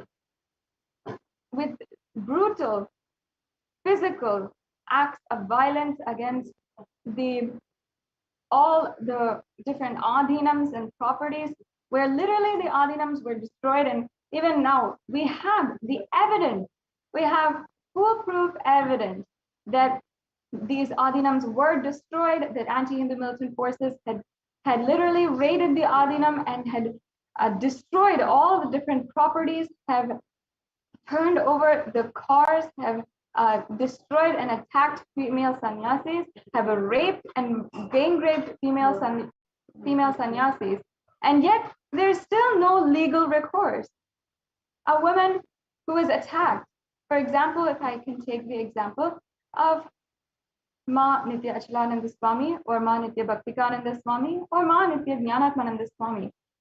In 2012, they were attacked in a raid against the Adi Kailasa Sarvajna Peetham, when anti-Hindu militant forces had raided the entire Adinam and brutally raped the Adinavasis, the female Adinavasis. And among the group that was physically assaulted and raped was Ma Nitya Achalananda Swami and Ma Bhaktikananda Swami, as well as Ma Jnanatmananda Swami, and 16 other sannyasis who were physically assaulted, raped, sexually objectified, and all of this being publicly broadcasted in the media. And yet what happened against these women? Within 24 hours, the women, without even being told, without even understanding why, these women were arrested by authorities who had illegally arrested them, even though it was absolutely illegal to do so. In India, it is illegal to detain a woman past 6 p.m. at night, and it is against the law to detain a woman overnight in any type of cell or authorities which is not her home. Yet, these 16 women in 2012 were kept for overnight in a cell, and in that time, not even being told that the anti-Hindu militant forces were actively trying to file cases against them, and being subject to the most brutal ridicule, harassment, and violence by the authorities in question and in control in that situation. These are the exact rights that we are being denied. Simply the right against not being arbitrarily arrested is stated in the UN Declaration of Human Rights. The right not to be arbitrarily arrested, the right to live a conflict-free life.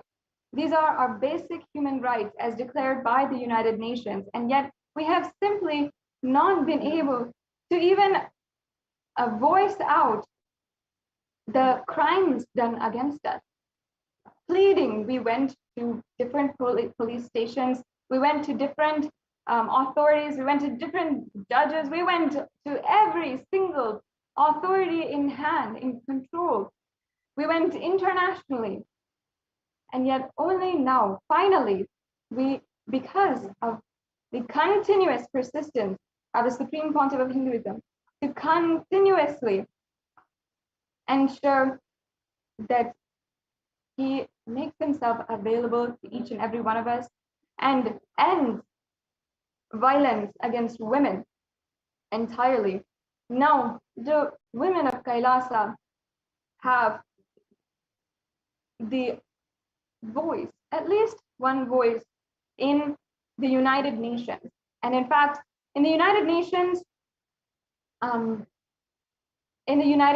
website for the special rapporteur for femicide, the Kailasa is listed among all of the civil society organizations that are actively working in order to stop and eliminate violence against women.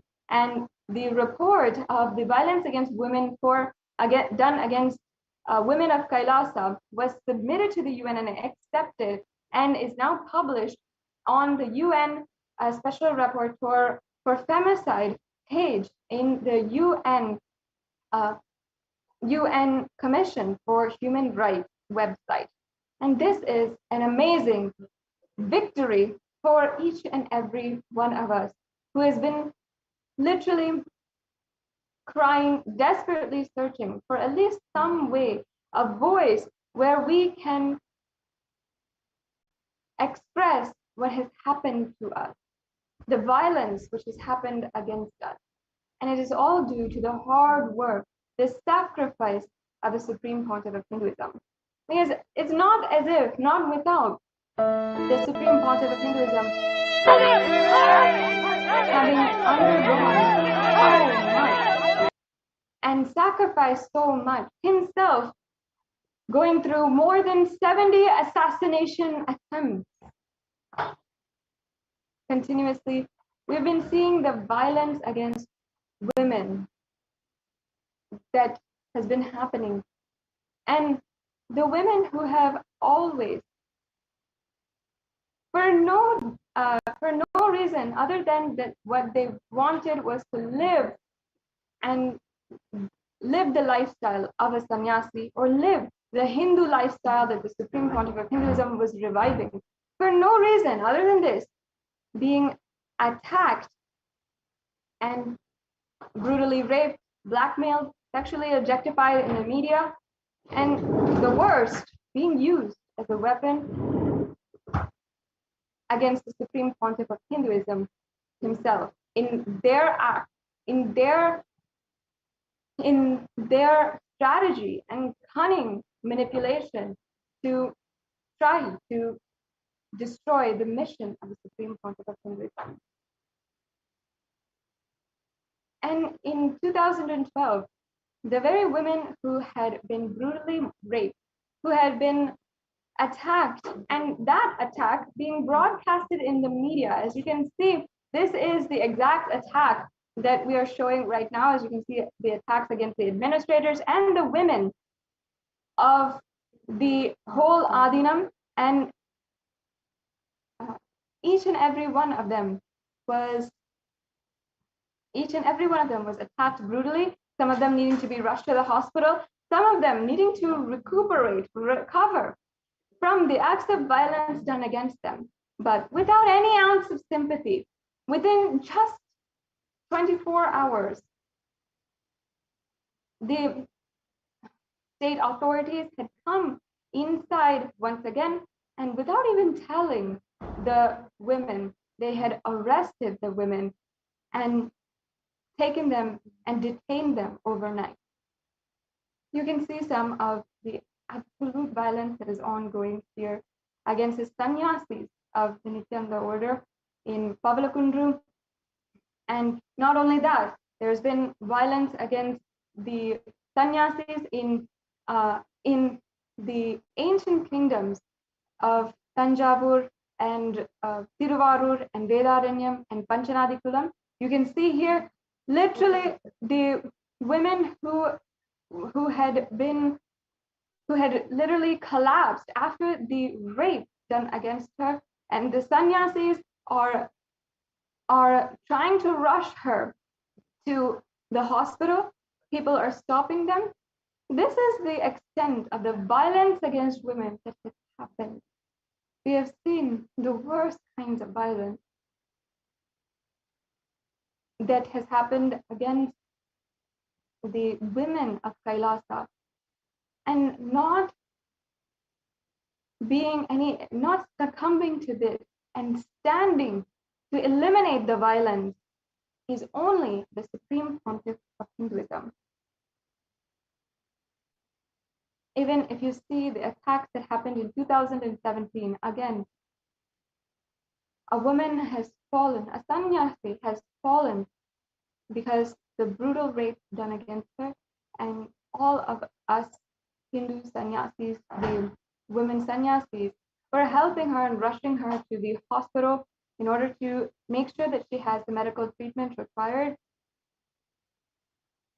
And we were rushing in that sense. And still the raids against the Adinam were happening, the destruction against the Adinam was happening. Amidst all of that, all we're trying to do is help each other, protect each other, and desperately ensure that we are some way staying alive. You can see here the destruction against the very Adinam. You can see that the whole Adinam, the cars, those are our vehicles, and we were trying to desperately rush to the hospital. And each and every one of us was trying to desperately rush to the hospital while after one of us had fallen and had fainted and collapsed after the brutal rape done against her. We were trying to rush her to the hospital, and immediately the anti-Hindu militant forces had come and pushed over, literally, you can see the footage now, more than 100 of them had come and pushed over the vehicles, had entirely destroyed the CCTV camera footage, had destroyed and punctured the tires in all of the vehicles. And all we're trying to do is rush our sister Sannyasi to the hospital so that we can get her aid and we can keep her alive because she was bleeding profusely. That was what we're trying to do, while all the anti-Hindu militant forces were making sure that we couldn't do anything. And even afterward, we would not even be able to present the footage and present the evidence to the police because they had literally destroyed the CCTV camera footage. Even though millions of dollars was spent in ensuring that every nook and cranny of the Adinams were filmed and under CCTV camera footage, as you can see here, the first thing they attack always is making sure that we don't have any evidence. And one by one, each and every one of the CCTV cameras was entirely destroyed. Even I was present in this attack against the while the anti-Hindu Hindu elements had attacked the Trishulam Adinam. And from personal experience, I can say that it was the worst experience of my life, seeing the amount of guerrilla attacks against peaceful Hindu sannyasis. In this moment, in that attack, all of us literally were trying to hide in a corner and protect ourselves. All of myself and all my sister sannyasis trying to protect ourselves, holding on to each other, praying to Swamiji, praying to Kala Bhairava that we are protected. And at that moment, we thought that literally we would not make it out of this alive. Little did we know at that exact time, one of us in another cabin was being attacked and she was losing her life, literally. So we all rushed to her, and you can see the footage. We actually all rushed to her, and we were helping her out of the cabin and trying to rush her to the hospital because she was bleeding profusely, unable to even walk, unable to even think for herself, unable to communicate. She was not even able to cry or say anything. The amount of absolute devastation she had gone through, I saw, and we're absolutely helpless to do anything for her. Minutes went by as her life literally was going, and in the meantime, the cars were being throttled and thrown over, each and every one of the tires being punctured, leaving us with no way out. Somehow, we were able to call a volunteer, a local volunteer, to immediately rush and come to the Adinam. And that volunteer, that devotee of Swamiji, had immediately appeared within just 15 minutes and had rushed to the site and helped us to take our sister Sannyasi to the hospital. At that moment, we could not rely on even the police cars that were present in the Adinam and that were there. We could not even ask them for help to rush our sister sannyasi to the hospital as she was losing her life after a brutal rape done against her. We could not even rush her. We could not even ask the authorities. All our cars, our vehicles, everything was destroyed. And we were just trying to protect ourselves and save ourselves and save our sister Sanyasi. And at that time, because of the love and devotion that devotee had for Swamiji, he immediately showed up and rushed to the scene and helped us take our sister Sanyasi to the hospital and save her life. Like this, we have seen so many different acts of violence. In this footage, as you're seeing, another brutal incident where the women sannyasis are being raped, even with children present, and even the children needing to be subject to sexual violence. And then protecting, as you can see, they are simply protecting their own deities, holding on to their deities, and with their own life protecting the deities and trying to save themselves, whether it is the women or our brothers sannyasis who have done everything to defend us, and the Supreme Pontiff of Hinduism, who himself made himself subject to so much of attack, assassination attempts, and brutal violence. Continuously, as a community, we have been trying to fight. We've been trying to sustain ourselves, defend ourselves, as literally one by one, so many of us are being violated.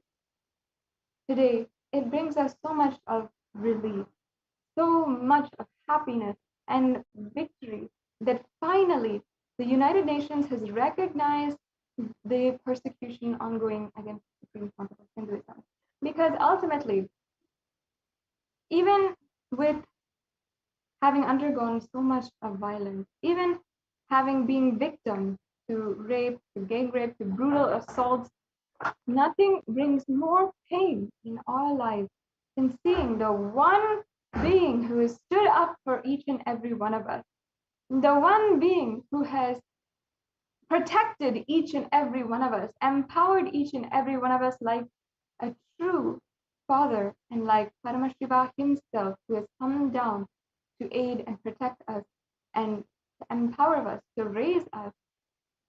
Swamiji has gone through so much, and Swamiji has literally been through so much for all of us, ultimately, to live in this Hindu ecosystem.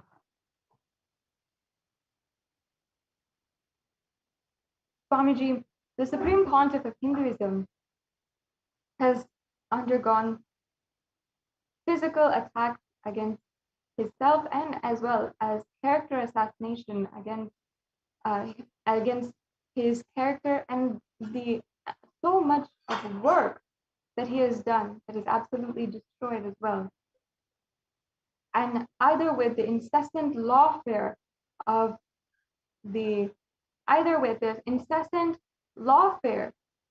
using and filing illegal, baseless, more than 120 baseless allegations in the course of a few weeks were filed in 2010 against the Supreme Pontiff of Hinduism, or using brutal attacks where in just a matter of 3 and 4 days, every single adinam in India was raided, trespassed, was burnt down, all the books burned, and all of everything being just simply destroyed within just 3 or 4 days.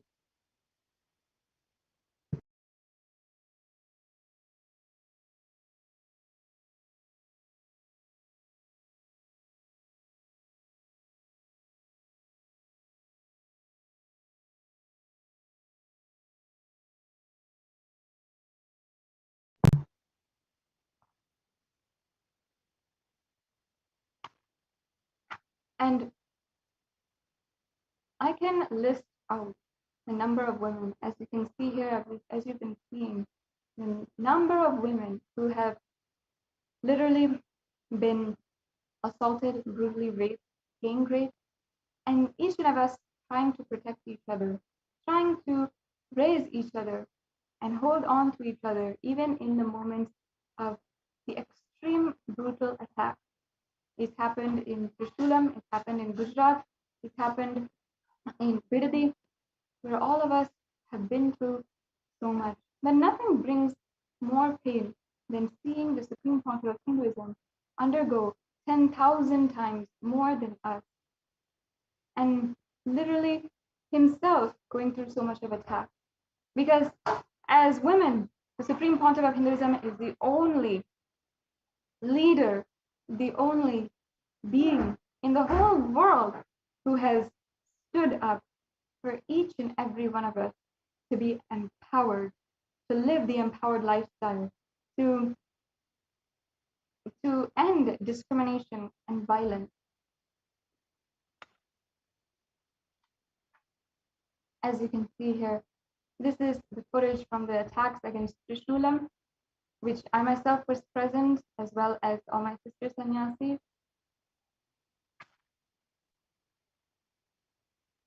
And I can say that in a moment of attack, when literally we were being stoned almost to death, we had called Swamiji, and each and every one of us were praying to Swamiji. And at that moment, the leader, the Mahanitya Bhaktikananda Swami, who was the administrator, had been able to reach and communicate to Swamiji that we were under attack. And that moment, the Supreme Pontiff of Hinduism said, I'm sending Kala Bhairava right now there. Don't worry, I'm going to take care. It will stop now. And just like that, within a few minutes, the attack had calmed down. And only then we were able to move out of our cabins and go out and recover, begin the recovery. The Supreme Pontiff of Hinduism has literally been the only being, and today is the only hope to end violence against women and end all violence against women. The Supreme Pontiff of Hinduism has taken a strong stand in order to protect each and every one of us and go through anything in order to protect each and every one of us. And not only that, the Supreme Pontiff of Hinduism has taken so many different types of action in order to establish these violence-free Hindu ecosystems around the world. And now, with the help of the United Nations, where the United Nations has recognized the persecution against the Supreme Pontiff of Hinduism and has helped bring the persecution to an international platform and has helped bring international audience to listen to the violence that has been going on for so many thousands of years against Hindu women. And in that way, the Supreme Pontiff of Hinduism has literally been able to help each and every one of us and empowered each and every one of us to live the Hindu lifestyle that we want to, out of our own strong voice and our own decision. Each and every one of us, women of Kailasa, took up this lifestyle of wanting to live the Hindu lifestyle, of standing for our sacred sentiments, and of standing for the deep, beautiful declarations of Sanatana Hindu Dharma that we are Paramashiva, and fearlessly standing for that. And it was the Supreme Pontiff of Hinduism who has unconditionally stood for each and every one of us and supported each and every one of us as guru in our lives and helped us realize that and is continuously working towards ensuring that we will raise to that ultimate reality, the ultimate reality that we decided we wanted to stand for and live the life, live this life for, live the life of religious freedom. And whether it comes down to reporting crimes, violence, and femicide in marginalized communities and the indigenous Hindu women who are subjugated and made invisible by misogynist, sexist groups in the institution, the Supreme Pontiff of Hinduism has been the foremost leader in ensuring that all the crimes are reported either first through the local police stations, then to the courts in states, then to even the Supreme Court and higher judicial systems. And even then, when there was no legal recourse, now taking that to the international platform and the international level. And also, the Supreme Pontiff of Hinduism has spearheaded and ensured that the research and studies undertaken to analyze femicide or gender-related killings and gender-related violence is being continued and has in Kailasa itself through Sri Kailasa Uniting Nations for feminine empowerment has basically created this kind of observatory where the reports for the number of women who are undergoing violence and the research for how to strategically and successfully create an ecosystem that is absolutely conflict-free be established through Sri Kailasa Uniting Nations for feminine empowerment. And not only that, the Supreme Pontiff of Hinduism has literally given such beautiful solutions and concrete measures to improve the support to victims of violence and to prevent femicide.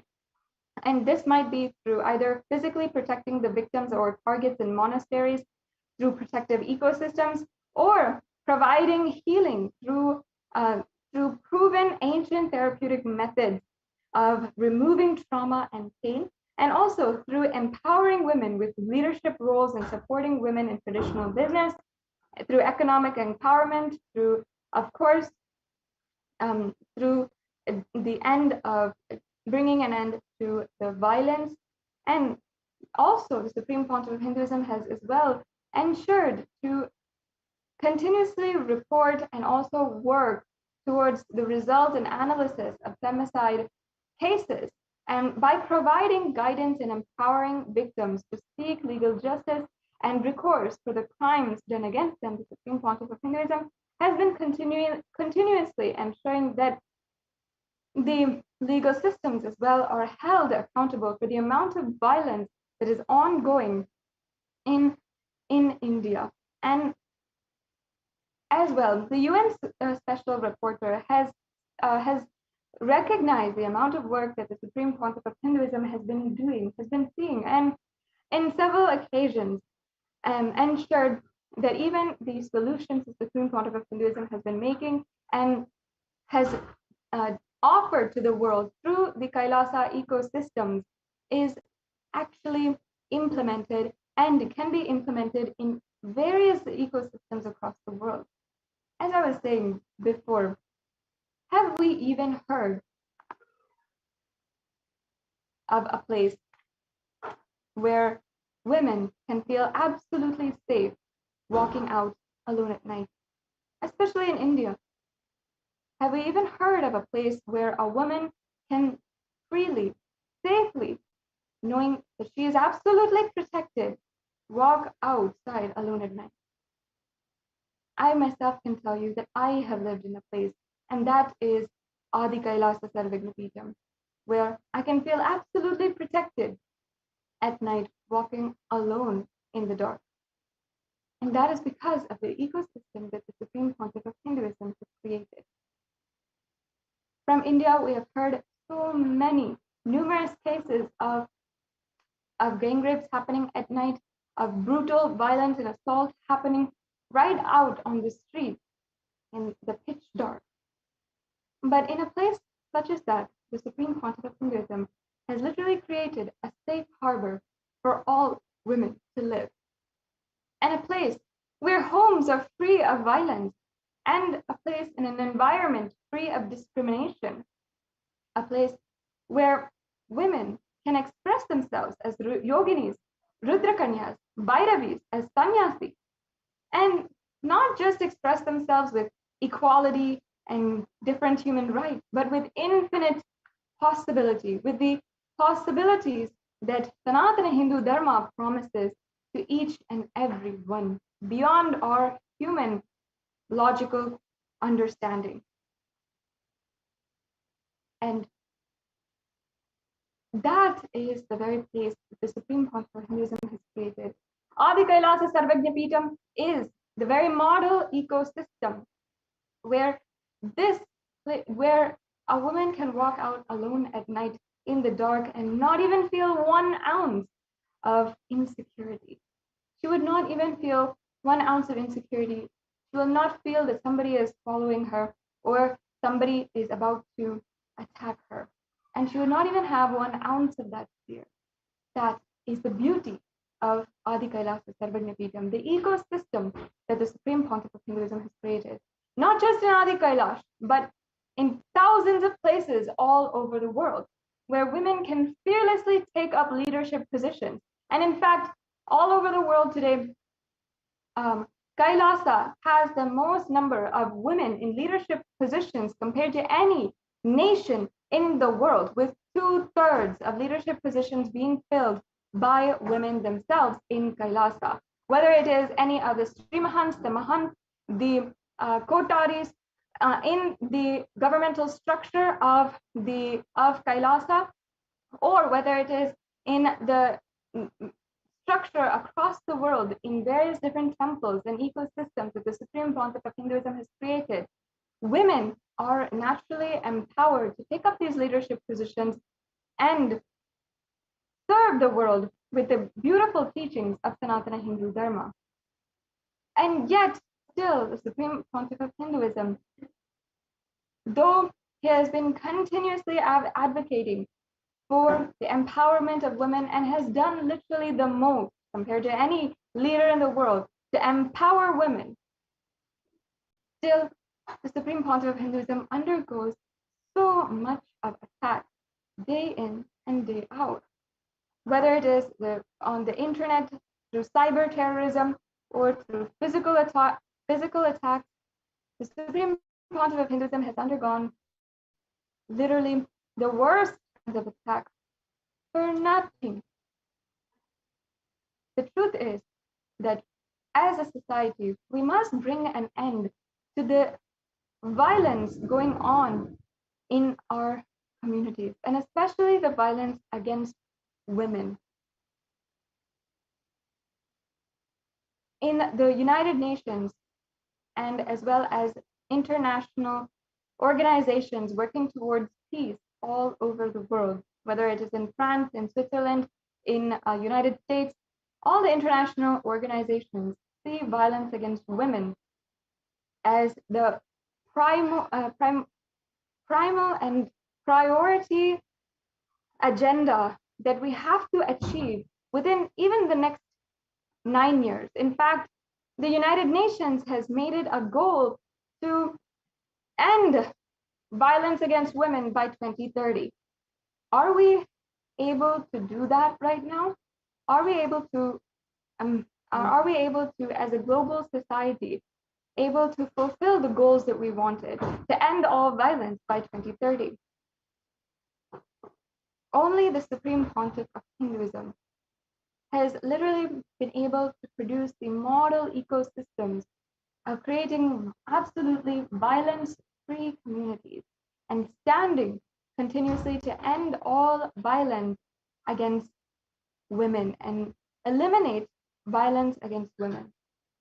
If we don't do something right now, and if we don't apply and see the value in the teachings of Sanatana Hindu Dharma right now, we will see the continued violence against women And the conditions of violence against women in India and Hindu women all over the world continuously worsen.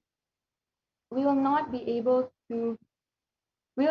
be able to see our next generation live on without seeing the worst happen to each and every one.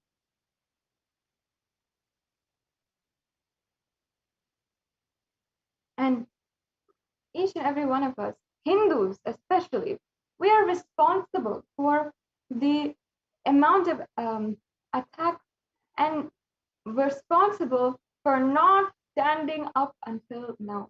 Perhaps the attacks have been brutal. Perhaps again and again and again we have been attacked. But it is only our fault, and only the blame can come on us if we do not stand up again. And the Supreme Pontiff of Hinduism has made just simply standing up an extremely easy thing, because he is standing as our foremost leader for the global Hindu diaspora of 2 billion Hindus all over the world. Each and every one of us Hindus must understand the plight of Hindu women in India, of each and every Hindu woman who is undergoing so much of violence, who is facing so much of poverty, who is unable to provide for her own family. Each Hindu should know that we are graced by Paramashiva, and for having and living at the same time as the avatar, the incarnation of Paramashiva, and we are graced to be born in a tradition where we have such beautiful sacred Hindu sentiments, which can naturally empower Hindu women, which can naturally empower every single person in humanity itself, with such the most powerful, empowering tradition with us. Hindus must realize that it is our responsibility now to stand up. I request each and every one of you who is joining today to share this live program in all of the different various social media platforms. Please share and ensure that at least one more person, your friends, your family, whom you know will listen and understand, and whom you'll just say, hey, I saw this today, I feel it's good, I feel that we should do something, then you can please share this program link and spread the message, and also share that the link for the UN Special Rapporteur who has recognized the persecution against the Supreme Pontiff of Hinduism. Please take a few minutes and you can share right now with all your friends, with all your family, and we'll be right back and continuing today's program after a quick break.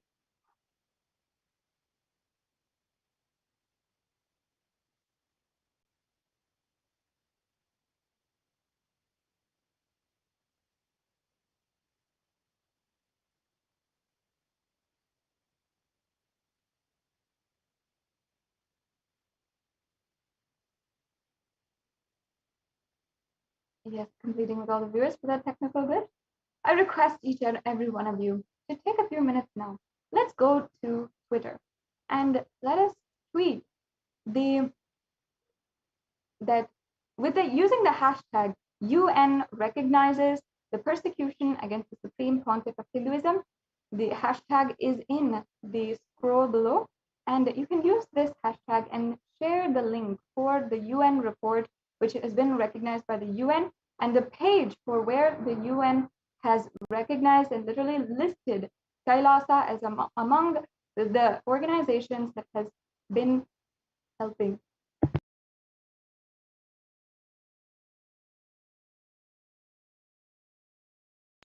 So you can go to Twitter right now and use the hashtag UN recognizes the persecution against the Supreme Pontiff of Hinduism.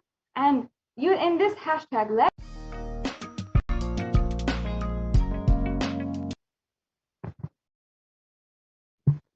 yes, and we'll be right back with you to continue today's program after a very quick break.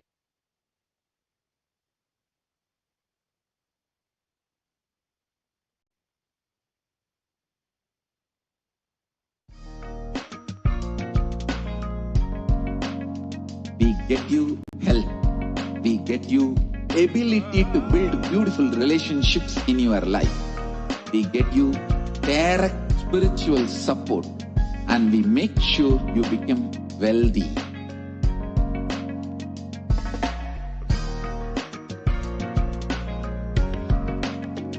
We won't stop giving you just good life.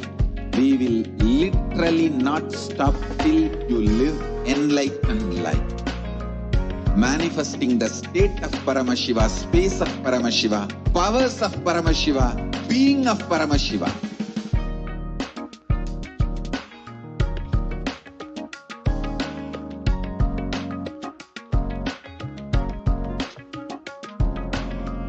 Whole world should become Kailasians.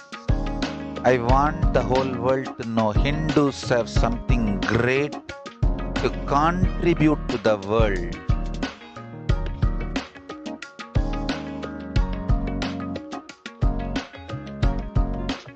We have something great to contribute to the world. Let us do that.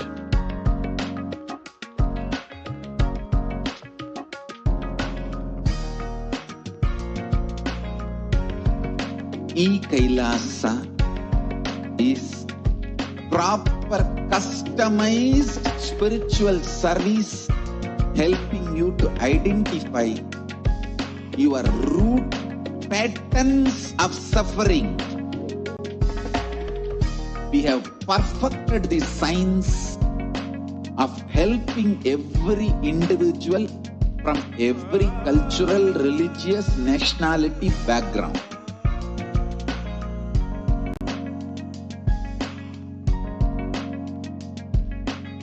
You will have lowest reactionary assumptions, highest awakened response, alive response for life continuously.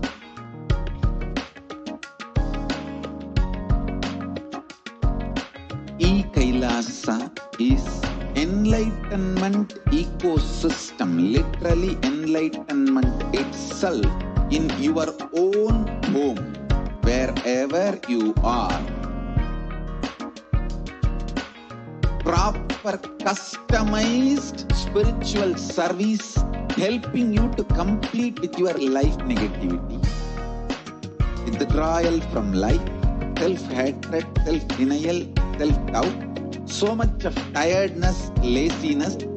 We can support you aligning your diet, your attitude, your aptitude, your understanding about life.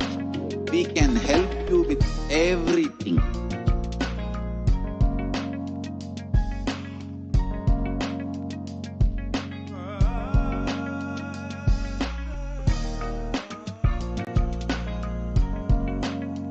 If you are interested in enlightenment, we will immediately bring this to you. If you are not interested, we will explain the whole science, inspire you, and make you interested in enlightenment time. We need to cater this enlightenment science to the whole world wherever they are, because enlightenment is the birthright of all human beings. Kailasa is responsible to provide that to all human beings.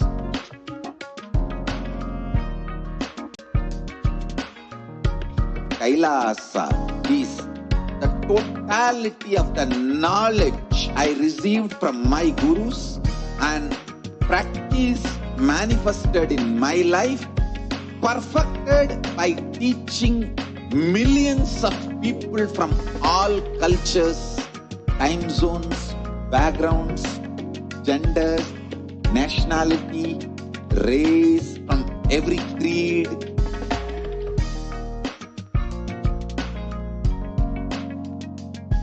So this absolutely perfected knowledge available to you, served to you in your home without even you moving out of your couch, free of cost.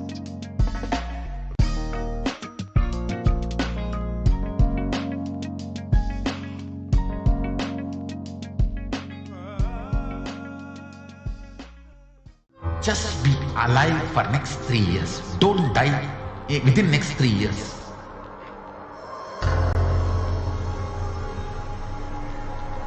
Just don't die within next 3 years. Be alive. Somehow be alive. I'm working sincerely. I will reach you somehow. Somehow I will reach you. It's my commitment to humanity.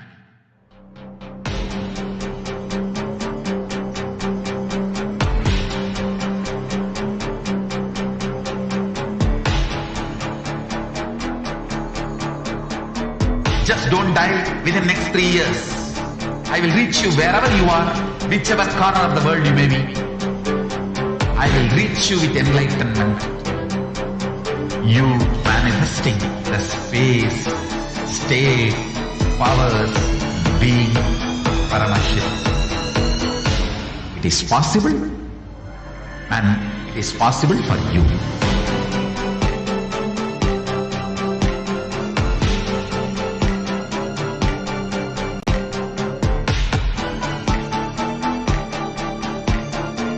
Paramashivoham will reach you with enlightenment science.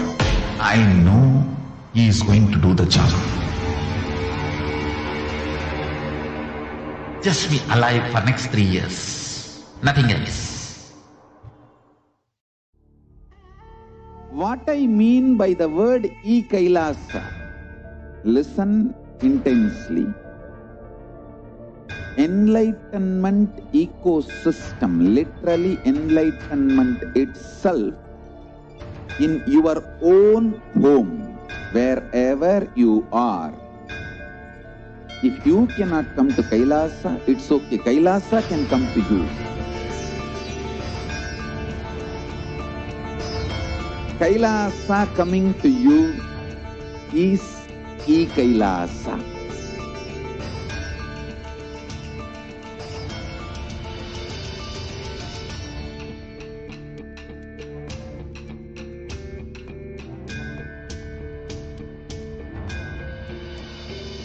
I will revive Hinduism. I am a Hindu revivalist, not by any revolution, but by evolution.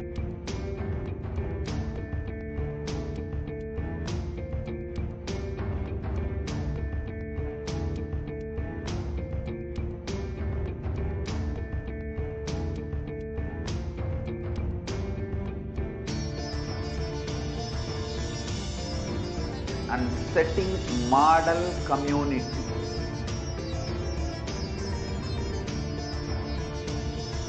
Kailasa, enlightenment ecosystems, Sarvanya Peethas all over the world.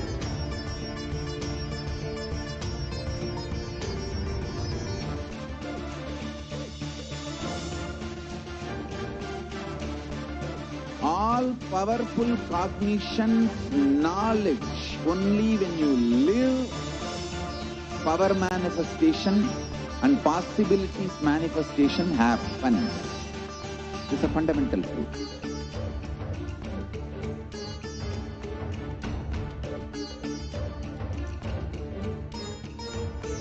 Hinduism cannot live exclusively as one sampradaya. No. All sampradayas of Hinduism is an ecosystem.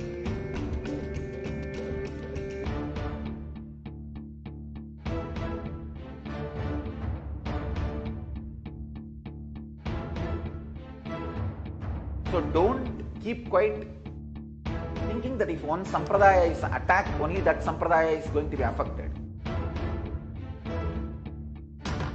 All of us are ecosystem.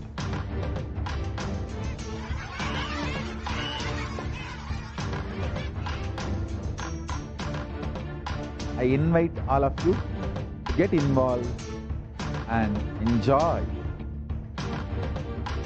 Hinduism by the principle of Dharmo Rakshati Rakshitaha. When you protect Dharma, Dharma protects you. We will make the whole planet flourish. the spiritual prosperity will happen to the whole planet. We all have to coexist together.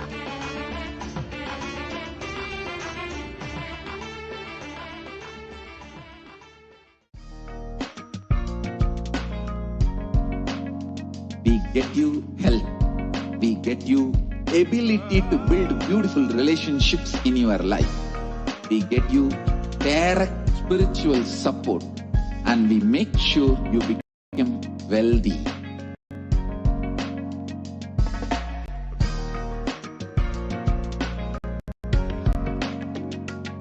We won't stop giving you just good life. We will literally not stop till you live enlightened life. Manifesting the state of Paramashiva, space of Paramashiva, powers of Paramashiva, being of Paramashiva.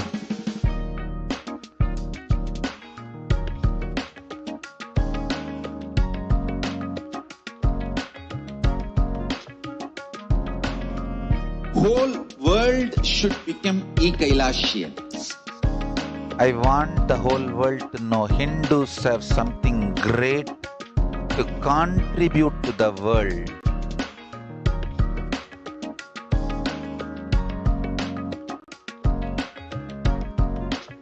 We have something great to contribute to the world. Let us do that.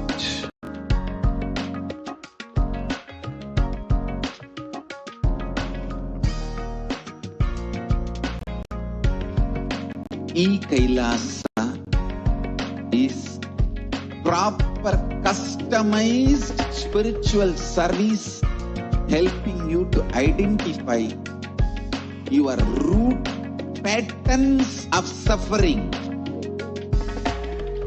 We have perfected the science of helping every individual from every cultural, religious, nationality background.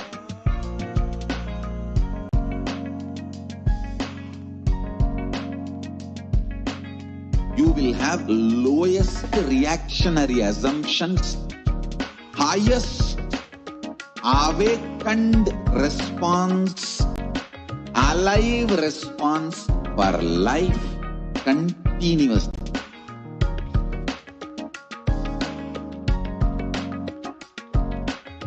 Kailasa is enlightenment ecosystem, literally enlightenment itself in your own home, wherever you are.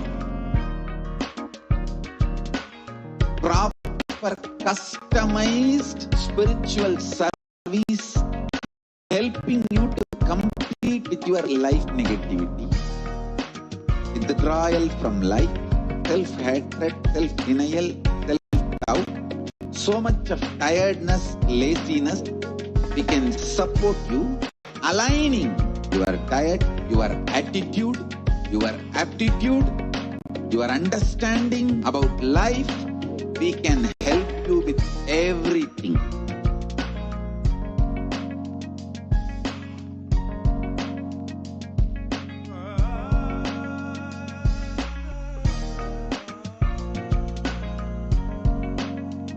If you are interested in enlightenment, we will immediately bring this to you. If you are not interested, we will explain the whole science, inspire you, and make you interested in enlightenment science. We need to cater this enlightenment science to the whole world wherever they are, because enlightenment is the birthright of all human beings. Kailasa is responsible to provide that to all human beings.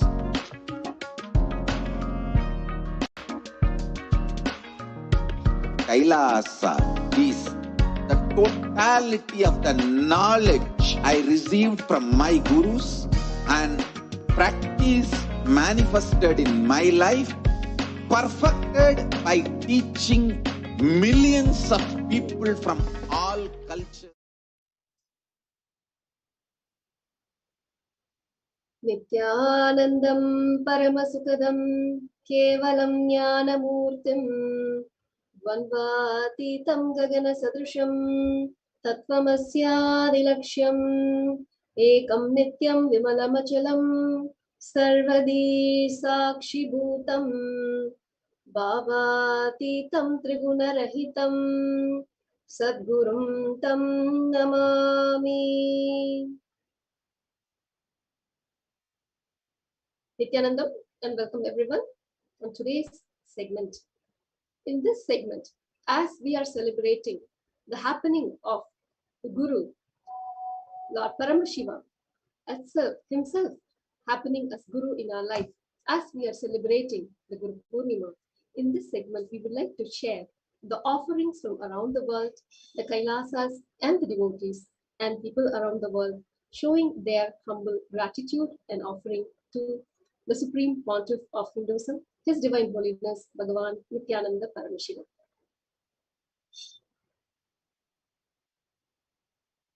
Today, we would like to share the proclamations and commendations that we receive from around the world.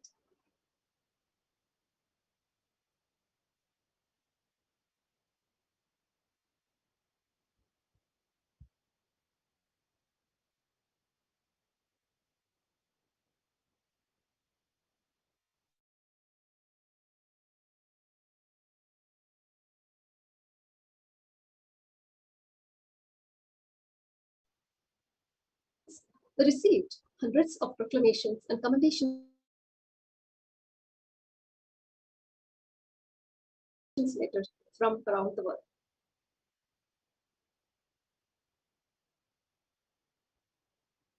From various countries, including the USA, Canada, Trinidad and Tobago, Uganda, Liberia, Lebanon, New Zealand, Ecuador, Brazil, South Sudan, Malaysia, Singapore, Australia, the Netherlands, South Korea, Germany, China, Hong Kong, Taiwan, and many more countries.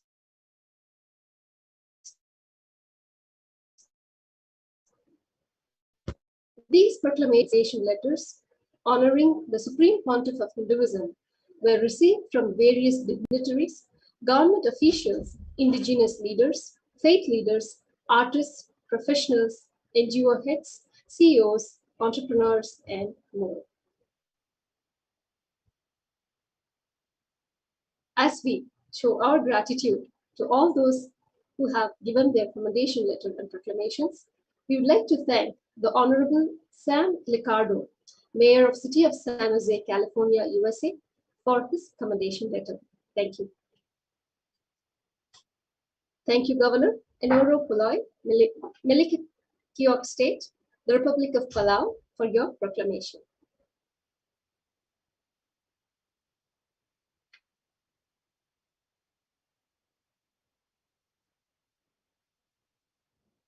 Thank you, Councillor Javed Mohammed, Siparia Regional Corporation, Electoral District of Otaheite, Trinidad and Tobago, for your commendation letter. Thank you, Ms. Patrice Huang, Director, HSBC Private Banking, Hong Kong, for your proclamation letter.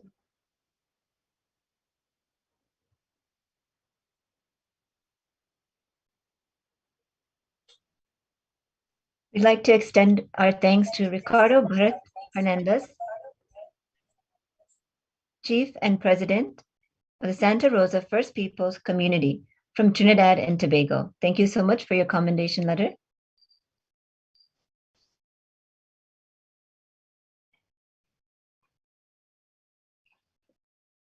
And thank you so much to Kayanja Vincent De Paul, Chairman of the Lake Victoria Regional Local Authorities Cooperation, East Africa from Uganda. Thank you so much for your proclamation.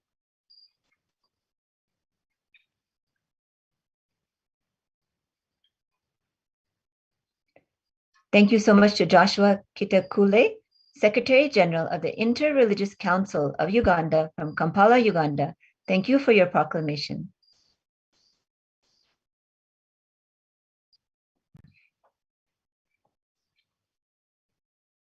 And thank you to Ms. Maristela Basso Associate Professor from the University of Sao Paulo, Brazil. Thank you for your commendation letter.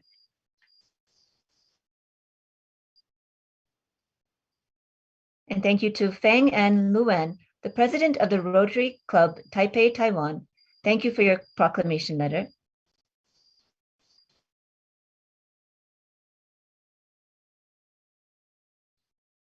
And thank you also to the Vice President of the Rotary Club Taipei, Taiwan, to Ms. Shuang-Gua Ye. Thank you for your proclamation.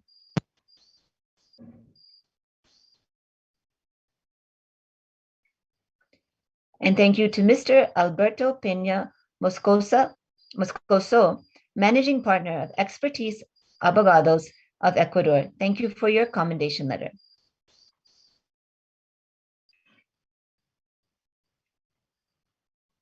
Thank you to Mr. Rabi Fakri, Attorney at Law from Lebanon. Thank you for your commendation letter.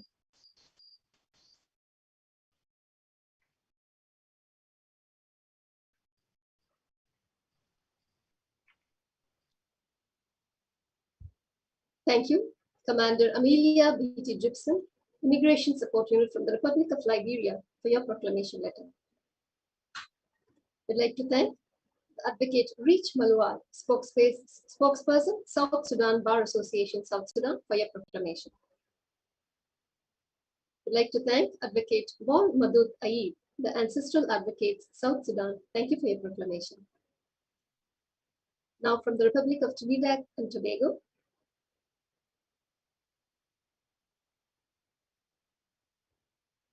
thank you, Manitya Jalandhara Ananda, from Victoria Education District, Trinidad and Tobago. Thank you for your commendation letter. Thank you, Mr. Rajesh Ruplal, Manager, Amaras Jewelry Collection, Trinidad and Tobago. Thank you for your commendation letter.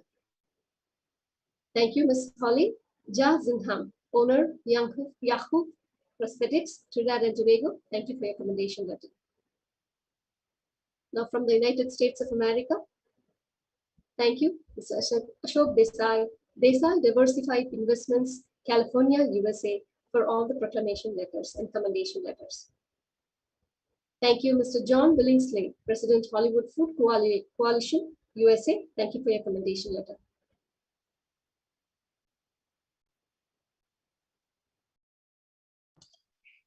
Now let us move to the Republic of Singapore.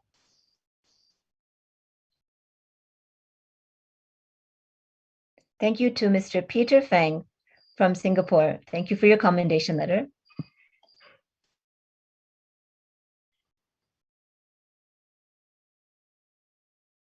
Thank you to Jayagari Giridharan, Business Associate and Partner of Windmill Management Associates. Thank you for your commendation letter.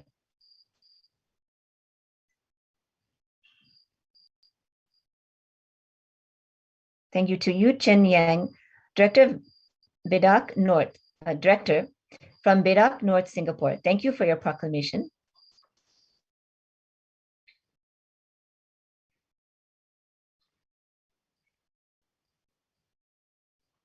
And thank you to Ananda Shraddha and Nitya Ramya, Krishna and Nitya Prasadini, Directors of Nitya Ramya Private Limited from Singapore. Thank you so much for your commendation letter.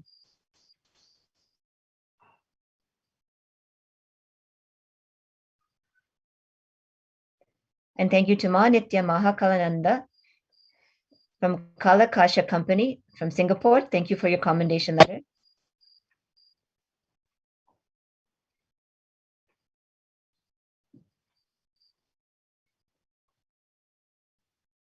And thank you to Edna Ann Lee Ling, founder of Your Future Forward from Singapore. Thank you for your commendation letter.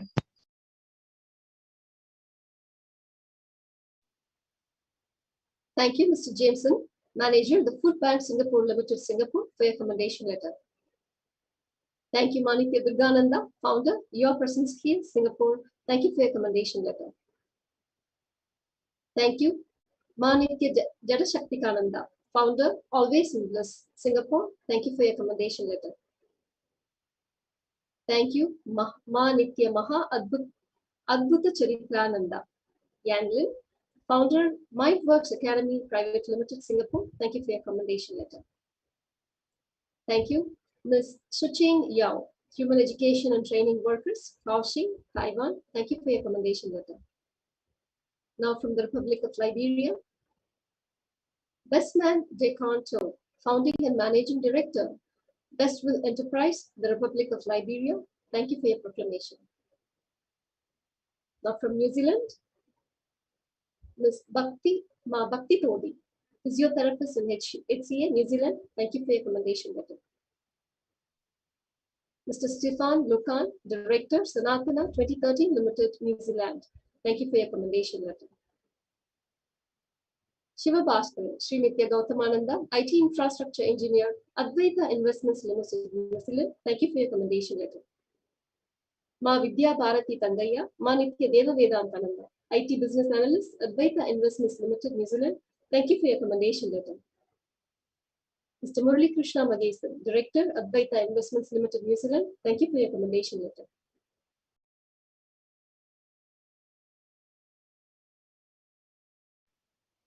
Now from Malaysia, Tirumurthy, son of Periyaswamy, Selangor Hindu Community Leader, Malaysia. Thank you for your commendation letter. Ms. Cheng Pei Ang, Taiping, Malaysia. Thank you for your commendation letter. Yoke Keng, self-employed, Kota Puteri, Malaysia. Thank you for your commendation letter. Ms. Guani Chan, Johar Bahru, Malaysia. Thank you for your commendation letter. Guan Xian Chan, Johor Bahru, Malaysia. Thank you for your commendation letter. Ms. Nelly Liu, Selangor, Malaysia. Thank you for your commendation letter. Ms. Cindy Sinyi He, Sarawak, Malaysia. Thank you for your commendation letter. Sally Ui Pai Kuat, Johor, Malaysia. Thank you for your commendation letter.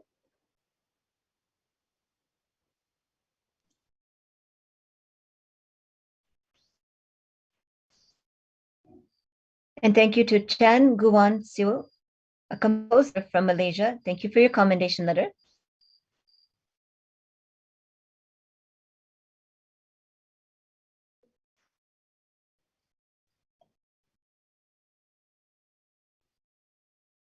And thank you to Shirena Le Wasim from Taiping, Malaysia. Thank you for your commendation letter.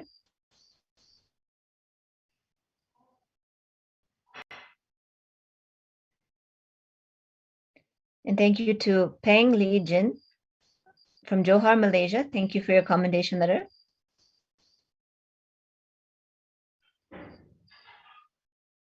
And thank you to T. Suk Ting, business owner from Johor, Malaysia. Thank you for your commendation letter.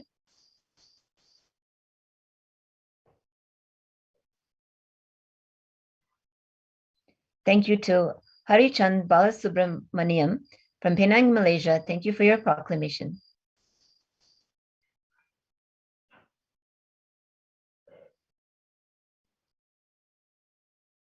Thank you to Tek Chi Wong, Director from 3 Business Solutions from Malaysia. Thank you for your proclamation.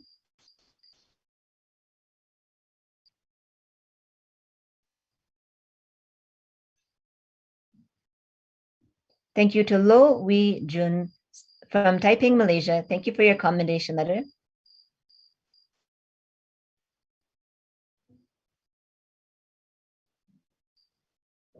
Thank you to Leong Lian Fung from Johor, Malaysia. Thank you so much for your commendation letter.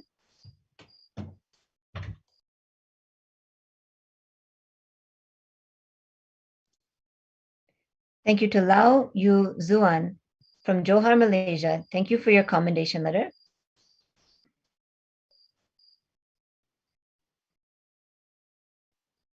Thank you to Radha Lu Pai Si from Shah Alam, Malaysia. Thank you for your commendation letter.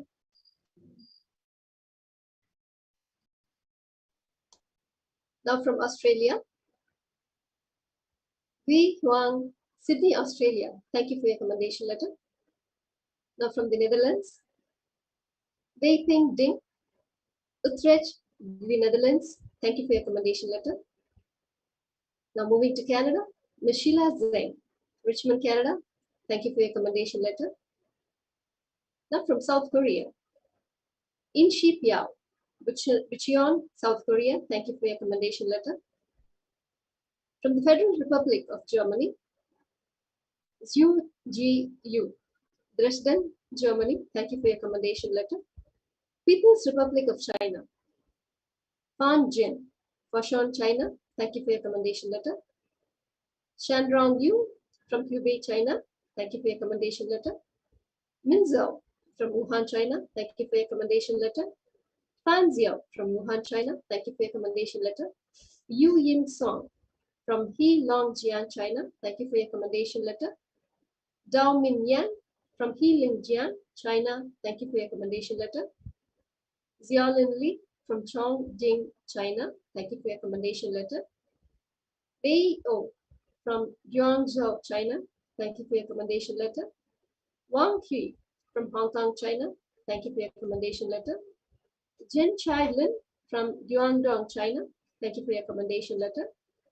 Fan Jin from Guangdong, China. Thank you for your commendation letter. Wenxiang Wan, Zinab, China. Thank you for your commendation letter. Chuan Yan Zhang from Jinan, China. Thank you for your commendation letter. Xiao He Zia from Suzhou, China. Thank you for your commendation letter. Ting Ting Yu from Liaoning, China. Thank you for your commendation letter. Xianing from Shanxi, China. Thank you for your commendation letter. Teng Fei Tia from Tianjin, China. Thank you for your commendation letter. Yan Mi Lian from Yangzhou, China. Thank you for your commendation letter. Utle Hoi from Macau, China. Thank you for your commendation letter. Yazao Zhang from Zhejiang, China. Thank you for your commendation letter. Yonzhen Kuan from Macau, China. Thank you for your commendation letter. Zhudan Li from Zhejiang, China. Thank you for your commendation letter. Dan Li from Nanjing, China. Thank you for your commendation letter. Xiahua Fan from Shandong, China. Thank you for your commendation letter. Fang Sen from Hunan, China. Thank you for your commendation.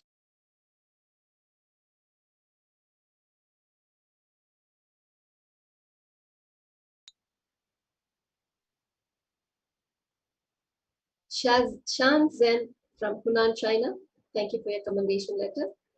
Lingzi Zhang from Guangzhou, China. Thank you for your commendation letter. Heiying Li from Anhui, China. Thank you for your commendation letter. Peng Li Yan from Yunnan, China. Thank you for your commendation letter. Zixuan Shang from Inner Mongolia, China. Thank you for your commendation letter. Yan Mi Lian from Uzhou, China. Thank you for your commendation letter.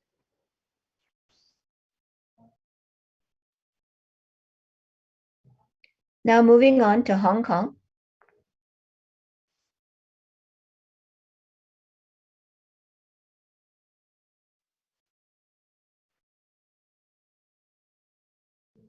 Thank you to Wan Jinzu, a student from Hong Kong. Thank you for your commendation letter.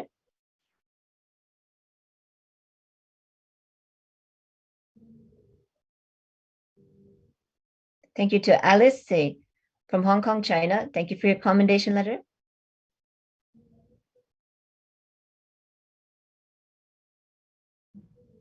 Thank you to Wai Sing Chris Wang, an insurance broker from Hong Kong, China. Thank you for your commendation letter.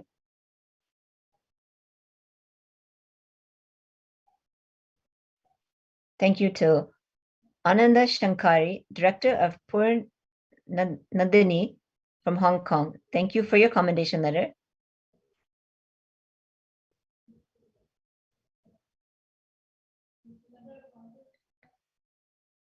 Thank you to Lee Sang Chun Jain and Ma Paramashantini, Directors from Spare of Purity and Awareness from Hong Kong. Thank you for your commendation letter.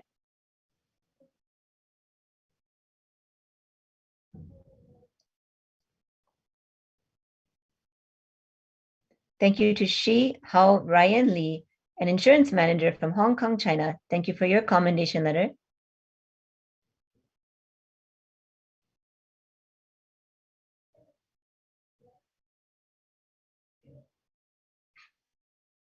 Thank you to Irene Huang from Hong Kong, China. Thank you for your commendation letter.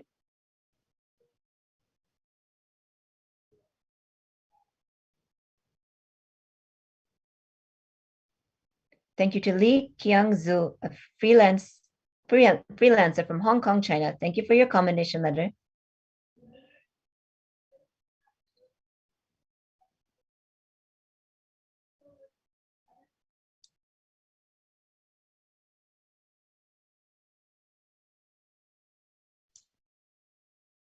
Moving on to Taiwan.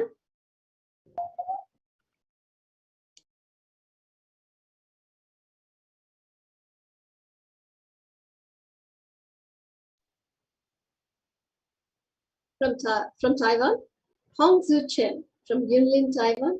Thank you for your commendation letter. I'd like to thank Ho Chi Jung from Kaohsiung, Taiwan. Thank you for your commendation letter. Lo Zi Yu from Taoyuan, Taiwan. Thank you for your commendation letter. Ying Wen Zhu from Taoyuan, Taiwan. Thank you for your commendation letter. Xu Ling Sun from Tainan, Taiwan. Thank you for your commendation letter. Chuan Zhu Li from Yilan, Taiwan. Thank you for your commendation letter. Brandy Chow from Pingtung, Taiwan. Thank you for your commendation letter. Ichun Chuo from Taipei, Taiwan. Thank you for your commendation letter. Peking Wu from New Taipei City, Taiwan. Thank you for your commendation letter. Hong Su Chen from Yunlin, Taiwan. Thank you for your commendation letter. Feng Fang Seng from Taipei, Taiwan. Thank you for your commendation letter. Ting In Chu from Taoyuan, Taiwan. Thank you for your commendation letter. Chao Li Chia from Taoyuan, Taiwan. Thank you for your commendation letter. Ms. Anne Pao Ying from Taoyuan, Taiwan. Thank you for your commendation letter. Se Zi Huang from New Taipei City, Taiwan. Thank you for your commendation letter. Hong Lung Peng from Taipei, Taiwan. Thank you for your proclamation.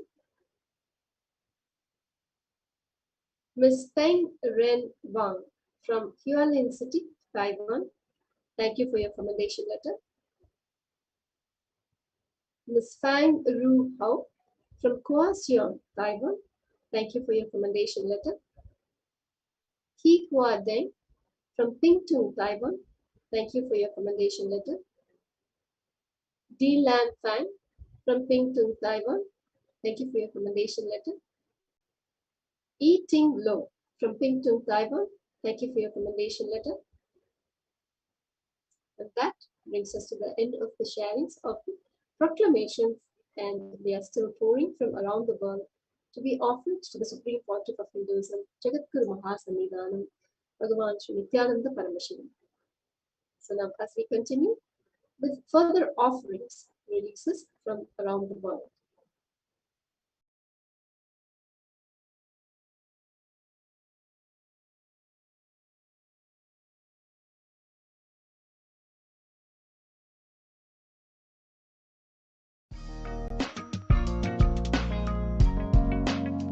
We get you health.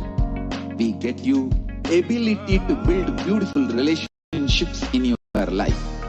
We get you direct spiritual support, and we make sure you become wealthy.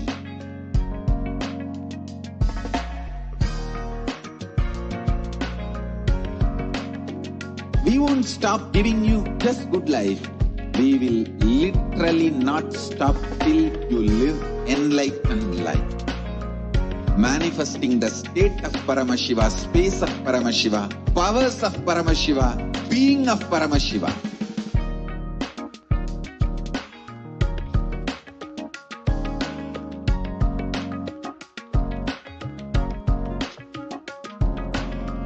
Whole world should become Kailasians. I want the whole world to know Hindus have something great to contribute to the world.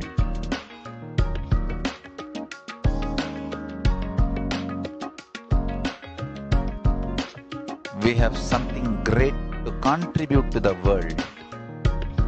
Let us do that.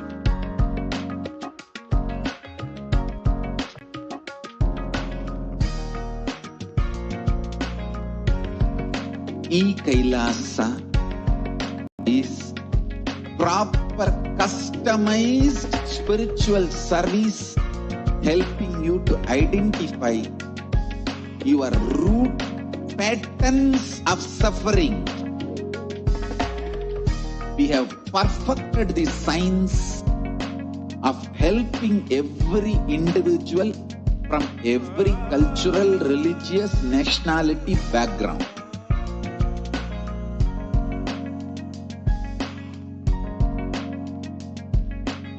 You will have lowest reactionary assumptions, highest awakened response, alive response for life continuously.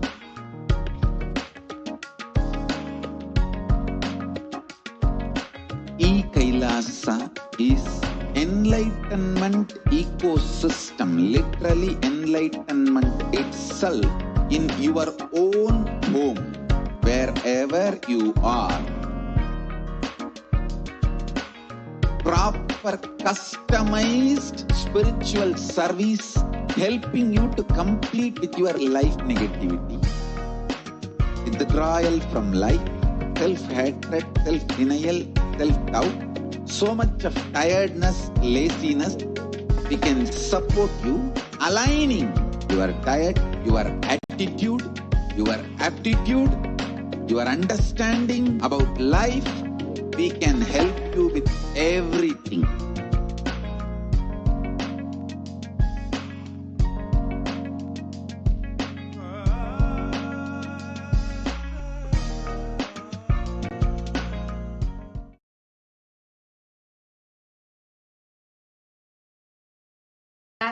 Nithyanandam, welcome back, dear viewers. And so far, we saw the various commendation letters and proclamation letters from all across the globe that were offered at the lotus feet of the Supreme Pontiff of Hinduism.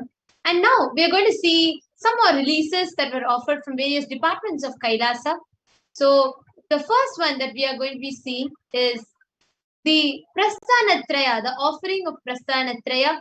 Swamiji Paramashiva himself has bestowed this as a gift for the whole of humanity on the auspicious occasion of Guru Purnima.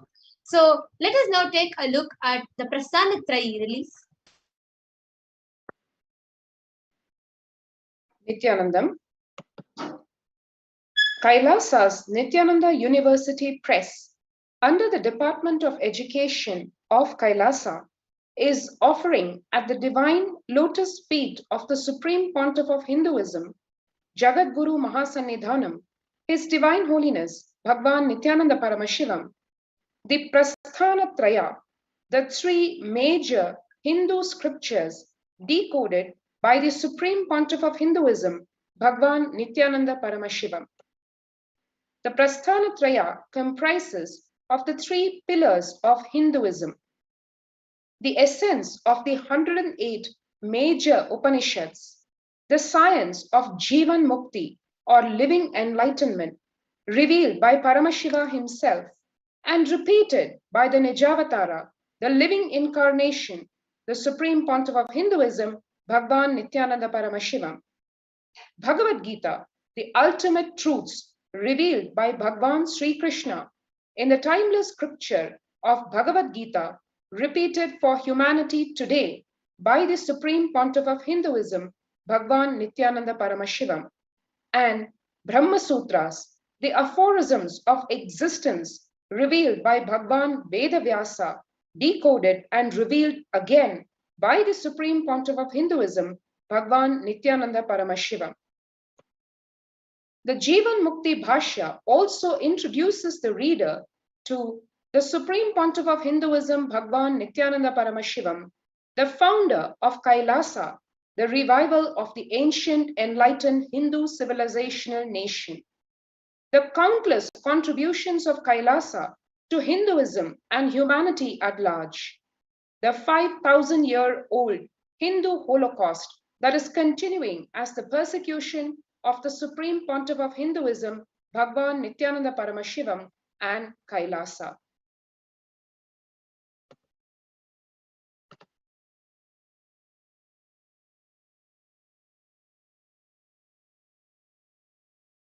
Yes.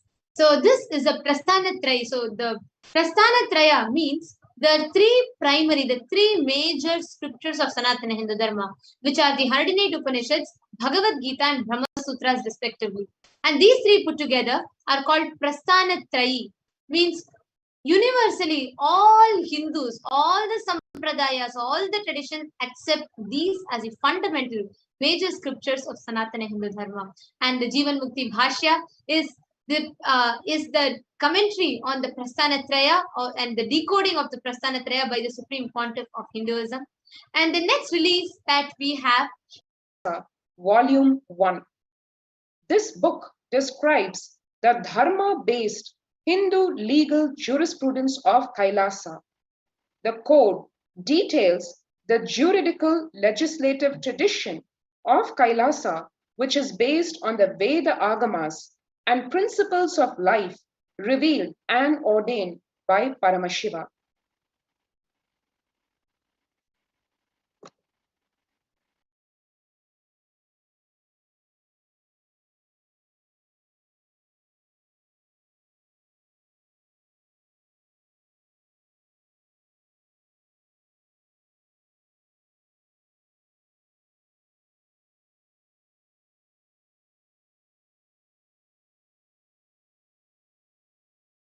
yes. And the next offering that we have is another beautiful offering. Actually, this is every Hindu, the way we know ourselves. It is based on what we have learned about Hinduism. See, the history literally determines 50% of the way how you cognize about yourself and your entire lineage. Unfortunately, for us Hindus, even in the history textbooks, we are taught our history as mythology. Ask anyone, the great scriptures like Ramayana, Mahabharata are taught as myths to us. They're not taught as history. We only learn our history with more of the Mughal invasions, British invasions, and not what rich lifestyle the Hindus had lived. What amazing, how Hinduism is a greater science of life. The Supreme Pontiff of Hinduism has now compiled this entire Sanatana Hindu Dharma, and this book is a small glimpse of that, which talks about the grand narrative of Hinduism. And as a gift to the whole of humanity, on the auspicious day of Guru Purnima, the Supreme Pontiff of Hinduism has gifted this book. Nithyanandam. Kailasa's Department of Justice, in collaboration with Kailasa's Nithyananda University Press under the Department of Education of Kailasa, is offering at the Divine Lotus Feet of the Supreme Pontiff of Hinduism, Jagadguru Mahasannidhanam, His Divine Holiness Bhagwan Nithyananda Paramashivam, Kailasa, the Grand Narrative of Hinduism. This book introduces the reader to the Supreme Pontiff of Hinduism, Bhagwan Nithyananda Paramashivam, the founder of Kailasa, the revival of the ancient enlightened Hindu civilizational nation, the countless contributions of Kailasa to Hinduism and humanity at large, the 5,000-year-old Hindu Holocaust that is continuing as the persecution of the Supreme Pontiff of Hinduism, Bhagwan Nithyananda Paramashivam, and Kailasa.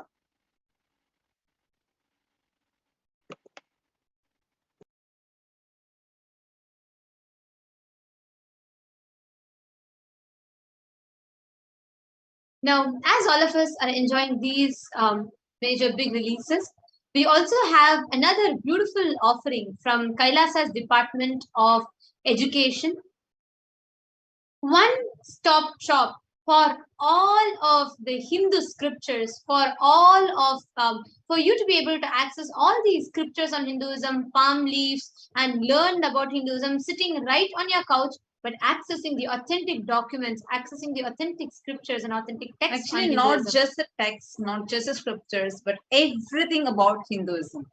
Whether literally a Wikipedia of Sanatana Hindu Dharma, the Hinduismpedia, and this is a huge, actually this Guru Purnima, it has been a huge blessing for all the Hindus across the globe.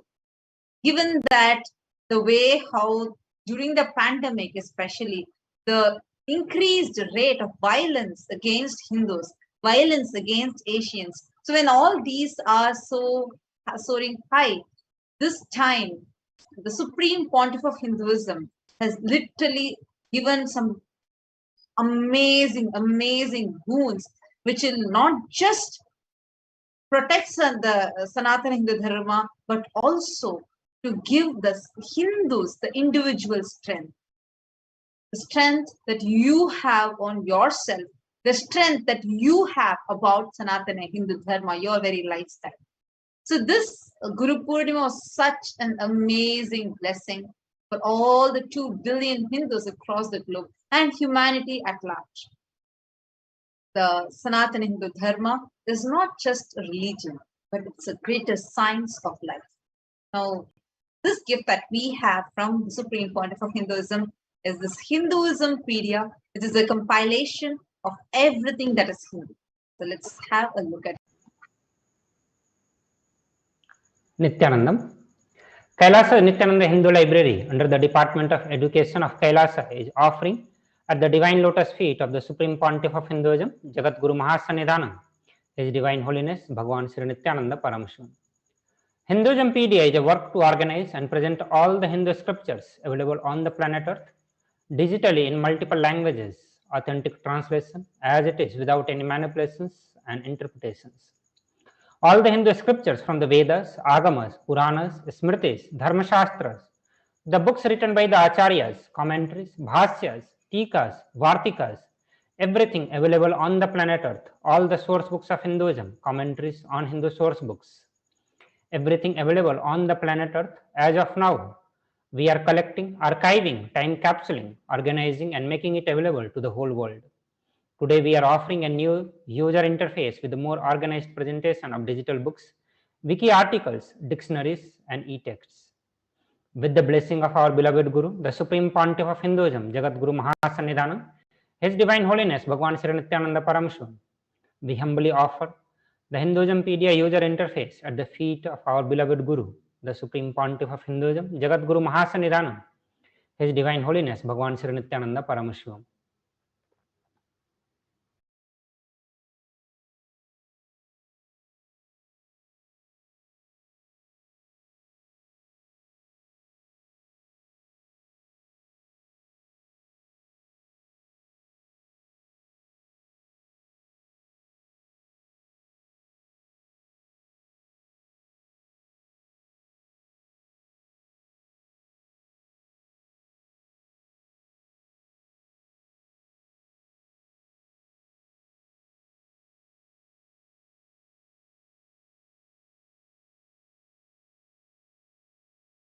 Hinduismpedia is the Wikipedia of Sanatana Hindu Dharma.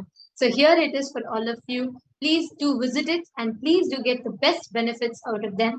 The next that we have is another release from Kailasa's Department of Education and Kailasa's Nithyananda Hindu Library, offering to us the Hindu compliance system. Like everything in Hinduism has a certain standard, a certain system of how it is supposed to happen.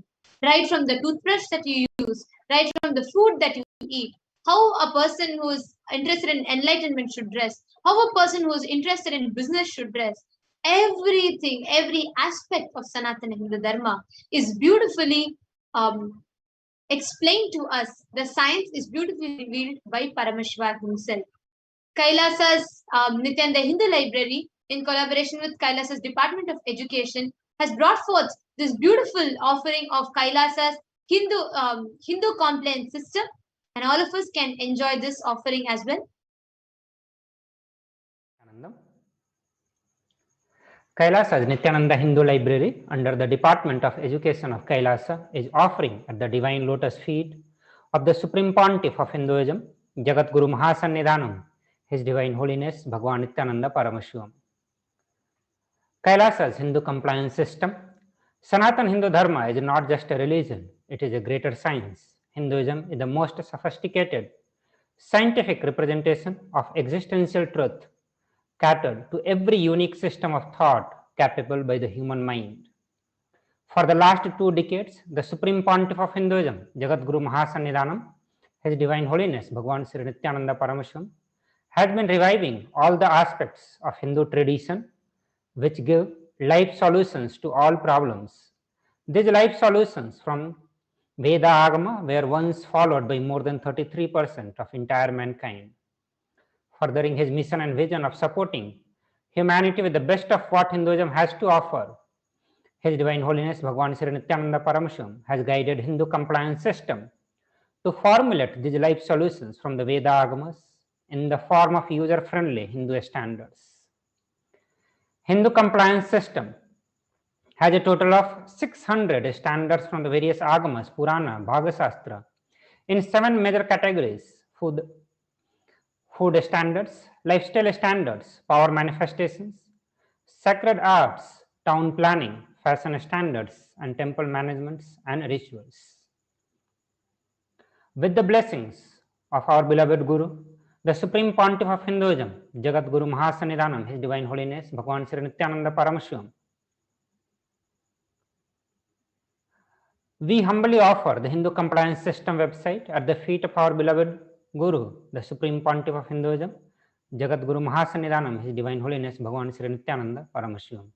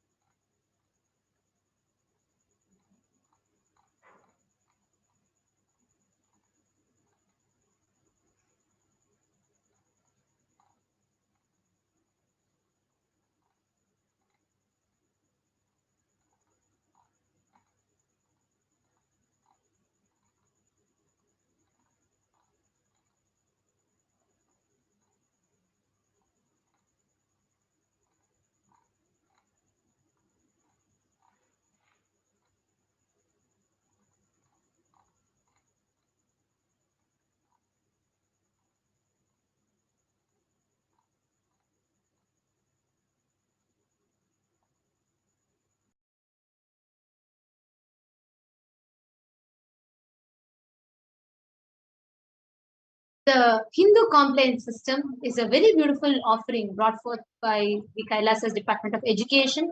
It consists of 600 major standards brought forth to us in from Agamas, Puranas, and various scriptures of Sanatana Hindu Dharma in 7 major categories, which includes fashion standards, food standards, lifestyle standards, education standards, and so many more.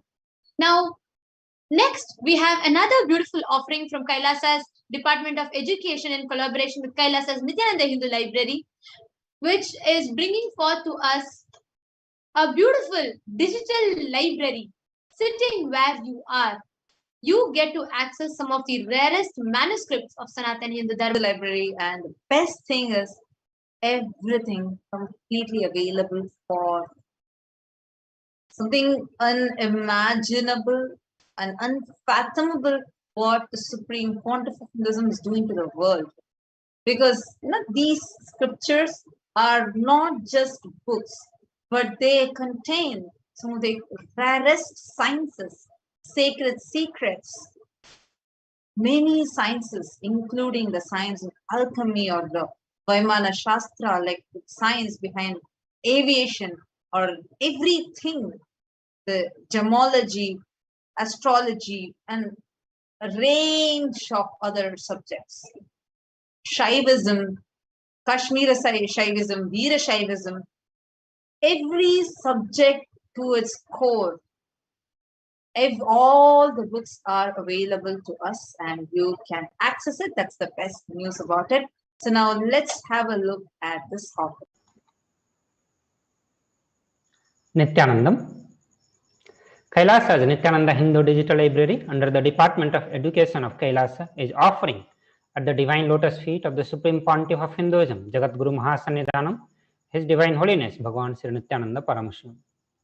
Kailasa Nithyananda Hindu Digital Library, as part of the Hinduism PDL, is a work to organize and present all the Hindu scriptures available on the planet Earth digitally in multiple languages, authentic translation as it is, without any manipulations and interpretations. Kailasa Nithyananda Hindu Digital Library is presenting a new user interface, added collections of books and manuscripts. Also, we are presenting an added feature to catalog books and manuscripts through this interface. With the blessing of our beloved Guru, the Supreme Pontiff of Hinduism, Jagat Guru Mahasannidhanam, His Divine Holiness Bhagavan Sri Nithyananda Paramashivam, we humbly offer the digital library at the feet of our beloved Guru, the Supreme Pontiff of Hinduism, Jagat Guru Mahasannidhanam, His Divine Holiness Bhagavan Sri Nithyananda Paramashivam.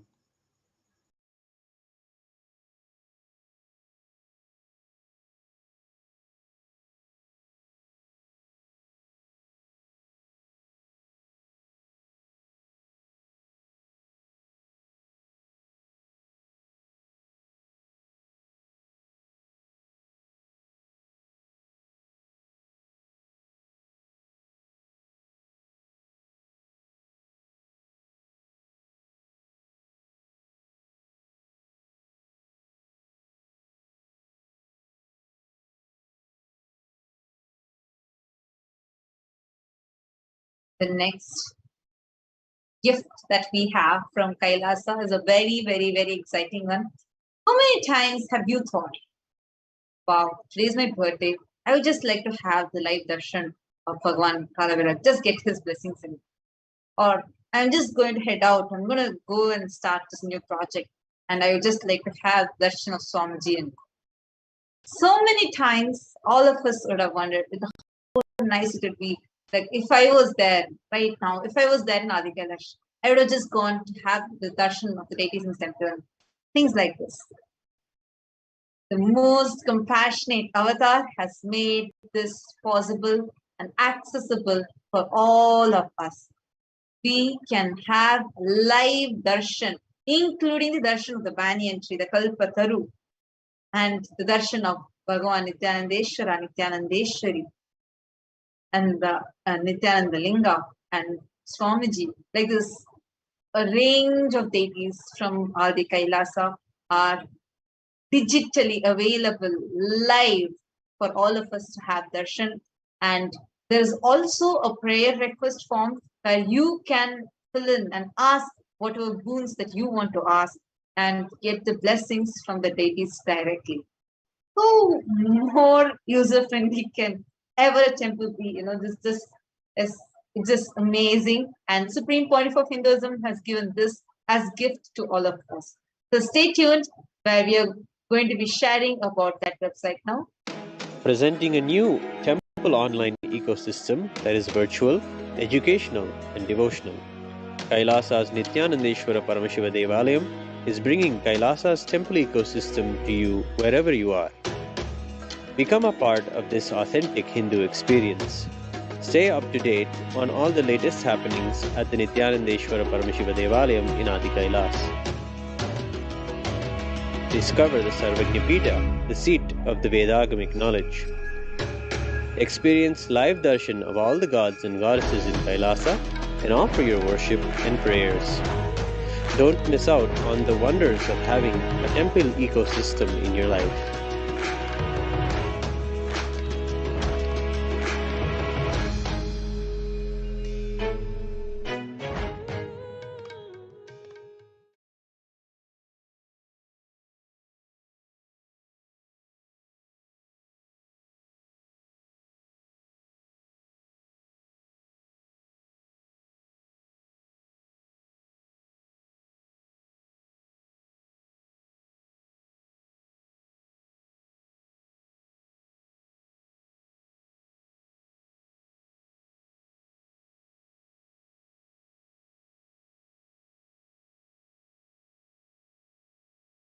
Yes.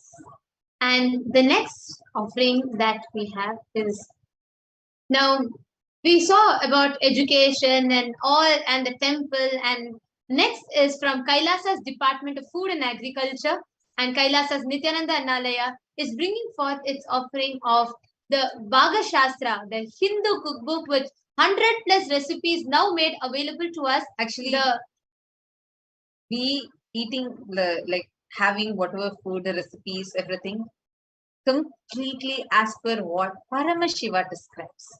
And this is something amazing.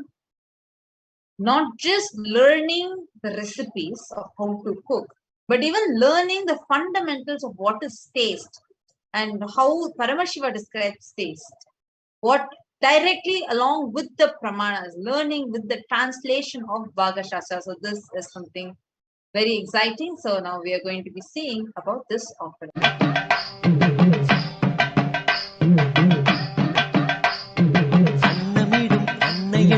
आनंदेश्वरी नित्य आनंदेश्वरी आदिशक्ति नायकिये आनंदेश्वरी नित्य आनंदेश्वरी अन्नमीडुम अन्नयुम नी आनंदेश्वरी नित्य आनंदेश्वरी Adishakti नायकिये आनंदेश्वरी Nithyanandam.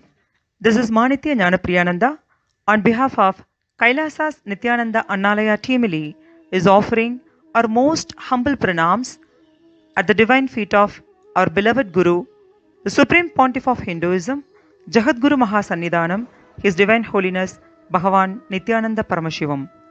On this auspicious occasion of Guru Purnima celebration, Kailasa's Nithyananda Annalaya is offering Volume 1 English translation of Hindu Pakashastra, the science of Hindu cooking directly revealed by Bhagavan Paramashiva himself to Devi Parashakti and revived by the 1008th living incarnation of Paramashiva, Bhagavan Nithyananda Paramashivam.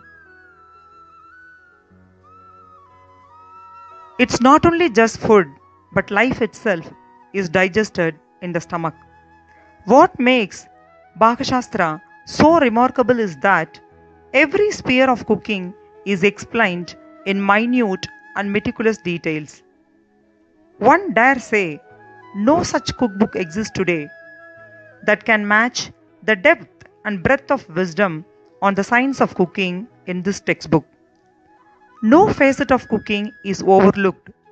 The detailed properties of grains, vegetables, fruits, herbs, spices, their qualities and impact on health, the shape and size of the utensils for cooking and storage, the method of cleaning, sorting, seasoning, pounding, grinding, frying, cooking, and the physical and the mental health of the cooks, trigunas, tridoshas, along with over 400 original recipes from across the subcontinent are directly revealed by Bhagavan Paramashiva himself. We are very delightful to offer such an ancient wisdom of knowledge at the divine feet of our beloved Guru. And I take this opportunity to thank with full of heart to our Nithyananda Teamili, Ma Nithya Nanditananda, Ma Atira Suresh, Ma Rekha Rajesh, Vikesh, Kalyana Sundaram and Kavi Pradap for their contribution with utmost devotion and dedication and integrity to our beloved Guru. I seek Bhagavan's blessings for the entire team to be blessed with more Guru Bhakti and all auspiciousness. Thank you, Nithyanandam.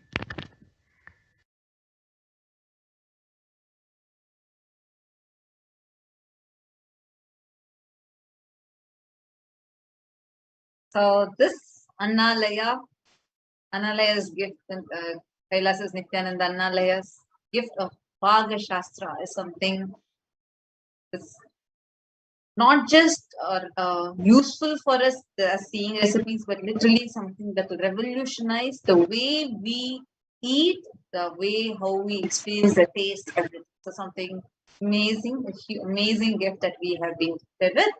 The next offering that we have is a compilation of the Guru Gita chanting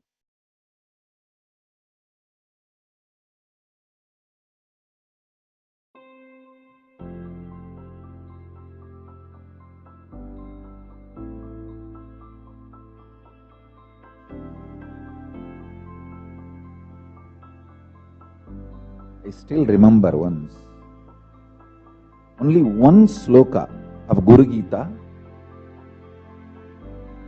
Arunagiri Yogeshwara chanted and taught me.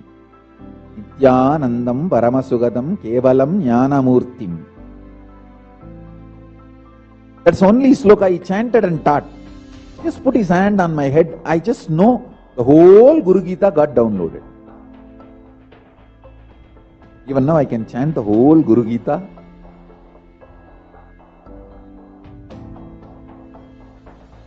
If you are an intense disciple and your Guru is intense Guru,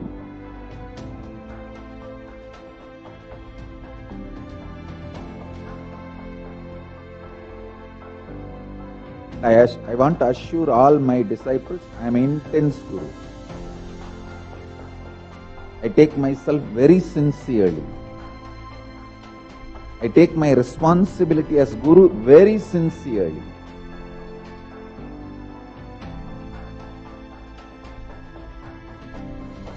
Guru Tattva is respected and revered in Sanatana Hindu Dharma far more than any idea of God. The highest idea of God is given the seat of third eye, but Sahasrara, the crown center, is given to Guru Tattva. In Sanatana Hindu Dharma, the highest God you can experience is given third eye, means Anya Chakra. But the Guru Tattva is given Sahasrara. So understand, Hinduism itself is Guru Sampradaya. Parvatyuvacha Om Namo Deva Devesha Parat Parajagat Guru Tvan Namaskurvate Bhaktya Sura Suranara Sada Vidhi Vishnu Mahendradyir Vandyaha Kalu Sada Bhavan Guru Seva Gaya Prokta Dehasya Dakshayo Vataha Tatpadam Vishnu Padam Syat Tatra Dattamanantakam Guru Murti Smare Nityam Guru Nama Sada Japet Guru Ragyam Prakurvita Guru Ranyanna Bhavayet Guru Vaktre Stitham Brahma Prapyate Tat. This is a very beautiful offering of Guru Gita, which is now available to us in English for us to read and enjoy. Next, we have few more offerings from Kailasas around the globe. We have the offering of the first offering from Kailasa in San Jose. It's offering its expansion of the Nithyananda Jnanalaya in Kailasa in San Jose.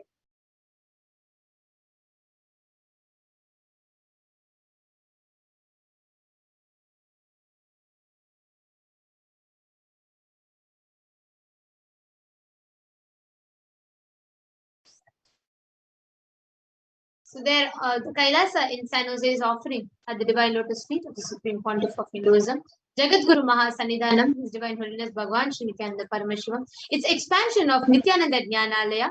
They have added 2,700 books in the categories of Shaiva Siddhanta, Kashmiri Shaivism, Veera Shaivism, Siddha books, Arunachala, Natha Sampradaya, Shaivagamas, Shaiva Puranas, palm leaf manuscripts, and more books. They have added 220 books on Shaivism and 500 books on the Jnanalaya topic. Now let's move on to some wonderful offerings from Kailasa's United Kingdom, Europe, and Africa, which is inaugurating 3 new satsang centers and 1 Padaka Mandir.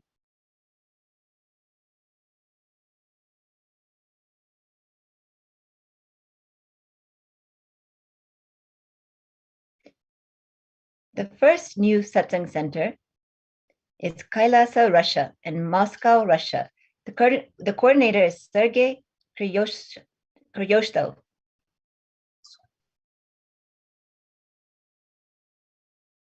We have another new satsang center in Denelton, South Africa, Kailasa, South Africa. Coordinator is Bignoni Makonto.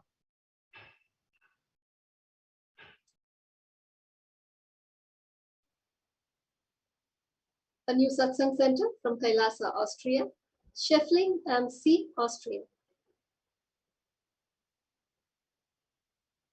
A new Paduka Mandir. Apologize. The Kailasa, Austria, new satsang center from Scheffling am See, Austria. The coordinators Manitya Mahadevananda and Srinitya Mahadevananda. New Paduka Mandir from Kailasa, Switzerland, Schlag TG, Switzerland, Martha Schreiner and Noel Schreiner are the coordinators.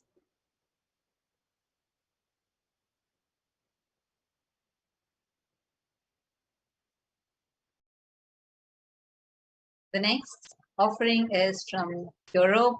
We have three books that are translated in 3 different languages. One is the Living Enlightenment book, the Jivan Mukti book, which is translated and available for free download at Nityanandapedia.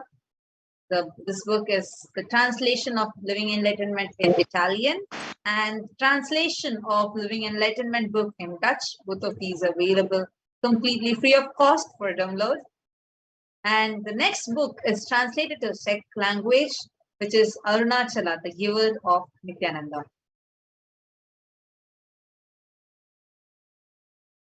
Next, we have inauguration of satsang centers in Middle Eastern zone.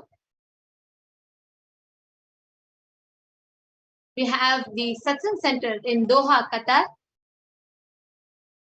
And the next satsang center, which has been inaugurated, is from Muscat, Oman.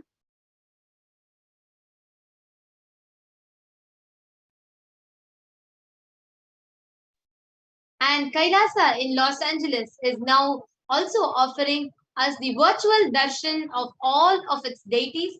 Now each of us can have the darshan of the deities at Los Angeles Temple online in their official website.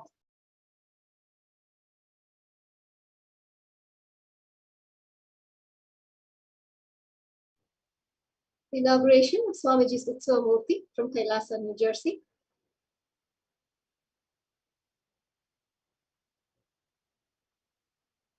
On the auspicious day of Guru Purnima, Kailasa, New Jersey, New York, inaugurated the Swamiji's Utsava Murti, blessed by the Supreme Pontiff of Hinduism, and they also offered Guru Homa on this auspicious occasion.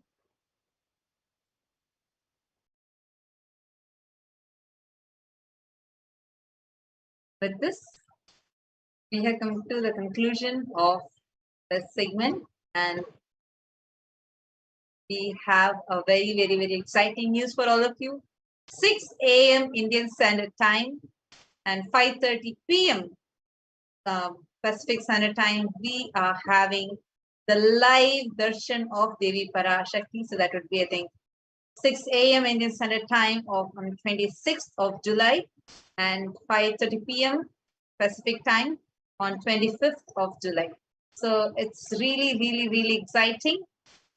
We are going to be having the live Parashakti Akashic reading, where we are going to be having the darshan of the ultimate divine cosmic mother herself. She's going to be coming live, answering our questions, giving us the boons, and giving us the karmic breakthroughs, and answering our prayers, etc. live. So make sure you tune in the same platform that you are watching us live right now through, and you can ask your questions, prayer requests for boon, prayers, etc. while Devi is live. And this is going to be happening at 6 a.m. Indian Standard Time, and the preparations for the darshans begin by 2 a.m. Indian Standard Time, which is 1:30 p.m. Pacific Time. So with this, we have come to the conclusion of the segment, and we'll be concluding with Purna Mantra, and right after this, we are going to be having the power manifestation segment starting. Om Purnamadav Purnamidam Purnat Purnamudachyate Purnasya Purnamadaya Purnameva Vasishyate. Om Shanti Shanti Shanti Hari Om Tat Sat. सर्वं भगवत् श्री नित्यानंद परमशिवं पादुकार्पणमस्तु। ओम Nityanandam. Thank you all, Nithyanandam. Thank you all, Nityanand. Stay tuned. We are going to be having the live Kailasa courtyard session starting very shortly.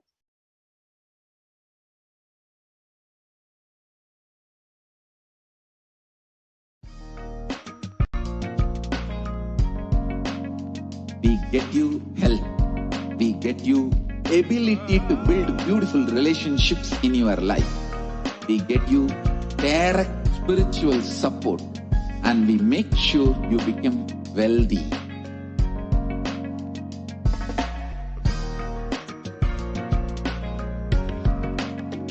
We won't stop giving you just good life.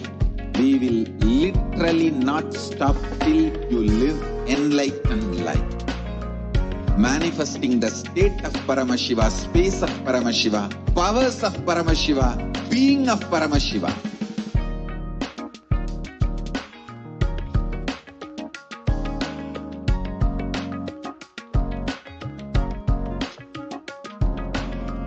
Whole world should become Kailasians. I want the whole world to know Hindus have something great to contribute to the world.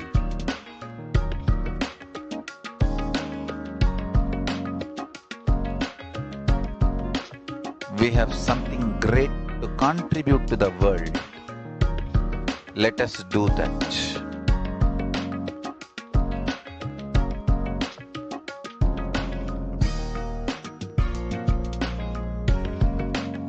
Kailasa is proper customized spiritual service helping you to identify your root patterns of suffering.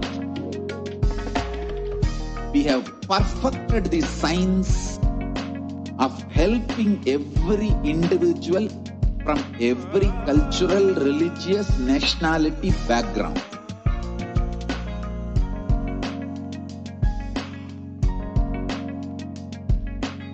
You will have lowest reactionary assumptions, highest awakened response, alive response for life continuously.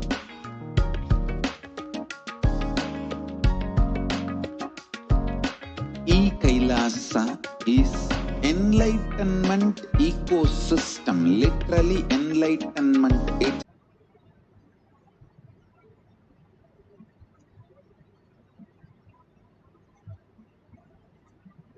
Taiwan, thank you for your contribution.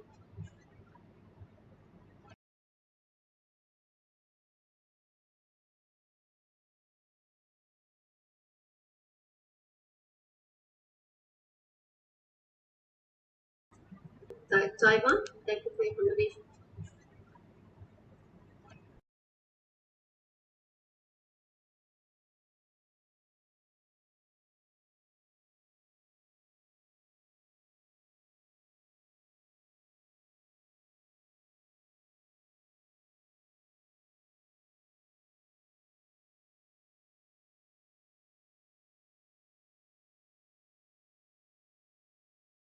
Under the guidance of Supreme Pontiff of Hinduism, Jagat Nithyanandam Paramasukadam Kevalam Jnanamurtim Dvandvatitam Gaganasadasham Tattamasyadilakshyam Ekam Nityam Vimalamachalam Sarvadi Sakshi Bhutam Bhavatitam Trigunarahitam Sadgurum Tam Namami. Let's go through the disclaimers. Security measures. No photography, video, audio recording. Important cautions.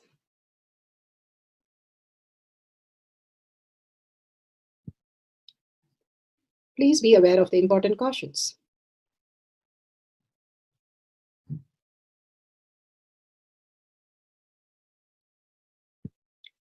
What is spa manifestation? Let's hear from Bhagwan himself explaining what is spa manifestation.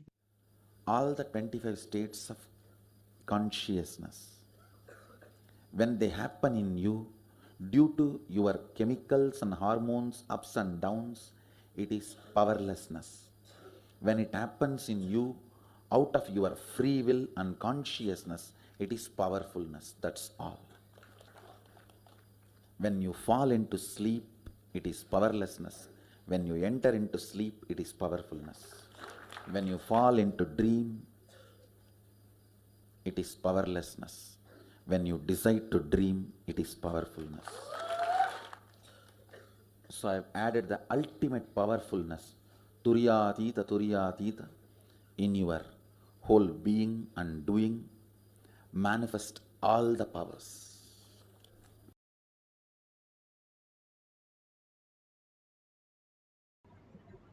Beautifully, Bhagavan said how he has added Turiya and Turyatita, and we can manifest all the powers. Power manifestation is a cognitive shift. When you understand from what you are, the body and the mind, to the powerful space of superconscious breakthrough, the Paramashiva, the quantum space, as more of manifesting the conscious sovereignty as your reality. And that is a science which transforms you from the matter to consciousness, who you are, the original space of you. That is the science of power manifestation. The science of power manifestation is authentic, time-tested, scientific, and foolproof. The evidences to support it is a science that each and every one can experience it, and each and every one can manifest any number of times. That is why it is a science. The Shastra Pramana, scriptural evidences, the eternal unchangeable truth revealed in the source scriptures, the Vedas and the Agamas, Apta Pramanas, Aptas. Who are the Aptas? The experience results of the Aptas. Aptas are the Rishis, Munis, Ganas, Nayanamas, Alvarsiddhas, all of them, millions of them, who are the authority of Hinduism, who are the scientists who time-tested, verified the science of power manifestation. Atma Pramana, account of His Divine Holiness, Bhagavan Nithyananda Paramashivam, this millennium's avatar's personal experience of power manifestation. Bhagavan's very own Leela to showcase how a human can transform into the space of oneness as Paramashiva in the superconscious space. Beautifully, Bhagavan enacts the Leela to showcase for us to understand the reality.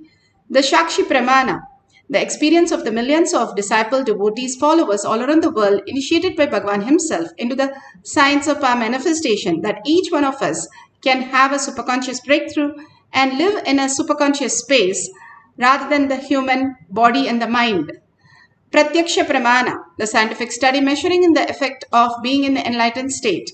The thoughtless space is quite possible, and that is the science, is all about science of our manifestation. The peace that we can experience is extraordinary when we understand the thoughtless space. That is why each and every human goes into the deep sleep every single day, and that is the most delightful thing that each and every human being attest for. So let's go to the Shastra Pramana. Shastra Pramana, the eternal unchangeable truth revealed in the source scriptures, the Vedas and the Agamas. Vijnana Bhairava Tantra, the scriptural reference for the remote vision. From the Sutra 63, Dharana 40, Vijnana, consciousness, Bhairava, one who experiences consciousness beyond the mind. And Tantra is the method. How step by step we have a science lab, a math lab, methods. We have the conscious lab. That is science of our manifestation. Here in the conscious lab, we do not use gadgets nor the mind. We use only the conscious sovereignty and follow the steps that Bhagavan has given to experience the oneness with Paramashiva. This is from the Vijnana Bhairava Tantra. Pramana, Dharana 40. Sarvam deham chinmayam hi jagatva aribhavayet yugapan nirvikalpena manasa paramodayah. Sarvam deham chinmayam hi jagatva aribhavayet yugapan nirvikalpena manasa paramodayah. Bhagavan Paramashiva says, beautiful steps one should continuously cognize. As step number 1, keeping the mind beyond the movement of thought. Step number 2, free from the doubts or the root cognition, no SDHD. Step number 3, then the whole body, even the whole universe, microcosm and macrocosm, are simultaneously the essence of the nature of consciousness in infinity space of oneness. Then the supreme awakening, the final step, the supreme awakening happens as conscious body, cosmic body. The conscious sovereignty happens as reality. Bhagavan Paramashiva beautifully says how Nachiketa was a small boy of 7 years or 10 years who went to Yama, and he challenges Yama to teach him the science of death. And beautifully Bhagavan says, if you understand death, you will understand life more successful, more auspiciousness. And Yama, being so integrated to death, absolutely he has become such beautiful space of compassion, removing us from the suffering to give us the new body, new space.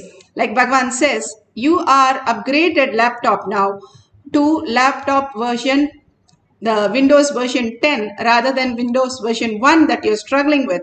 Just because Windows 1 is taken off, the Windows 10 is given, which is more amazing, and it can perform 1,000 times more than the Windows 1. How we understand the software, that's how our matter, our body, if we understand that what we are understanding only from the body, we are stuck with that. But if we understand death, that everybody, one, which is reality, which is the truth, which is the existential reality, everything, everyone, everything has to become the ash. The ultimate thing that we apply, the ashes, is reminder of everything becomes an ash. Then what remains? The conscious sovereignty remains. One small boy asked the grandfather, who is in that video I am seeing? The grandfather says, oh, it's me. The child says, how can it be you? It is not old. It is a small boy. And the grandfather says, yes, it is me. I am that when I was small. And so the child says, oh, you are that and you are this, what you are. So the child sees there is a change in the body, how we have lost the child body and got a new body of an adult, and how we start changing every minute and everything is constantly changing. But one thing is very clear, that I am existing in all the forms as me, which is not changeable. The conscious sovereignty, which does not change. It is the unchangeable, the eternal truth. And if we understand the higher reality, how we exist, and what is eternal, what is that which does not change, we don't have any fear of that. We get fear only from the things which are changing because we have to lose something. Bhagavan beautifully says, life has no hypocrisy. Nothing can be removed from you because you do not change. Only what is changeable is changing in you, which is a delusion. Other than delusion, nothing changes in you. That is a beautiful space to experience, that nothing changes, nothing loses. Then the fear that we are holding simply goes away. That is what Nachiketa learns from Yama, that once you learn once you learn about the death, there is nothing for us but only successful, because the way we perceive everything in the outer world is only that is changing, and that is a reflection of my own self. If I understand the higher reality, that I am eternal, I am Paramashiva, then that which is going to be in the outer world has to be eternal, has to be permanent. Only because I am thinking I am changing, the outside world also projects as it is changing. Everything is a perception of what we are doing continuous samyamas. Bhagavan says, we are doing samyama on laziness, boredom, tiredness, disease, death. Instead, he says, fake it and make it. You experience the ultimate with Paramashiva as the ultimate, as who you are, which is unchangeable, which is constant, which is always alive, which is always existing as reality. Once we understand this, have a huge completion, lots of things just wither away and lots of things just manifest as ultimate. If I understand that, what is the reality? Then the reality is I am manifesting what I want, when I want, how I want as my reality. that greater science starts happening as manifestation. Nachiketa learns the greatest science from Yama, the lord of death, Dharma. He is known as Dharma because he have uncompromising compassion, just like Bhagavan, who's always willing to give the best for his disciples and devotees. Beautiful Apta Pramana. Apta Pramana are the truths from the people who have lived and had a superconscious breakthrough as Siddhas, and beautifully here from Sai Satcharitra, chapter 7, page 42. He sees the firing pit in many places, and he sees the woman working with a small baby, and he sees from remote vision that the fall of the baby into the fire pit. And exactly so, the mother tripped on a log and was about to drop the baby in the fire. But because Baba was there, Sai Baba caught the baby and said, "Just be careful." And he saved the child and the women from the great trauma and agony. When we are with Bhagavan, somebody would come and always save us from all the traumas and living the greatest life of only peaceful surrender to Bhagavan's lotus feet. Again and again, the great science is taught to us how the conscious sovereignty, living that as ultimate reality, like the sutra says, continuously cognizing Paramashiva in your inner space. Every moment is auspiciousness and abundance, and free from all the traumas and all the karmas. Bhagavan beautifully here speaks about how he landed in the body with pure love and consciousness for the humanity.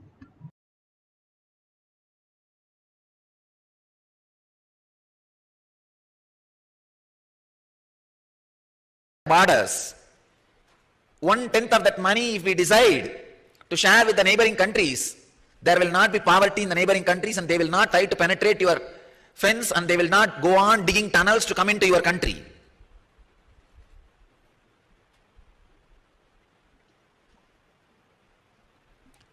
It is just a little bit of consciousness on decision makers. Just a simple decision to make all the things available to us as a normal life for human beings. Just like atomic power can be used or misused. It can be used to produce whatever human beings need for all human beings on the planet Earth. Or it can be misused to destroy the whole planet Earth without human beings. Either it can be used to create whatever luxuries available on the planet Earth, or it can be used to destroy whatever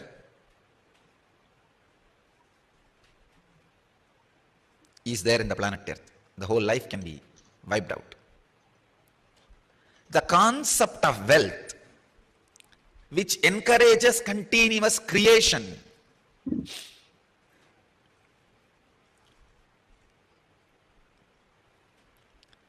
the concept of wealth which continuously encourages creation, not which leads human beings towards destruction, which leads human beings towards creation.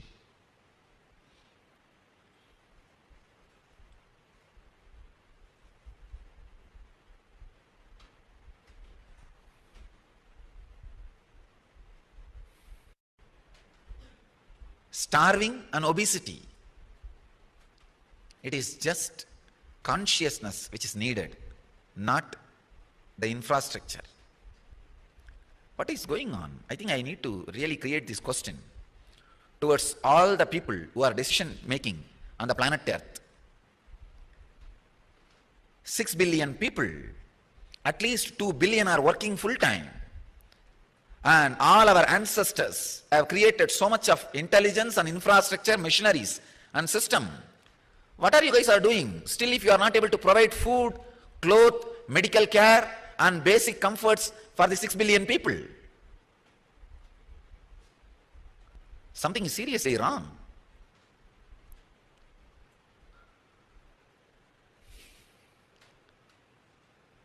The right way of using power. Patanjali is now going to talk about the great science of inner nuclear power. That is why he wants you to be prepared before initiating you into the power. It's a very powerful technique.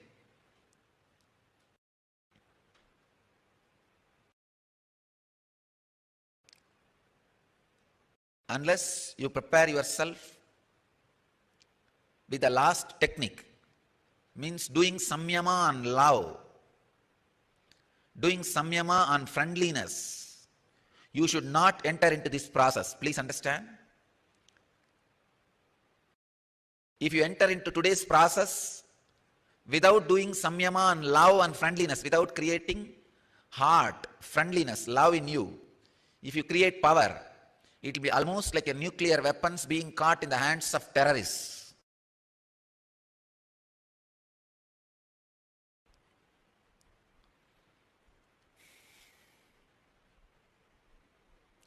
It is 131st Sutra of any kind of strength, such as that of the elephant, one obtains that strength. Swami Sachidananda translates as, by samyama on the strength of the elephants and such other such animals, their strength is obtained.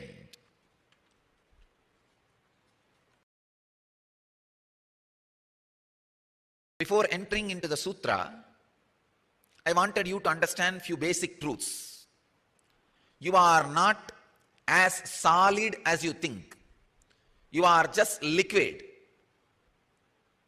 Any shape your inner space takes, your inner essence also takes that same space.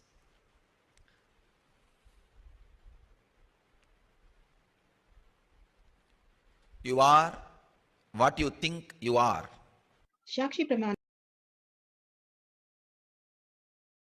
Beautifully, Bhagavan described how the inner space, whatever shape we hold inside, if we hold struggle, inauthenticity, and all the traumas, then outer reality would be that.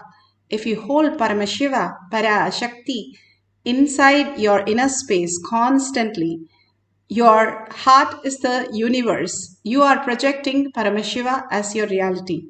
Now, beautifully, there's a Shakti Paramana for remote viewing. Here he describes even the model that is made from which country by remote scanning the house and the objects. Initiated disciples all over the world manifesting the power and sharing their testimonial. Let's listen to the devotee that he is doing a remote scanning of others' houses. My name is Chico Pfeiffer. I'm from Holland but live in Spain currently, and I'm a holistic beauty and health practitioner. It was a remote vision about scanning a house, and I could scan the whole living room of the person which is sitting in front of me, which I never met. I was never even saw his house, and I could see all the furniture, his television, the closets. I saw boxes and books. I saw actually his whole living room. So the guy was trying to get me more difficult questions, and then he said, like, can you see where I bought the table? And then I was able to look under beneath the table, and I saw the mark made in Morocco. And I said that, and he says, oh yes, that's really true. And then he even asked me, can you see a glass and chandelier? And I said, yes, it's on your dining table. I saw straight away where it was. And I could also look under beneath it, and I could see it was made in Italy and Venice. So when I said it, the man really was always like, oh my God, this is so amazing. So yeah, that was our... Beautiful.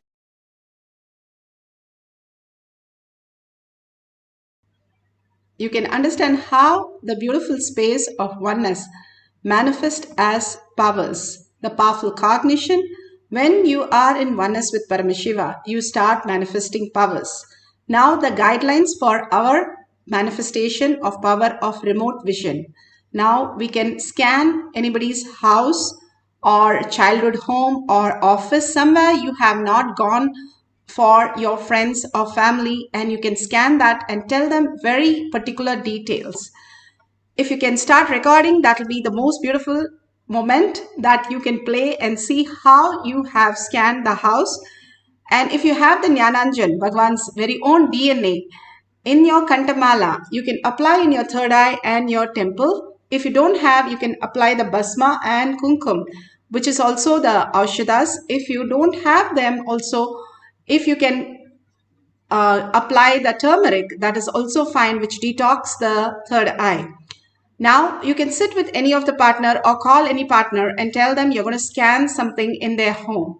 You can scan their house, or you can scan something in their house and scan their childhood home or their office or their friend's home or their grandparents' home.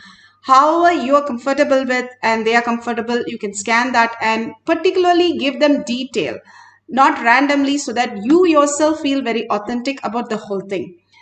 The number of rooms, number of floors, the facades, the unique features of the house, the architectural plan, whatever you think is so particular about that house or that locality, you can write down the detail and then you can share it with them.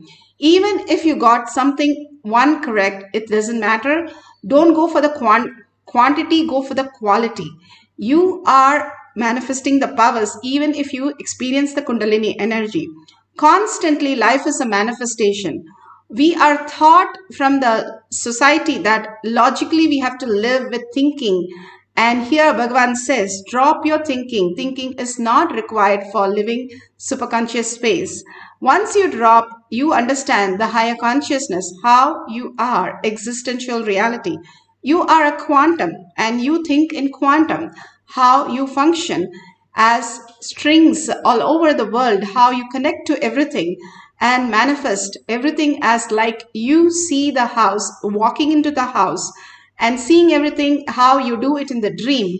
Exactly, you can do that right now and you can experience the oneness and write down the detail or draw the detail and share it with them.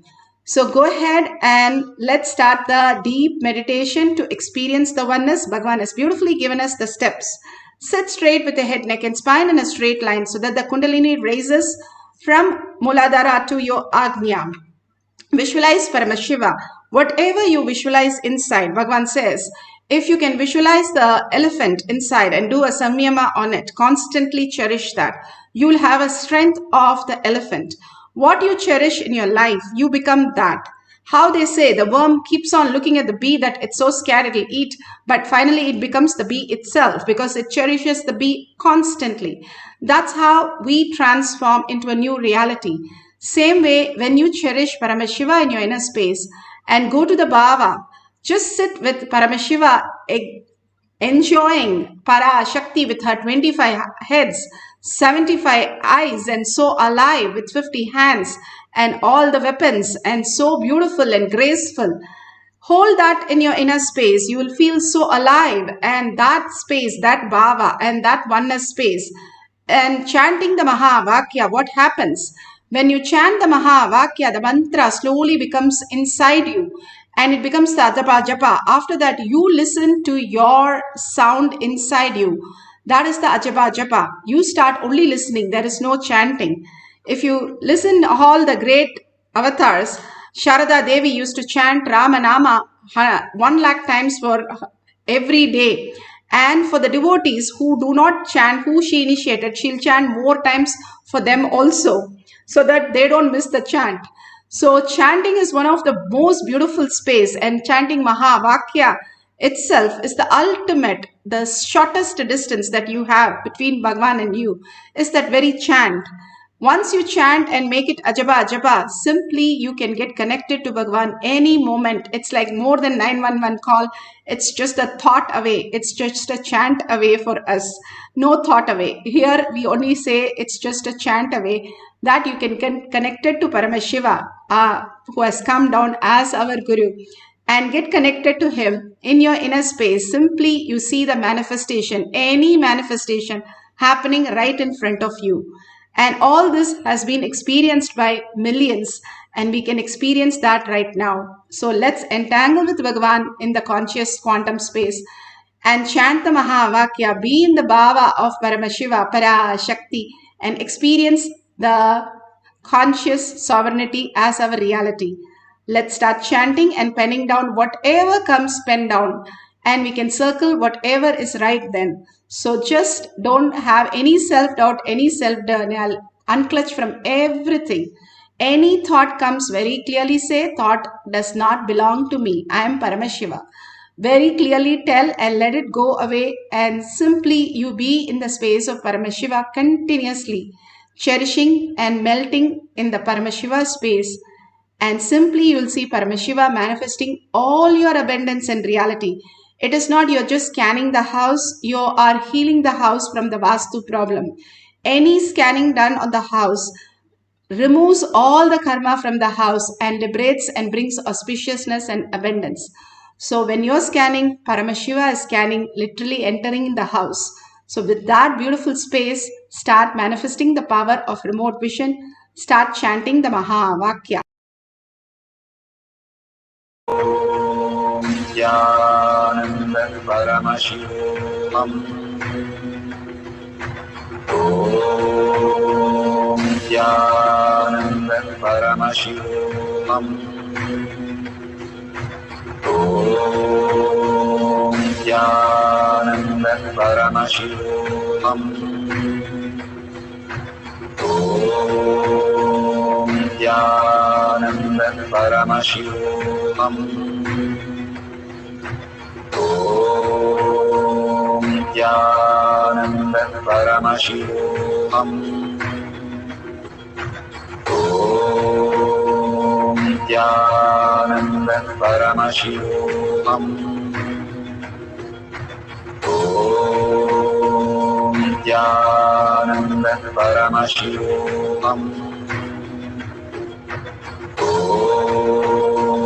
Nithyananda Paramashivoham.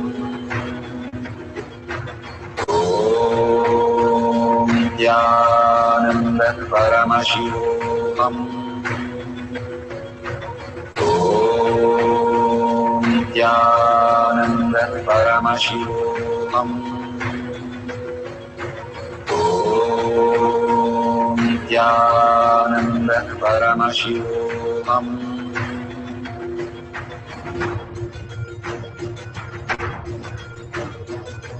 Paramashivoham, Paramashivoham. Let Paramashiva's third eye manifest in all our third eyes. Let the Amrita pour, let the Varni open up, manifest in all of us. Paramashivoham, Paramashivoham, Paramashivoham, Paramashivoham. Let Paramashiva overflow, manifest the powers in all our third eyes.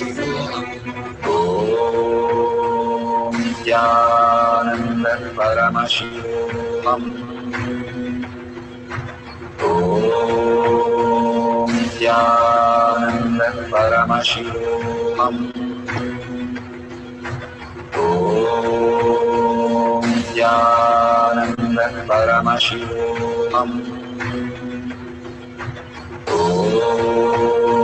Nithyananda Paramashivoham. Om Nithyananda Paramashivoham. Om Nithyananda Paramashivoham. Om Nithyananda Paramashivoham. Om Nithyananda Paramashivoham. Om Nithyananda Paramashivoham. Om Nithyananda Paramashivoham. Om Nithyananda Paramashivoham. Om Nithyananda Paramashivoham. Om Nithyananda Paramashivoham. Om Nithyananda Paramashivoham. Om Nityanand परमशिवोऽहम् ॐ नित्यानन्द परमशिवोऽहम् ॐ नित्यानन्द परमशिवोऽहम् ॐ नित्यानन्द परमशिवोऽहम् ॐ नित्यानन्द परमशिवोऽहम् ॐ नित्यानन्द परमशिवोऽहम्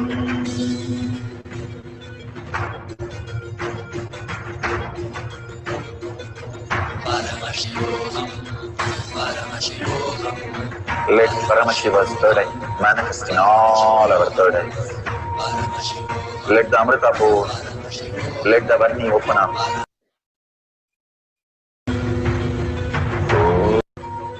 Om Nityananda Paramashivoham. Om Nityananda Paramashivoham. Om Nityananda Paramashivoham. Om Nityananda Paramashivoham.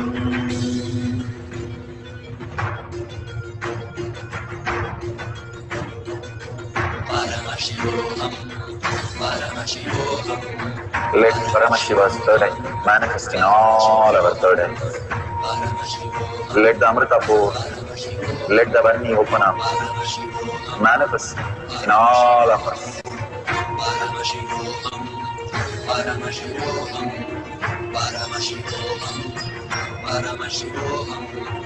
Let Paramashiva overflow, manifest the powers in all our third eyes. Om Nityananda Paramashivoham.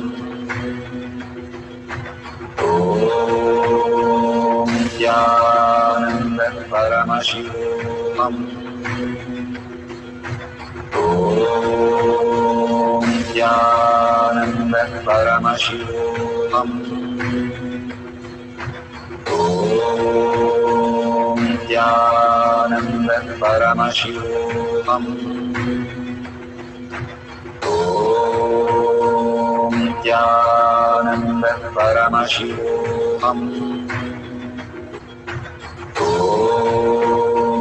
Nityananda Paramashivoham. Om Nityananda Paramashivoham.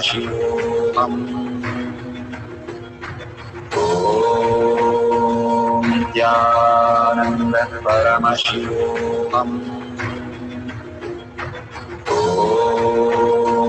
Nityananda Paramashivoham. Om Nityananda Paramashivoham.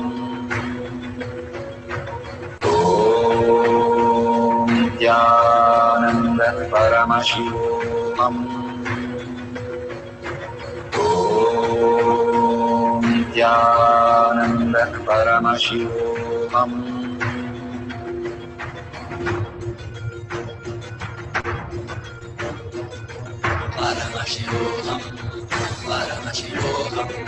Let Paramashiva's third eye manifest in all our third eyes. Let the Amrita pour.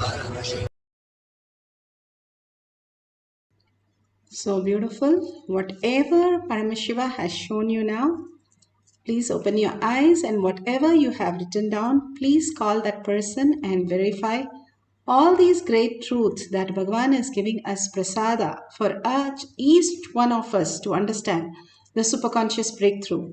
It is like you go to a temple, you get a glimpse of Paramashiva, even just a minute, but after that you get the prasada that you can share with the world and experience the ultimate also, which heals us tremendously. Just even that 1 minute of glimpse, it just activates us to the ultimate space. Even 1 minute of if you touch the current and you're gone, whether it is a king or a beggar, like that, even a minute of us experiencing the oneness, simply we can manifest powers. Bhagavan says, even thoughtless space for 3 to 4 seconds, we can manifest powers. And if you are 21 seconds, not minutes, 21 seconds in that thoughtless space, oneness with Paramashiva, you are in the enlightened state. That is why it is as more simple than a blink of an eye that Bhagavan says. But simply we have to start living that thoughtless space as the reality. For us to get to that space, for us to understand that the emotion, that whatever we are going through is not the reality, the delusion and the conscious sovereignty who we are, the Paramashiva, the quantum space. Simply, if we start understanding, we will be in the ultimate reality. Bhagavan says 30 days to enlightenment. If you understand that everything is ashes for 30 days before you sleep and experience the oneness of breathing with Paramashiva, you will be in the ultimate space of Paramashiva itself. The more you understand and let go from this outer world, like how you go to sleep or deep sleep and dream state, you can also let go this world without getting hurt to get the new space of consciousness. When you let go this emotion, the conclusions, all the ideas, thinking from this world, we also reside in the lotus feet of Paramashiva, experiencing the quantum space. So we'll have one more cycle of remote vision. Let's sit straight with the head, neck and spine in a straight line. Continuously chant the Mahavakya, enjoying, relishing the Mahavakya more and more and more as your very own sound, who you are. And more you holding Paramashiva continuously in your inner space while you do all your work. Annamalai Swami was always with Ramana Maharshi and was the guru of Paramahamsa Nithyananda. What Annamalai Swami said when an interview came and asked what tapas he did, he just walked out. And everybody asked, why did you walk out of the interview? And he said, the interview person is asking what tapas I did, what did I do? I didn't do anything. All I held was when Ramana Maharshi told me that I have to hold Ramana Maharshi in the inner space, Arunachala in the inner space, and do all the activity. I just followed my guru as my reality. In every instant, I know that he is functioning, he is happening, he is manifesting. So that's all I did. I didn't do anything. So how can I take the credit of doing a tapas? But actually, he's done the ultimate tapas in every action, every thought, every word. If you're Paramashiva, then your life is Paramashiva. So let's start chanting the Mahavakya, holding that oneness space continuously, chanting the Mahavakya and experiencing the oneness with Paramashiva.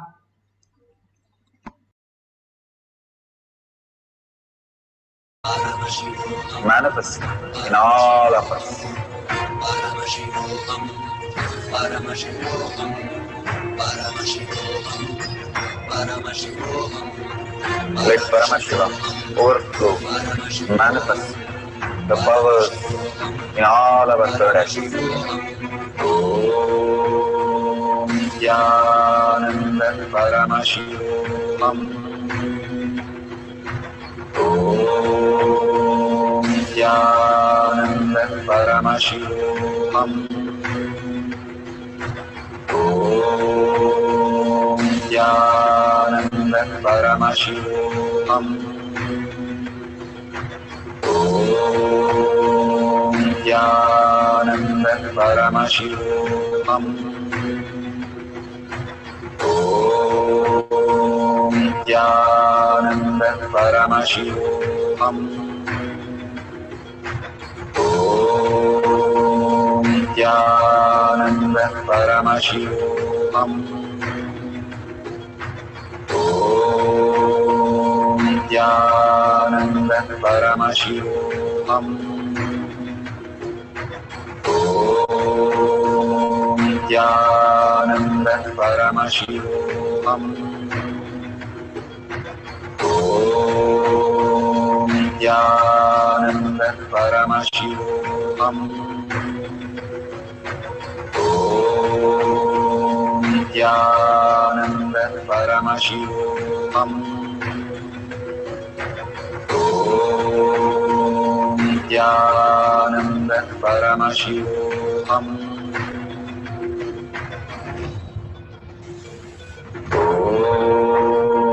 Nithyananda Paramashivoham. Nithyananda Paramashivoham. Nithyananda Paramashivoham. Nithyananda Paramashivoham. Nithyananda Paramashivoham. Nithyananda Paramashivoham.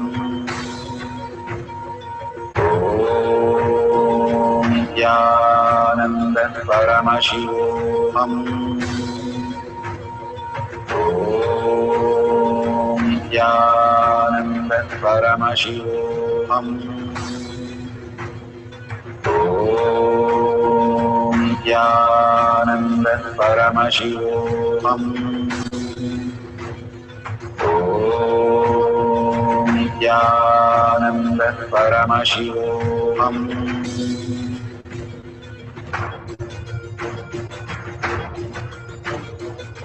Paramashivoham.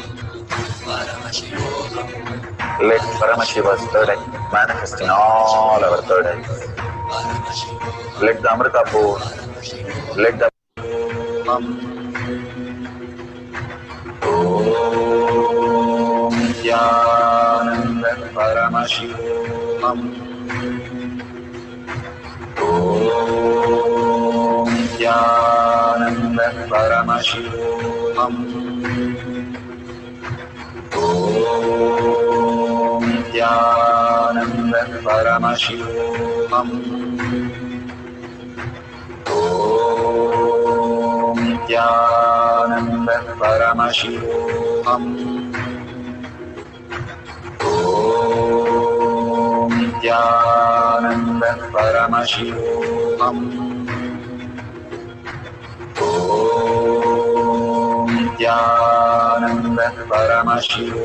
Om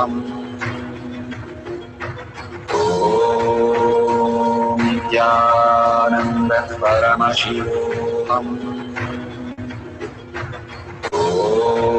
Om Nithyananda Paramashivoham. Om Nithyananda Paramashivoham. Om Nithyananda Paramashivoham.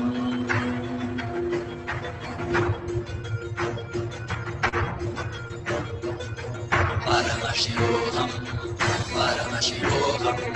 Let Paramashiva's third eye manifest in all our third eyes. Let the Amrita pour, let the Vani open up, manifest in all of us. Paramashivoham. Paramashivoham. Paramashivoham. Paramashivoham. Let Paramashiva overflow, manifest the power in all our third eyes. Om Nithyananda Paramashivoham. Om Nithyananda.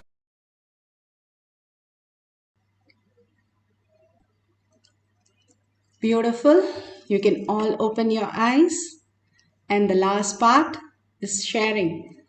And sharing to the world is constant involvement of your space. When you are so excited, nobody have to tell you to share. You will be constantly telling everybody, if you've just got the best thing, the best prize, you can remember that day only telling everybody what you got, best lottery or best job, the whatever you just desire, or the spouse. You will be telling the world and painting the world with that message. That is how, when you celebrate each and every power manifestation, you're going to be experiencing more and more manifestation. The power manifestation happens more you reiterate to yourself that the Paramashiva space is the most exciting space. Initially, you start faking it, but then you will make it that Paramashiva's ultimate space. It's like somebody giving you $1 trillion and saying, hey, go and spend it. You will be in a speechless space, awestruck space. That is exactly each power manifestation is. You are in the space of oneness. Brahmanya Bahuputratam. You are the inheritance of the cosmos. Each and every one of you who have been here in the power manifestation session. Am I the chosen one? Yes. If you have stepped into this place, then you are the one. You are the ultimate. And that is why you're here and not in the billions of people who doesn't even know their Paramashiva space. If you are here, bless yourself that you are the ultimate and share with the world that you are the ultimate. We fake so many of the problems and struggles and everything, and we paint the town with that. We start painting, I am Paramashiva, I am manifesting the ultimate reality. Then we'll understand that becomes real. What we persist, that is become the reality. So share it in tinyurl.com/powermanifestation or your social media platform and tag it to your friends and families. And if you see the $sign, you can offer your gratitude. Guru Purnima time is the Chaturmasya time. It's the best time to offer to Kailasa, to your Guru, the ultimate that he's offering you all these gifts, and all these gifts can be made when you offer your gratitude. It can be as simple as 1 unit of your currency, but it counts a lot. Each and every time, each one votes for this Paramashiva space as ultimate. Your Kailasa in your heart expands and you experience the ultimate oneness. These are signs given by Bhagavan himself. So simple integrity, simple obedience makes us the ultimate. Let's surrender all this powerful cognition, power manifestation to Bhagavan's lotus feet, and in deep gratitude and earning, start experiencing Paramashiva as our reality. And thanking Bhagavan and each and every one of you, let's end this session with the Purna Mantra. Om Purnamada Purnamidam Purna Purnamudashyate Purnasya Purnamataya Purnameva Vashishyate. Om Shanti Shanti Shanti. Hari Om Tat Sat Sarvam Bhagavate Sri Nithyananda Paramashivam Padukarpanamastu. Om Nithyanandam. Thank you so much. See you after next satsang, next darshan in Kailash Kotiyar manifesting power session. Nithya.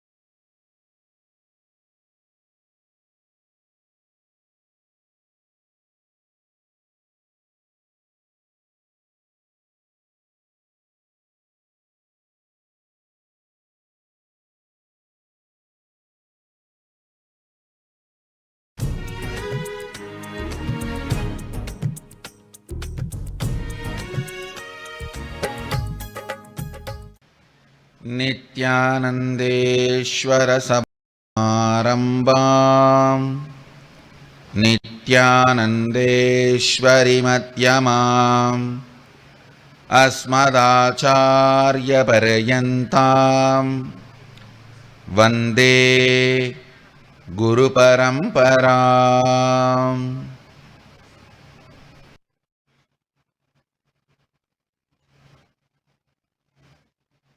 I welcome you all with my love and respects. I welcome all the devotees, disciples, Samajis, Satsangis, Srimahans, Mahans, Sarvanyapeta Yajamans, sitting with us all over the world through Nithyananda TV, two-way video conferencing, having Nayanadiksha all over the world. Cities sitting with us. It's a large number today. Maybe I'll try to give few names. London Paduka Mandir, Ohio Adinam, Selayang Malaysia, Fiji, Singapore Adinam, Rajabalayam Adinam, Houston Adinam, Saraswati Jampala, Melbourne Adinam, Tamburan Tholar, Alice Springs Australia, Oklahoma Adinam, Nithyananda Satsang, Maurice Plains, Guadalupe Adinam, Austin, Texas, Erode Adinam, Houston Adinam, Toronto Adinam, Oklahoma Adinam. I think list is too big. I welcome all of you with my love and respects. Living Shuddhadvaitam. From today, I am starting this Living Shuddhadvaita process, next series, to prepare all of you for Sadashivoham experience in December.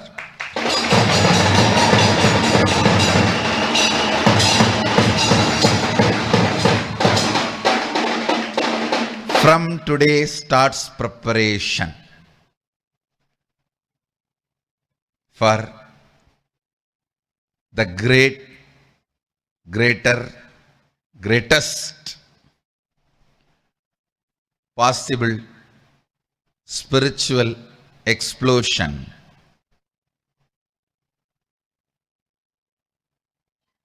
Sadashivoham.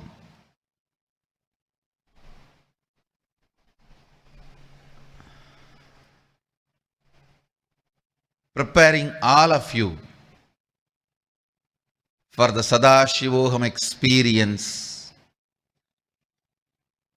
which is going to be happening in December this time.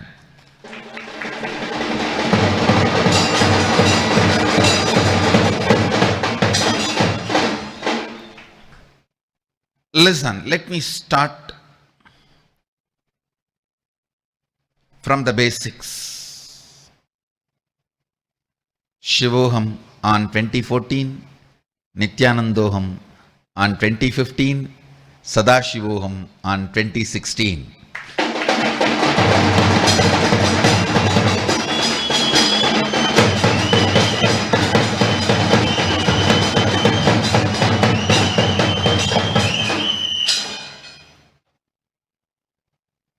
Let me define the basic truths of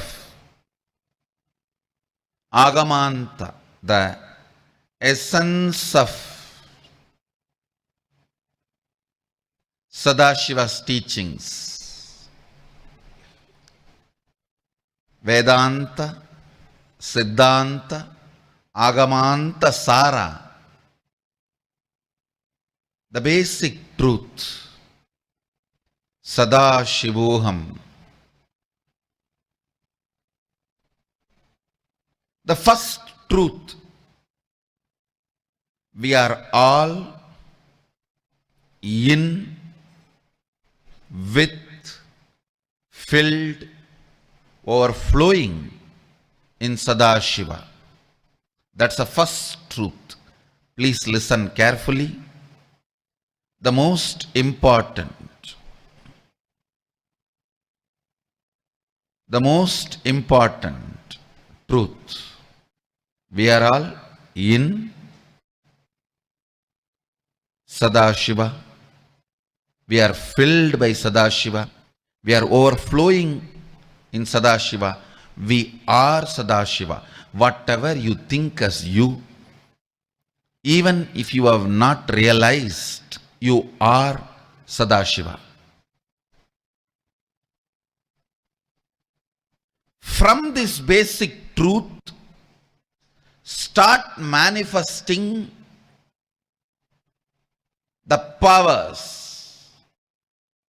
Vak Siddhi, Mano Siddhi. We should not use the word Siddhi. Better let's use the word Shakti, as Sadashiva uses. Sadashiva uses only Shakti as the word everywhere to mention about extraordinary powers. Only Patanjali uses the word Siddhi. Please listen. Patanjali's Siddhis and Sadashiva's Shaktis are not same. The context, experience, expression, everything is different. The basic understanding, context, experience, expression, everything is different from Patanjali's Siddhi to Sadashiva's Shakti. I wanted all of you to know we are Shaivites. We follow Sadashiva's path, which is described elaborately, clearly in Veda and Agama. We accept Veda Agamas as Shruti, authority books. From this truth, Sadashivoham, I am Sadashiva. Start manifesting Vak Shakti. Vak Shakti. If I am Sadashiva, my words should just become reality. Why it is not becoming reality? Because I have used my intra-organ Vak without remembering the truth I am Sadashiva many times. Understand, all the words you gave and did not fulfill, all the words you uttered and did not fulfill, all the words you uttered knowing that you are not going to fulfill, is only because you forgot your Sadashivatva. Now,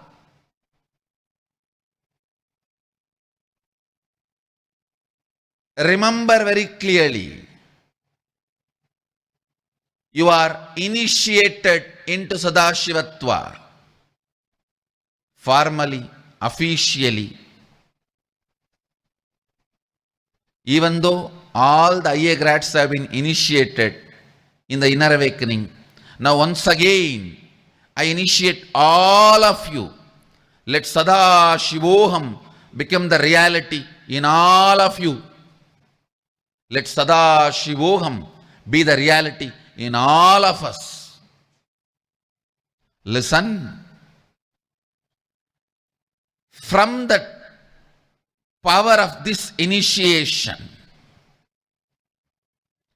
revisit all the words you uttered from the time you remember you and did not fulfill it. Pen them down. Why you did not fulfill the words you gave? Why you even started giving the words knowing that you are not going to fulfill it? Because you remembered you as Aham, not Sadashivoham.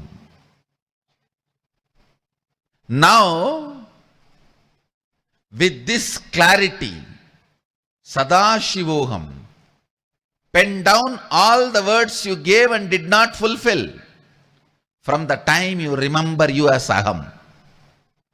All the words you gave, knowingly you are not going to fulfill. Complete all of that. The greatest energy to support your completion is Kala Bhairava.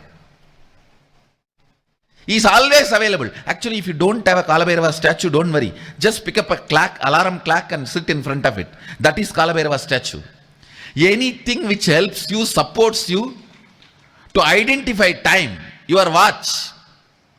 Anything which helps you to connect with the time is Kala Bhairava statue. Don't worry. If you don't have any photo or any statue of Kala Bhairava, actually in our Agamic tradition it is there. In those days we used to have 2 coconut shell connected with a small tube. They will fill the sand and just make it right, turn it around to calculate the time. It's called Gati. Only then Gatikara came. The Gati is used as a deity of Kala Bhairava. The tradition exists. If you have a photo, statue, great. If you don't, just keep your watch. Connect with Kala Bhairava. Oh Lord of Time is too easy to connect. Sit with him. Start the completion. Whatever words I uttered did not fulfill because I felt myself as Aham. Whatever words I uttered knowing that I am not going to fulfill because I felt I am Aham. The powerlessness of the Aham has penetrated your intra-organ called Vak too much. That is why you lost confidence on your Vak Shakti. You lost confidence. Your words can become reality. You lost confidence. Now, it is time to complete with all the damages you did to your Vak intra-organ. Please listen. Just like your third eye is an intra-organ, your Vak is an intra-organ. Just like through third eye, you have access to all verbalization. By awakening your Vak, you will have access to all verbalizations of the world. Through third eye, you have access to all visualizations of the universe. Any visualization related file you can upload, download through third eye. Any verbalization related file of any past you can download, upload, analyze through Vak. Vak is an intra-organ. So purify the Vak. All the damages you done by remembering your Aham. All the powerlessness you brought to yourself by remembering your Aham.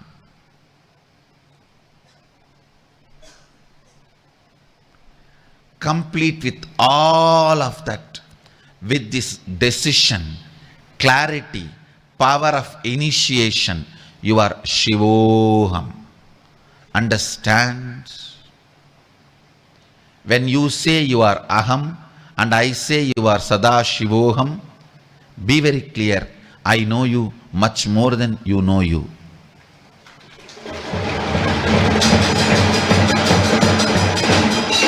The whole enlightenment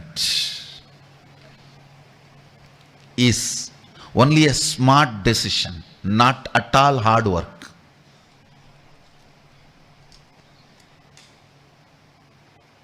Ramakrishna says, if a water snake catches a frog, neither the frog will die, nor water snake will leave the frog. Then it's a hard work. Not in front of Rajanaga, not in front of Cobra. Understand? When a cobra catches a frog, it is a smart decision, not hard work. Over.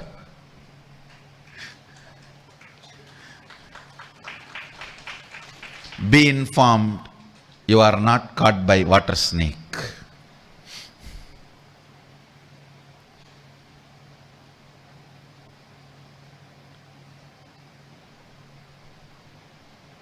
The whole thing is nothing but fight between what you claim as you, what I claim as you, that's all. You claim yourself as Aham. I claim you as Sadashivoham. That's all. The whole thing is nothing but fight between these two. One good thing is, even if you make one smart decision and understand the positive impact of that smart decision in your day-to-day life, and how without hard work the smart decision is just changing the way you exist. Just changing the way you exist. Part of you joins my team. Then one more smart decision, and the life manifests such amazing Shaktis without doing hard work. Then little more part of you joins me. Once 40% of you joins me, that is enough. I don't even need 51%. 40% of you joins me, that's enough. I can make the Sadashivoham inside you.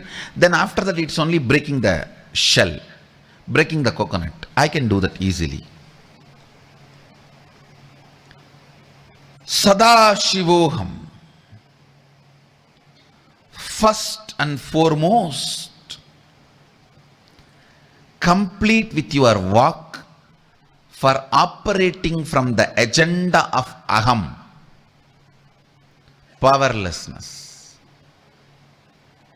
feeling like victim, deprived. From all this powerlessness, you operated for quite a long time. Sit with Kalabhairava. Pen down one by one from the time you remember you. The root pattern has started. That is the time you remember you. That is the time the Aham takes over you by pushing the Sadashivoham out of you, or at least covering it. It cannot really push it out of you, by covering it. Every word you gave did not fulfill. Every word you gave knowingly that you are not going to fulfill. All that is just because you felt you are Aham, the powerless Aham. Now is the time you complete with all those and declare Sadashivoham to your walk and say, I will operate you only from the space of Sadashivoham. Simply will manifest the power of Vak Shakti. Why you don't fulfill the word you give? Because you feel powerless. Why you give word knowing that you are not going to fulfill? Because you feel powerless. Powerlessness is the only reason why you do cunning strategies in life. A powerful person will never do a cunning strategy. Anybody does a cunning strategy, plays a hypocritical game, be very clear, is powerless. A powerful being will never do the hypocritical games because he knows his power. He knows his power. Remember, you are Sadashiva. Open your mouth only with the clarity you are Sadashiva, I tell you. In the initial few days only you may have to remember, but more and more you sit and complete with your walk. Understand? Hey? Aham is like a dark blanket fell on me and I started operating from inside the dark blanket. That is why you look like a ghost. When you wake up, you are with that blanket. When you brush the teeth, you are with that blanket. When you are talking to others, you are with that blanket. That is why even if you show romance and friendliness, the other fellow gets frightened and runs away. Because you are with the blanket. When you walk around, you are with that blanket.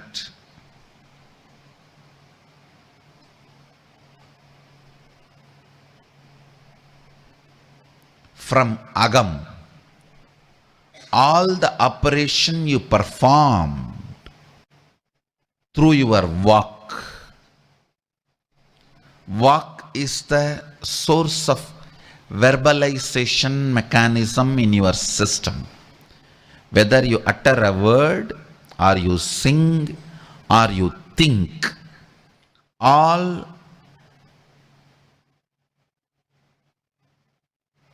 verbalization related activity, alpha to omega, whether the words come out or words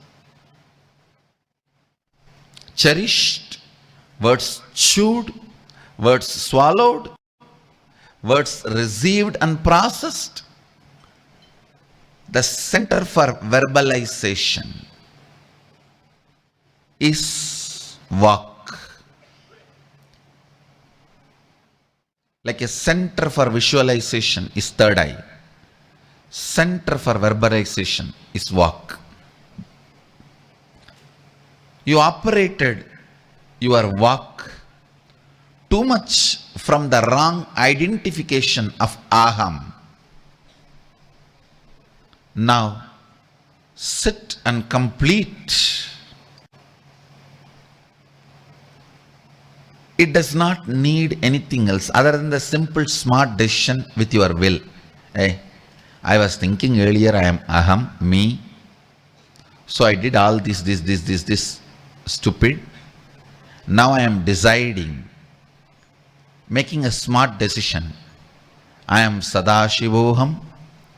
Only from this space I will operate. Then naturally, the words I give, I will fulfill. It will simply become reality.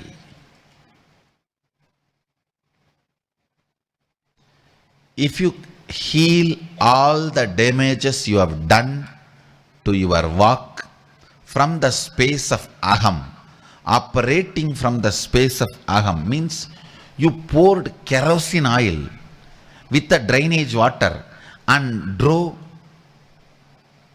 the Mercedes Benz and Rolls Royce. Now, if you repair it, if you heal it and pour the right fuel and start running, it will simply start working. Understand? Healing. Healing. Your walk is only smart decision, not at all hard work. Sit and remember Why you took the cunning decisions related to walk? Because you felt your aham, the powerlessness. You know you are not fulfilling the word you gave. You know. Sometime even before giving a word, you know you are not going to fulfill it. All this damage done to your walk, heal it. Smartest decision you can make is healing your walk, awakening walk Shakti. I tell you, when you awaken the walk Shakti, you will feel you have an eighth sense. It is just adding organs to you, powers to you. Just today you saw in the advertisement, Ma Devarupa was talking, Swamiji took Gurukul kids, third eye initiation to the next level. Actually, I tell you, once third eye is opened, once you are, for example, somebody is born blind and some surgery is done, they get their eyes back. After that, making the fellow see the front side, and then the right side, and then the left side, then up, then down. Is it a big job? I just tell, hey, look here, look here, look there, look here. That's all. There is no next level. Once that organ is functioning, for example, the guy, born blind guy, due to some surgery and healing, he got his eyes back. Then when you are taking him around, do you need to have an effort to show him the ocean, show him the hill, show him the rock, show him the road? No. His eyes are open, so he is going to see everything. Same way, when the intra-organ called third eye is open, you can just make him see the next level. That's all. Same way, if your intra-organ walk can be opened with the truth of Sadashivoham, just go on seeing, manifesting. Multiple powers related to the walk will start manifesting. The moment you achieve Vak Shakti, please understand, Vak Shakti is not hard work, it is a smart decision. It will not take more than 2 or 3 hours. You just need to look and look back. All the major mess up you did with your work by giving a word and not fulfilling, or by knowingly that you are not going to fulfill giving a word, any of this kind of stupidity you have done because you felt your aham, the powerless individuality, a powerless individual, complete with all of that. Now declare, I am powerful. Sadashiva. Sadashivoham. The most powerful.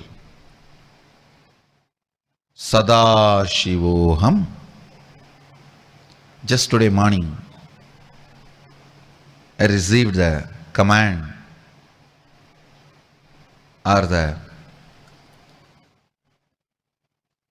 declaration from the space of Sadashivoham to make Sadashiva's deity 108 feet in Navapashanam and Adishakti in the lap in Venbashanam, which will be soon erected in Bidadi. 108 feet tall, 108 feet tall, Sadashiva's Murti in Navapashanam.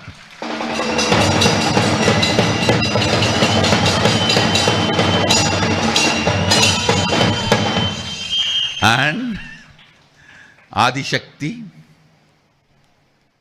in his lap in Venbashanam. These two Pashanams are supposed to be the complete healers, healing medicines,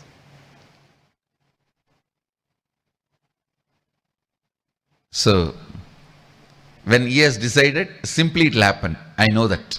That's all. Now I just have to find the place in Bididi. We are going to be having it maybe within 1 year.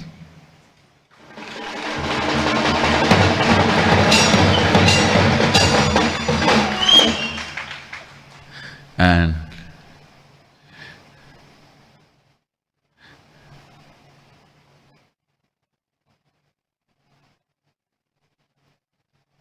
constantly remember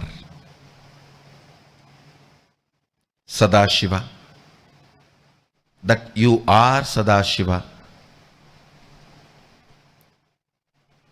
From that remembrance, remove all the toxins, powerlessness you accumulated in your walk. See, walk is like a softball sitting in the throat. Every arrow comes from the powerless cognition of me, me, me. It hurts that ball. That wound becomes a pus. Then it becomes tumor. You have damaged your walk too much by too many arrows from powerlessness of me. Aham, aham, aham. Me, me, me, me, me. It is time now. You remove all those wounds, remove those toxins, heal your walk. It is very easy. With all your will and intention, declare, I am Sadashiva, because I am initiated by him directly. He told me the truth. With this clarity, I am completing and dropping whatever damage I have done to my walk, the toxins I accumulated in my walk, the wounds and pus I created in my walk, through my earlier wrong, limited cognition of aham, me, me, me, complete one by one with the smart decision. Sit with Kalabhairava, he will support you because he is the Lord of completion. He gave completion to Brahma itself. And he is Lord of completion. He will simply give you completion.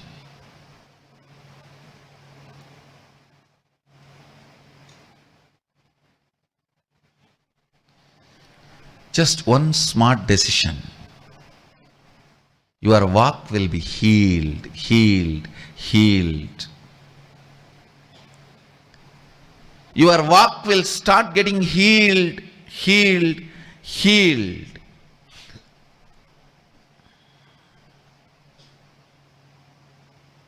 It will not take more than 2 hours for any common man. Practically all you guys, the amount of damage you did, I know. 2 hours of practice is more than enough. This smart decision. It is not hard work. See, it's like if you want to clean Ganga, you don't have to clean the end to end. Just stop pumping the toxins and pollution into it. That's enough. In 24 hours, she will clean herself.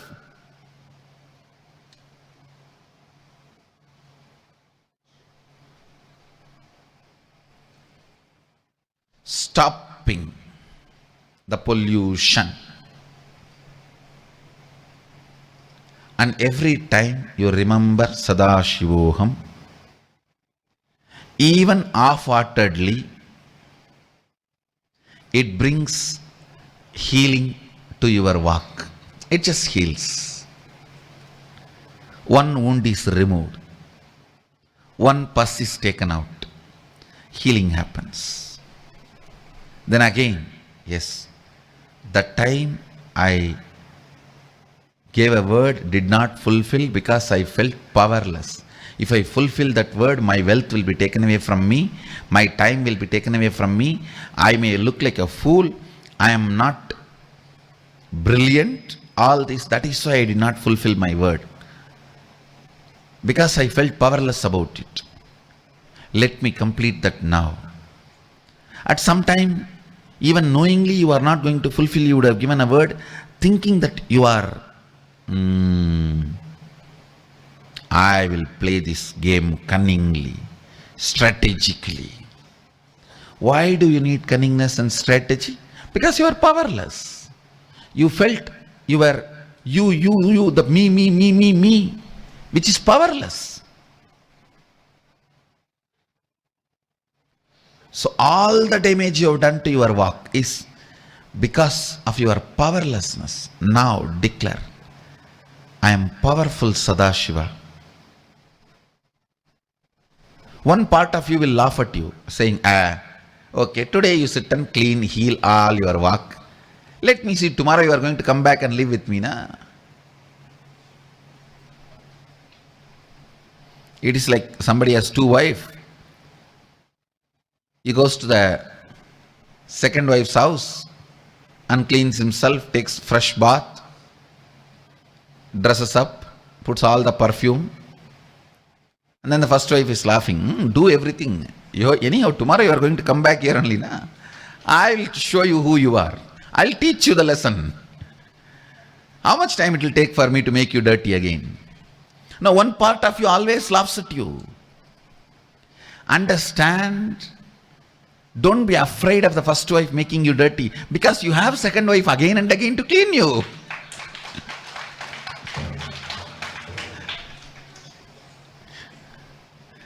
Don't worry. If your aham, the me, threatens you, okay, go. Going to Bengaluru, clean. Do whatever you want. And do all the dressing up, cleaning up, perfume, everything. Anyhow, you have to come back and live with me, na? Come here, then I will take care. Then tell them, Bengaluru is there always.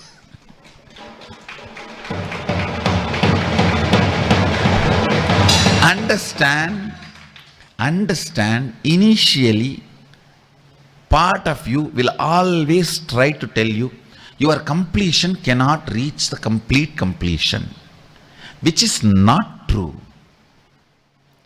Because the pollution would have been happening for thousands of years, but that does not mean the cleaning also need to happen for 1,000 years. No.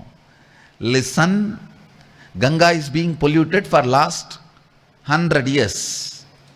British fellows have decided, whatever we believe as sacred, let's break all that. Hindu tradition is the most beautiful ecology-based tradition. That is why nature is so loving and cooperating and happily living with us. These guys have decided, whatever Hindus respect, let's break their backbone. Let's break their faith. Ganga is a very important component of Hindu faith. Left and right, they brought industries into India, which will be no way even now useful to our civilization or our consumptions. If you see all the industries polluting the Ganga, which is on the banks of Ganga, and shut all of them down in one day, 24 hours, Indian economy will be no way affected. No goods which we are using is produced by those industries. Please listen. It was imported just to pollute Ganga So, at least down the lane, in 100 years, we will all stop respecting Ganga. It is a most powerful abusal done to our Hindu tradition. Yes, 100 years it is getting polluted. But you don't need 100 years to clean it up. Just if you stop the pollution entering into Ganga, that is enough. In 24 hours, she will clean herself.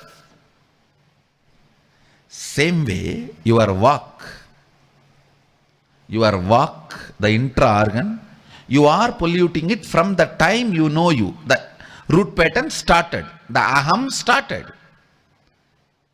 It can be 10 years or 15 years or 25 years or 30 years or even 50 years or 70 years. But you don't need 70 years more to clean up the walk. No. Decide, do the smart decision of Sadashivoham. Do not allow the pollution and corruption which comes from the idea aham. That's all. In 21 hours, your walk will be pure and manifesting Sadashivoham. Just like Ganga, its own mechanism is created for cleaning herself. Your walk, your life, by its own mechanism, it is created for cleaning itself. If you just stop polluting, that's enough. Nothing else is required. Let's all take the smart decision today. Stop polluting walk. Manifest Sadashiva's Vak Shakti. Then Mano Shakti. Mano Shakti. Listen. The only reason your Vak Shakti is disturbed is due to powerlessness you become non-integrated. Same way, the only reason the Mano Shakti you lose is due to powerlessness you become inauthentic. Understand? Integrity, authenticity, responsibility, enriching is not tattva to be followed. It is actually powers to be manifested.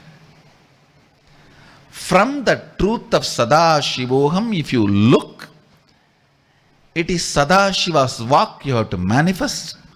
Sadashiva's Manonmani you have to manifest. Manonmani. Understand? The Mano Shakti of Sadashiva is called Manonmani. It is actually an organ, intra-organ, sitting the center of your chest. That is what is the intra-organ called Mana. You operate, carefully, listen carefully. You operate from the powerlessness of me. You, me, the small limited cognition. What you consider as you from your root pattern. Me. That root pattern, me. From that small limited cognition, when you operate, you pollute your mana, the intra-organ called mana. That is what makes you inauthentic. When you weaken your walk by operating from the limited me cognition, aham, You pollute Vak and lose the power of Vak Shakti. You become non-integrated and lose the power of Vak Shakti. Same way, if you operate from that small mana, me, small aham, you damage the mana. You become inauthentic and lose manonmaniya shakti, mano shakti. Listen. Decide to operate. It is a smart decision, nothing else. The way you walk, the way you sit, the way you stand, the way you look, the way you look for yourself, the way you look for others, the way you hold you and the way you want others to hold you, everything. Start from this cognition of Sadashivoham. Anybody operates from the cognition of Sadashivoham in your mana, I tell you, you are my Saka.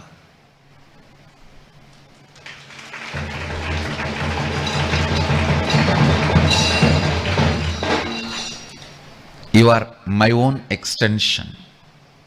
You are me. I celebrate you. I am not jealous of you. I am waiting for you. I am interested in you. I am passionate about you. Anybody who declares, I am going to operate from this moment, from the space of Sadashivoham in my mana, because he himself has initiated me. Mana is a one more intra-organ responsible for your authenticity.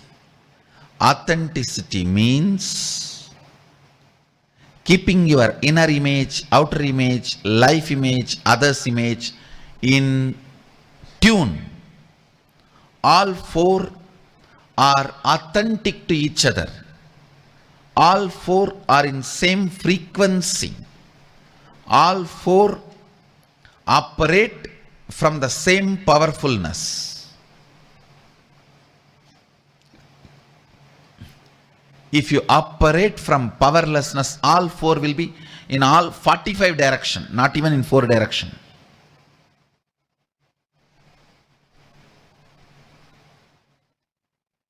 If you operate from powerfulness, all four will be in one tune,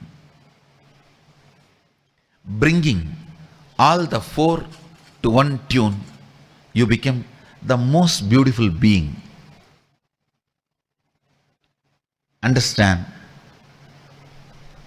When you become a most beautiful being, Sadashiva loves to live with you. There is a beautiful story happened in Kanchipuram. A great devotee of Sadashiva, he was called Pusalar. His inner space was so authentic. He wants to build a temple for Sadashiva.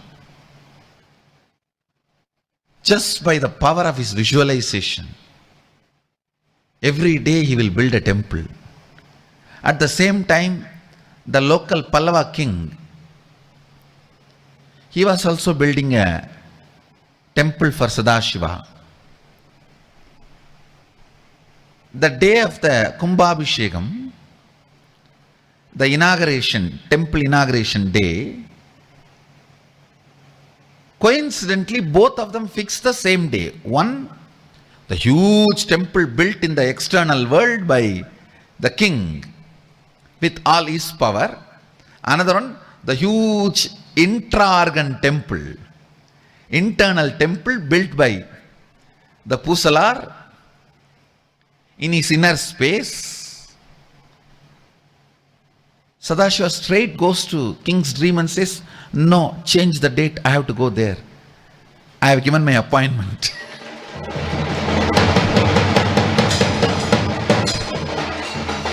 That day I am too busy. I am going to be attending Pusalar's temple Kumbhabhishekam. So you ask for another date. The king was shocked. In this kingdom, who is building temple other than me? He wants to send the spies all over the kingdom and find out who is the guy who built bigger temple than me. Sadashiva laughs and says, hey, he has not built temple in your kingdom. He has built it in my kingdom.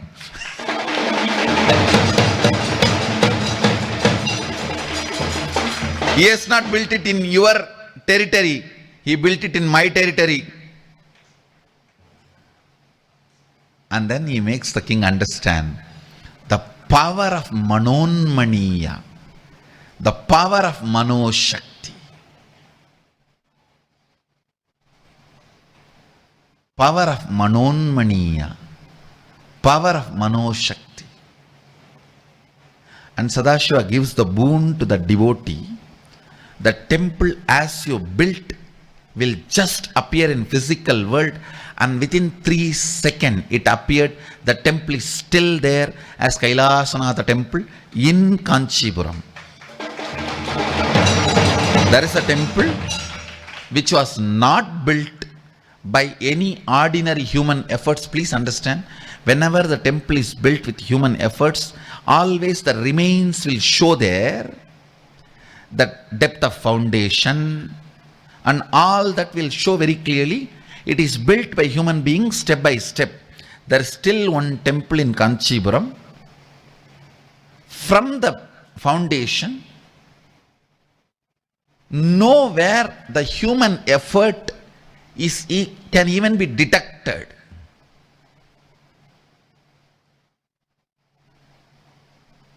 Because it was teleported from Manonmaniya to physical plane by Sadashiva. He gave a boon. Unfortunately, historians did not record this boon. I am revealing it and I will prove it.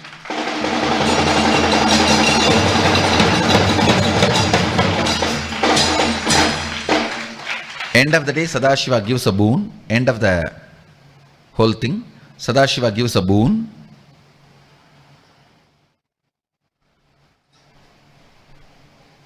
To that Pusalar Nayanar, the way you built your temple, my temple for in your inner space, it will just become reality externally.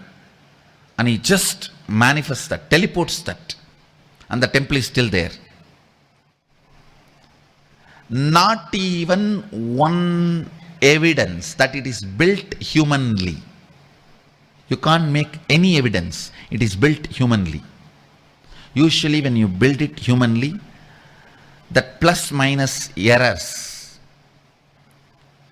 measurements in height, length, breadth, there will always be that plus minus error, and the way the foundation is done, and the way the levels are built, you can very clearly see it is done step by step.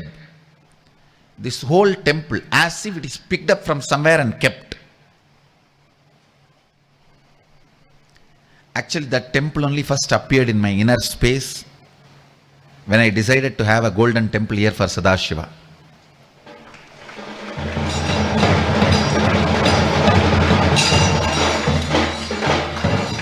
So understand, start operating from the space of Sadashiva. The inauthenticity will be healed, and mana unmana,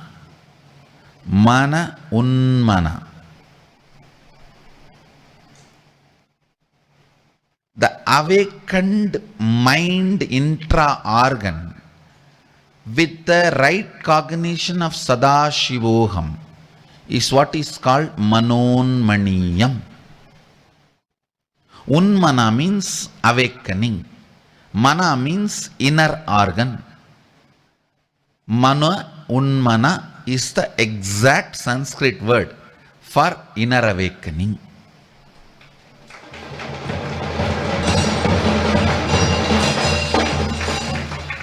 The manonmaniyam, the inner awakening, really happens in you when you decide to operate from the space of Sadashivoham.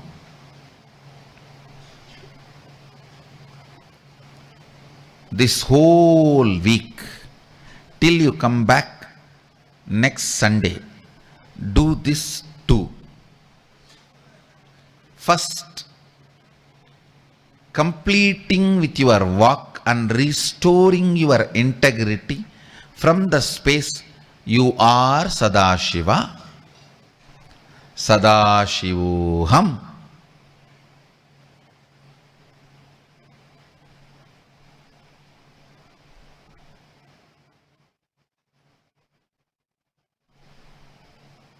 You are Sadashiva, Sadashivoham.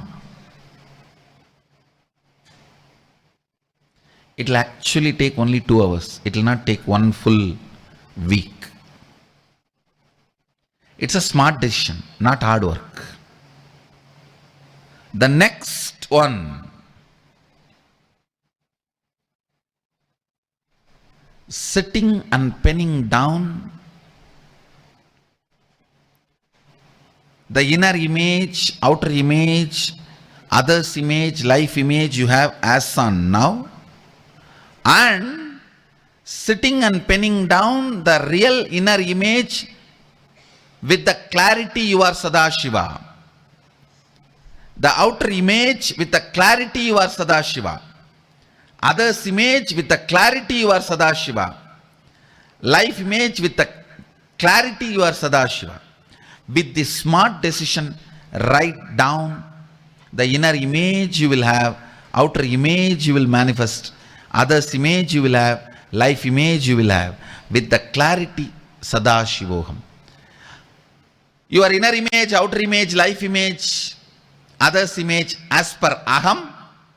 Your inner image, outer image, life image, others image as per Sadashivoham. Pen down this too. Make a smart decision to be Sadashiva. Not hard work. Fools do hard work. They are called yogis.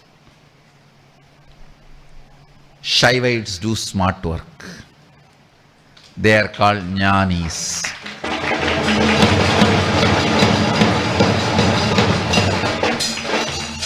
If you are a Shaivite and still you are doing hard work, it's a disrespect to Sadashiva.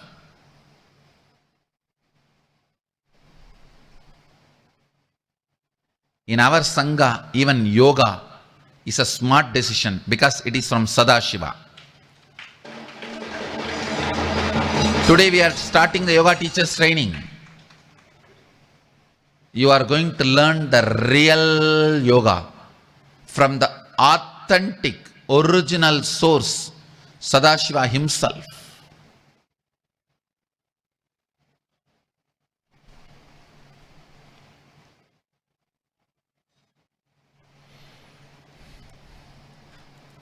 I tell you, with Sadashiva, everything, whether spiritual practice,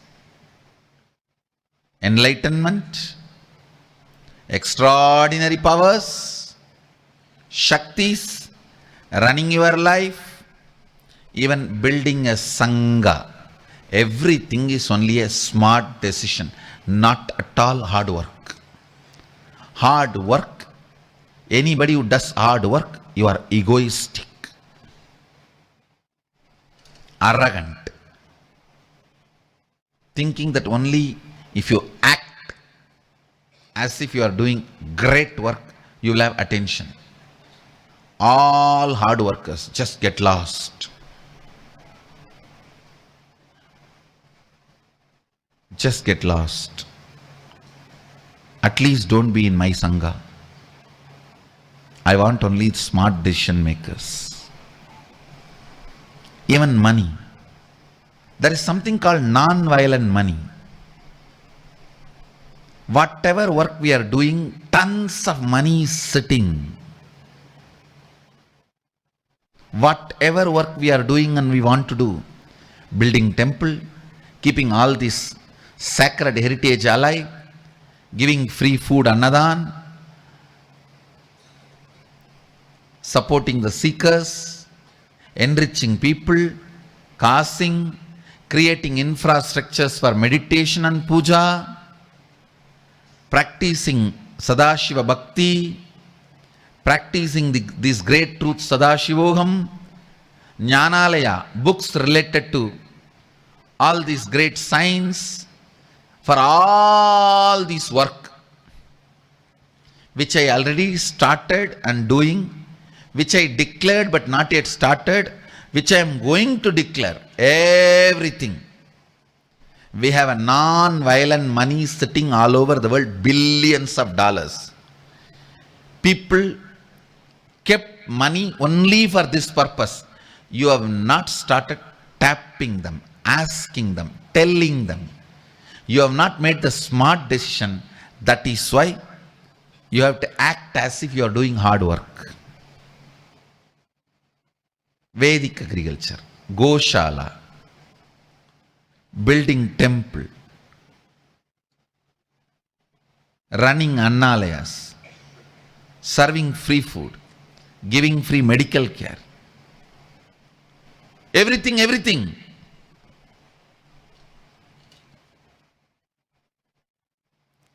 Everything has a clear, dedicated, allotted, non-violent money available for all this. See, initially, people who are benefited by me, inspired by me, they contributing is okay. That is like a seed money. That's the way the work will start. But if we are constantly sitting and waiting for that, I think we are wasting time. We are not working in the right direction. We are not taking smart decision. All over the world, tons of grant organizations loaded with billions of dollars are waiting to give grants. That's what I call non-violent money. Same way I tell you, earlier for you to run your life, 10 hours you have to work, 10 hours you will be in confusion, remaining 4 hours in depression. Now, if you feel helped through my teachings and initiation, energy and everything, just within 4 or 5 hours of work, with your smart decision, your life is so beautifully flowing, and all the remaining hours are free. And then contribute that time to enrich and cause others. This is what is non-violent time. Means nothing is being taken away from you. The time which you are spending in your depression, I am asking you, time you are spending in your confusion, chaos, in your aham, in your ahankaram, now I am asking you to spend in Sadashivoham, Sadashivoham, Sadashivoham. That's all. If somebody feels their whole life becomes so beautiful, whole life is transformed, not just 10 hours or 20 hours or 15 hours a day, 24 hours has become light, then use your whole life to enrich and cause others. Non-violent money, non-violent time, non-violent life. Just with this, let us serve the world. This is the most smartest decision Sadashiva wants us to take. When I say non-violent money, nobody feels deprived when that money is being used for this purpose. Somebody who has left billions of dollars long before for the purpose of keeping the heritage alive, tradition alive, and died, the money is sitting idle. If we get those money as grant and do this work, you are only fulfilling the founder's vision. You are only completing what for he left the money.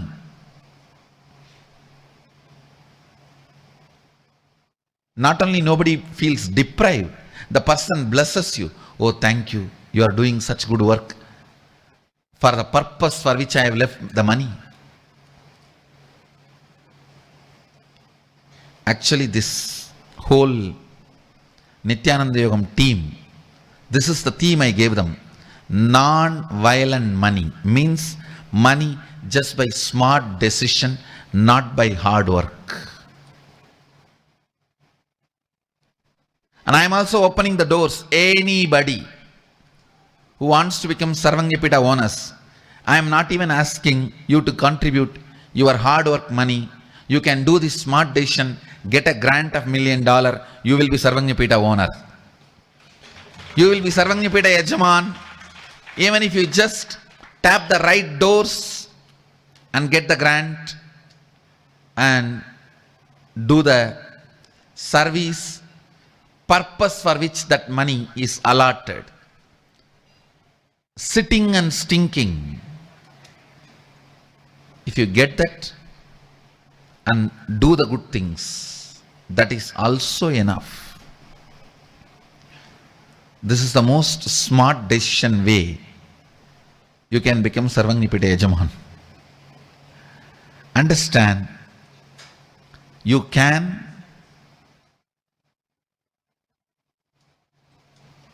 sign up and get the grants for the projects Sangha is doing. Just by the smart decision, you can become Sarvangapita Yajamans. I am opening a new door for everyone, anyone and everyone who feels you have time but not enough money to become Sarvangapita Yajaman. I tell you, when I googled and thoroughly studied, hardly it takes 200 hours of work. Especially a highly integrated organization like us who are working, workaholically working, day in and day out, centered on the purpose and goal, integrated to the resources. If you are working, if you are centered on it, I tell you, hardly it takes only 200 to 300 hours spread over 3-4 months for you to become Sarvangapita Yajaman. For you to become Sarvangapita Yajaman.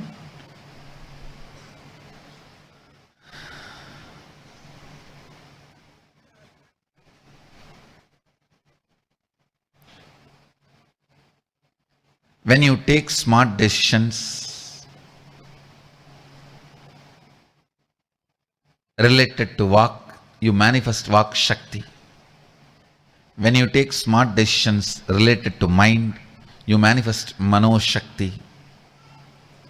When you take smart decisions even related to Sangha, with your smart decisions itself, you make the Sangha happen.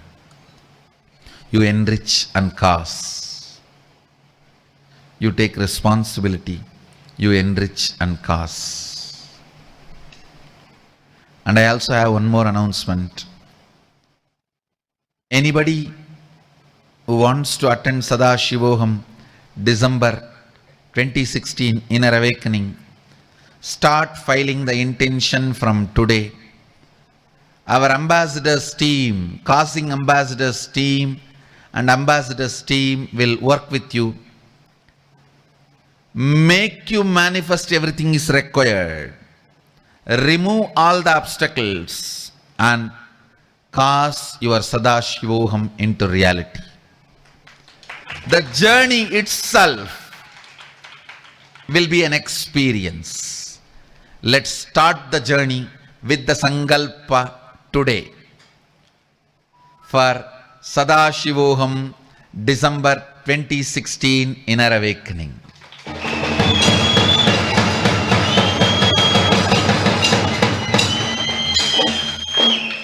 Everybody who has done Inner Awakening has a right to attend Sadashivoham, December 2016 IA. Understand the word I am using. You have a right to attend the December 2016 Sadashivoham. Put your intention now. It is our responsibility to make you manifest everything required through your will, through your powers. What all we will do, you don't bother, we will do. But make you manifest whatever is required. Time, money, energy, everything. Intention, interest, will, and cause Sadashivoham 2016 December IA as your reality.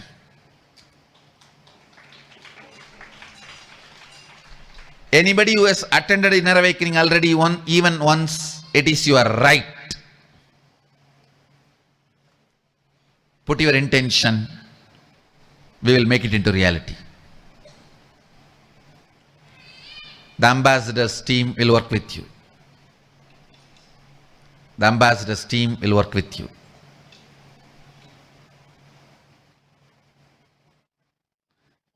Last time the name of the program was Nithyanandoham 1008. This time the name of the program is Sadashivoham 2016.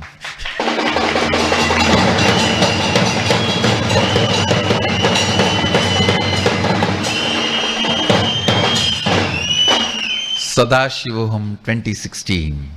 So, 40th Inner Awakening, entering into 40th Avatar Day.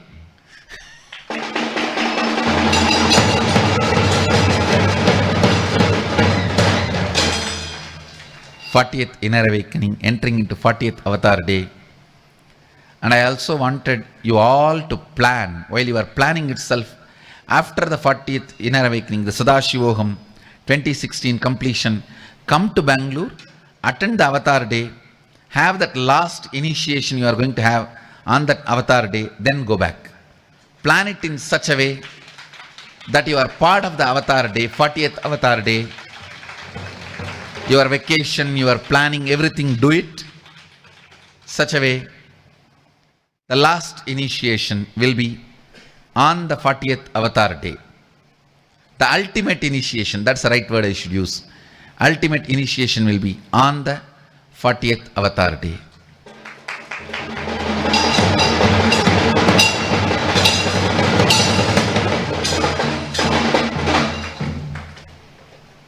So,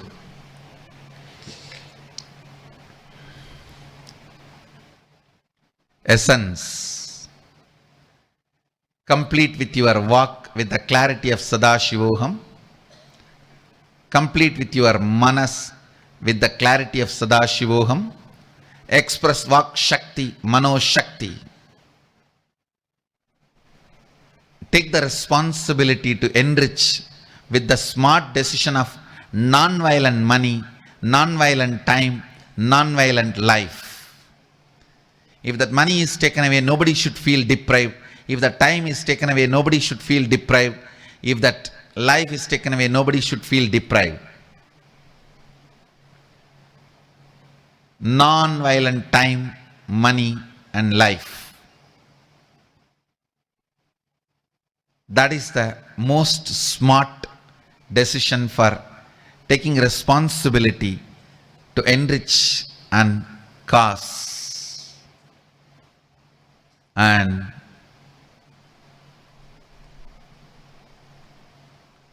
file your intention, making the Sankalpa for Sadashivoham 2016 from today. Let's start preparing for Sadashivoham 2016 from today. With this, I bless you all. Let you all radiate with integrity, authenticity, responsibility, enriching, causing, living Shuddhadvaita Saivam, the eternal bliss, Nithyananda. Thank you. Be blissful.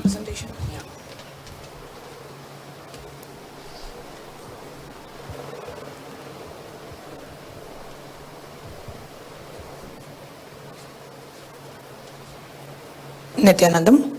I request all the living Shuddhadvaitam participants to kindly be seated here in Bengaluru Adinam in Nithyananda Sabha and all over the world. I have a quick few announcements to make.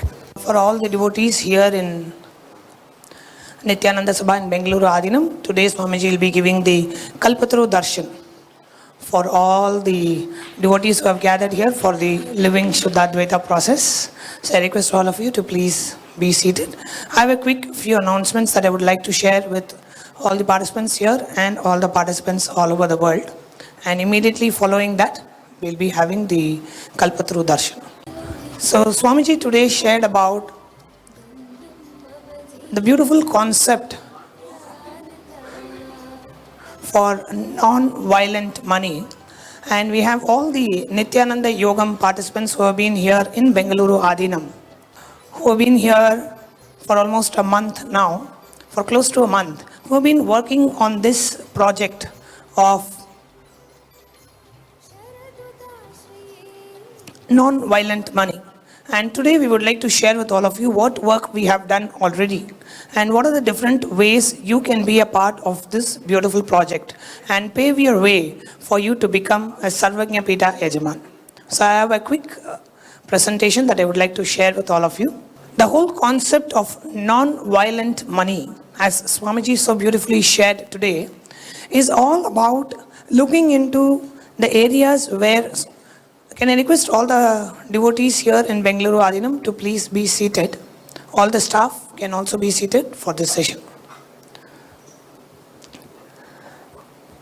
Where so much of grant money is available for the projects that we are already doing, for the services that we are already offering to the world.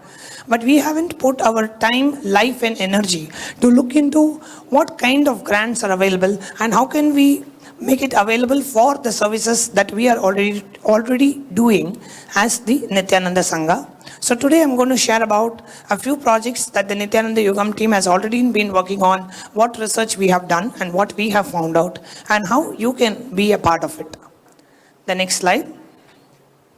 So the projects that we have taken up so far are the temple project, Annalaya, Kumbh Mela, organizing Kumbh Mela in various countries and cities all over the world, the Nithyananda Gurukul, community living, the Goshala project, preservation of cows, yogic sciences, youth empowerment, sacred arts, library, medical, heritage preservation, the peace project, meditation, yoga, Vedic wellness, palm leaf collection, digitization, preservation, the temples, the translation project, the health and well-being, and Vedic call centers. The next slide. So I'm going to give a quick brief overview on the work that we have already done. What have we found out in the research that we have done so far? Now let's share about Annalaya. I'm pretty sure all of us know that we are serving free food in all our campuses, Adinam centers all over the world. And the vision of this project is to feed 1 million people each year, feeding people located in large Hindu gatherings, university students, pilgrims, yatris, hospital patients, or any public gathering anywhere in the world. And what we have found out is there are a lot of grant organizations which already offer grants for organizations which provide the Annalaya service. Which is, we found that there is a McKnight Foundation, wherever we supply free food to homeless people, they have a $200,000 grant for this initiative. Disaster relief and food for orphanages, $500,000 grant is available, and $200,000 grant is available for any organization which gives free food to school children. Because we are already doing such initiatives, all we have to do is find out what is the eligibility for the grant and apply for this particular grant or a lot of grants in this field and start raising non-violent money. So whoever is interested in contributing to this Annalaya project by raising non-violent money, you will have an opportunity to sign up today and work with the team which has already done an initial prototype for this project. The next slide. So next, let's take community living, where we encourage people to live in communities in and around our temples and adinams. What we have found is there is something called as a community harmony program. We found that the Victorian Multicultural Commission is giving a $110,000 grant for any community living project. Then Vibrant for Stronger, Vibrant, Safe Communities. There are $85,000 grant given by W Foundation. And Social and Sustainable Capital gives up to 2 million grants for such communities. So we are already living as communities, we are already living the 4 tattvas. Now we have to look for organizations which give grants for such projects and apply for the same. The next slide. Next is the Kumbh Mela. Now all our Mahans of various zones are working on organizing Kumbh Melas in your respective countries. And from the Mahanirvani Akada, which is the organization which conducts Kumbh Mela, we have an authorization letter that as Nithyananda Sangha, we represent Hinduism, we represent the Akhila Bharatiya Akhada Parishad, and we have the authority officially to conduct Kumbh Melas all over the world. Now, but when doing such events, it comes under the category of a multicultural event. Now, multicultural events, festivals, community development programs, all of them have huge grants available. We found that the government of Victoria and Australia itself gives a $100,000 grant. And Australian Government Department and Communication and Arts gives close to $1.2 million in grant. And more than $300,000 grant is available by Tasmanian Community Fund. The next slide. So the reason why I am presenting all of this today is for us to know that for a lot of things that we are already doing, so easily we will be able to generate funds for the projects that we are already doing. However, we haven't put our time, life or energy into looking at such organizations where such grants are available. How can we apply for those grants? What do they require? In what format do they require? And we have to just apply for them. So when we found out, it was actually kind of a mind-boggling research that we did, which literally opened our eyes, seeing so much of funding is available. There are so many organizations which are waiting for authentic service organizations which give, but we just haven't tapped into such organizations to generate the funds. So with this, today we are kind of opening it up to all the SMKTs who want to sign up to be a part of this grant project, so we can work together and reach out to various organizations for generating the grants. Yeah, so the Nithyananda Goshalas, preserving the divinity. Now we have Goshalas here in Bengaluru Adinam, in various Adinams all over, in various places in India, and we are also developing it all over the world, where the cows are preserved, worshipped, and they are maintained in a sacred manner. Now, the different grant organizations that are coming up is, for example, Special Conservation, which conserves the species, which gives grants of $25,000 or more. Then we have up to 2 million grant by an organization called ifad.org, which gives grants for various categories like agriculture. And so we have a goal to raise about $2 million in grant for this project, for the Nithyananda Goshala project. Nithyananda Jnanalaya project, creating Vedic libraries globally. This project is about creating the largest library on Hinduism here in Bengaluru Adinam. Now, the various organizations that we found out are giving $10,000 grant for heritage and education, sustaining the cultural heritage collections. There is a funding of raise of 20% of the actual amount that we need for that project. And we also found that a group in Singapore is having a grant for funding library buildings. And they have recently funded the Nalanda library that we are reconstructing in Bihar, and they had a funding amount of close to $10 million. We also have a $4 million funding available for any museum manuscript library project. As many of you may be aware, we are collecting a lot of palm leaf manuscripts which are, almost on the verge of getting obsolete or damaged or worn out. We are collecting all of them, digitizing it, preserving it here. And so are the ancient Vedic scriptures, the Hindu books on agamas, on various Vedic literatures. We are collecting them so that whatever is there at this age continues to be there for centuries to follow. Then the Nithyananda Sacred Arts Project, where we are preserving and showcasing to the world the Indian temple arts with the mission to preserve, study, research, and enrich the world with the 64 Vedic arts. And we see that there are a lot of organizations which give for arts and culture. For about $1.2 billion, there is a Andrew Mellon Foundation. Then there's a Crease Foundation which gives awards for close to $1 million for the project which comes under this category. Many arts and culture projects funding is available. We also found that there is a Guru Kripa Foundation which has offered its donation to many temples in India and US with the grants of more than $250,000. We are building temples in various cities in US and all over the world. But we never thought about, okay, there are so many grants available, why can't we approach them and raise funds for the temples that we are building? So when we did this research, that's what was the click that happened amongst the team. So much we are doing, but we are not showcasing or asking for showing what we are doing and asking and generating funds for this project. Next, we have the yoga and kriyas. The 108 kriyas that Swamiji has given for healing and curing the various diseases. So we can apply for grants for this project as well, so that the world we can reach out to a lot more audience if we have more funding in this project. The next slide.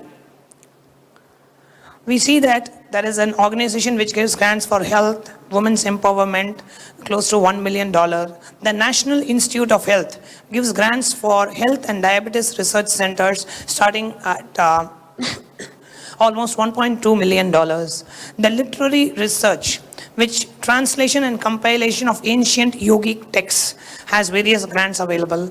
Give Back Yoga Foundation awards grants for yoga training for people in need. So much of yoga, kriya work that we are offering to the world, grants are much readily available. Now, the reason why I am presenting each of this is not that you will remember all of this now, but just to kind of give a sense of how much easily so many organizations are giving grants for whatever we are already doing. That's the only purpose of my presentation today, so that we feel, wow, it's so much is available in and around me. Somehow we have been oblivious to that fact. Now let's start looking and let's start applying. So become a part of the grants project, where we have a dedicated team working on raising non-violent money. Means money which is already kept aside for such various projects we can utilize for the authentic work that we are doing for the community. The next slide. Next, we have the Nithyananda Gurukul, the authentic Indian Hindu education system of Sanatana Hindu Dharma, where students live with an enlightened master from a tender age, learning the 64 Vidyas, the type of knowledge. Grants for education can be further broken down into grant for a school, teacher grant, student grant, school playground and garden area grants. Even grants are available for such projects. Community development grants. In US alone, more than 110,000 grant opportunity worth more than $6.5 billion is available for the Gurukul project. The next slide. We have also found that one educator received 1 million grant award for starting the school project, and Lois Charitable and Educational Foundation will donate up to 5 million to K-12 public charter schools and to parent-teacher groups, as to many as 1,000 different public schools every year they offer grants. The Garfield Western Foundation gives up to 58 million pounds just last year for the education project. Next slide. Next comes the the yogic sciences, our unique contribution, Swamiji's unique contribution to the world. The next slide. The funding agencies that we have found, can you go to the slide before? So I can share the mission. Creating the infrastructure where thousands of people come here to receive initiations into third eye awakening, where we can reach out that such powerful initiations are being given here just by coming and receiving the initiation. Millions and millions of people around the world can be helped. So we need a huge infrastructure to be able to reach out this knowledge, this information to the whole world. And the next slide. What we also found was for such projects where the projects for solving any problems that are unsolvable or solving any critical issues, there are funds available. There are funds available for education and research purposes. There are funds available for various research grants that we can apply, that the yogic sciences category will fall under. So we found that there are various agencies which give even up to $100 million in grant for such initiatives. The next slide.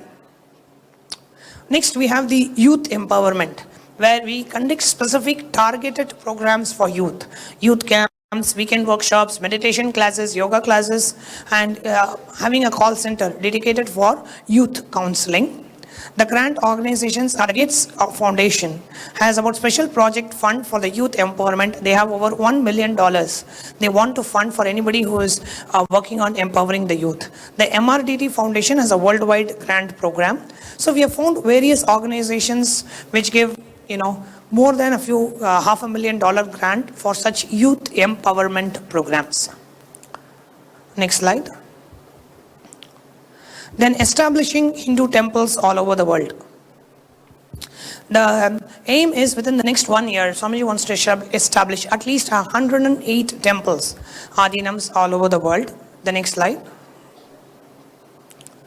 Now the funding agencies, even for building temples, constructing temples, various agencies are ready to offer the grant. For example, there is a Nation Mission for Manuscripts, the National Endowment for Humanities, where sustaining cultural heritage collections grant program. So they look for projects which belong to where we preserve the cultural heritage, where we spread or maintain the cultural heritage. So we can apply for such grant fundings that are already available. So what we found is there are a few foundations that are projected on the screen. All of them apply for fall under the category where we can apply for building and raising temples all over the world. The next slide. Then the Nithyananda Vaidyalayas, the health wing, holistic healthcare unit integrating the best practices of allopathy, Ayurveda, Siddha, Varma and naturopathy. For establishing such Vedic hospitals, the project fund that we need is about 250 crores Indian rupees. And the grants that are available, can you go to the next slide? Various grant organizations which give grants for health research institutes, for medical grants association.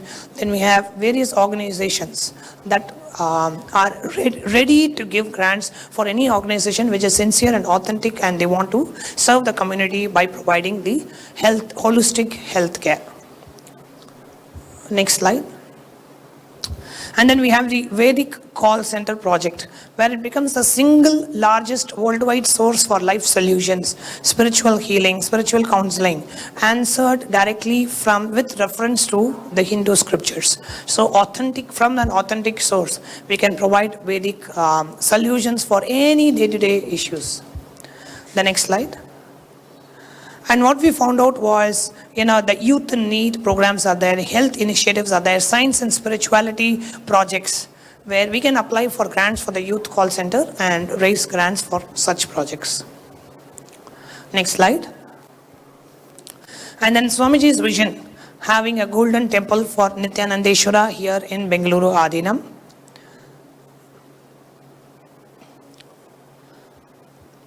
The grant organizations that we found that apply for these are Temple University Grants Project, which are giving grants ranging from $100,000 to a few $1 million. Alliance for California Traditional Arts, the National Endowment for Arts, the Michigan Council for Arts and Cultural Affairs, the Lannan Foundation. All these we can apply and and I'm sure there are a lot more that we have not listed here, but which we can apply to generate funds for building a beautiful temple, golden temple for Nithyanandeshwara in Bengaluru Adinam.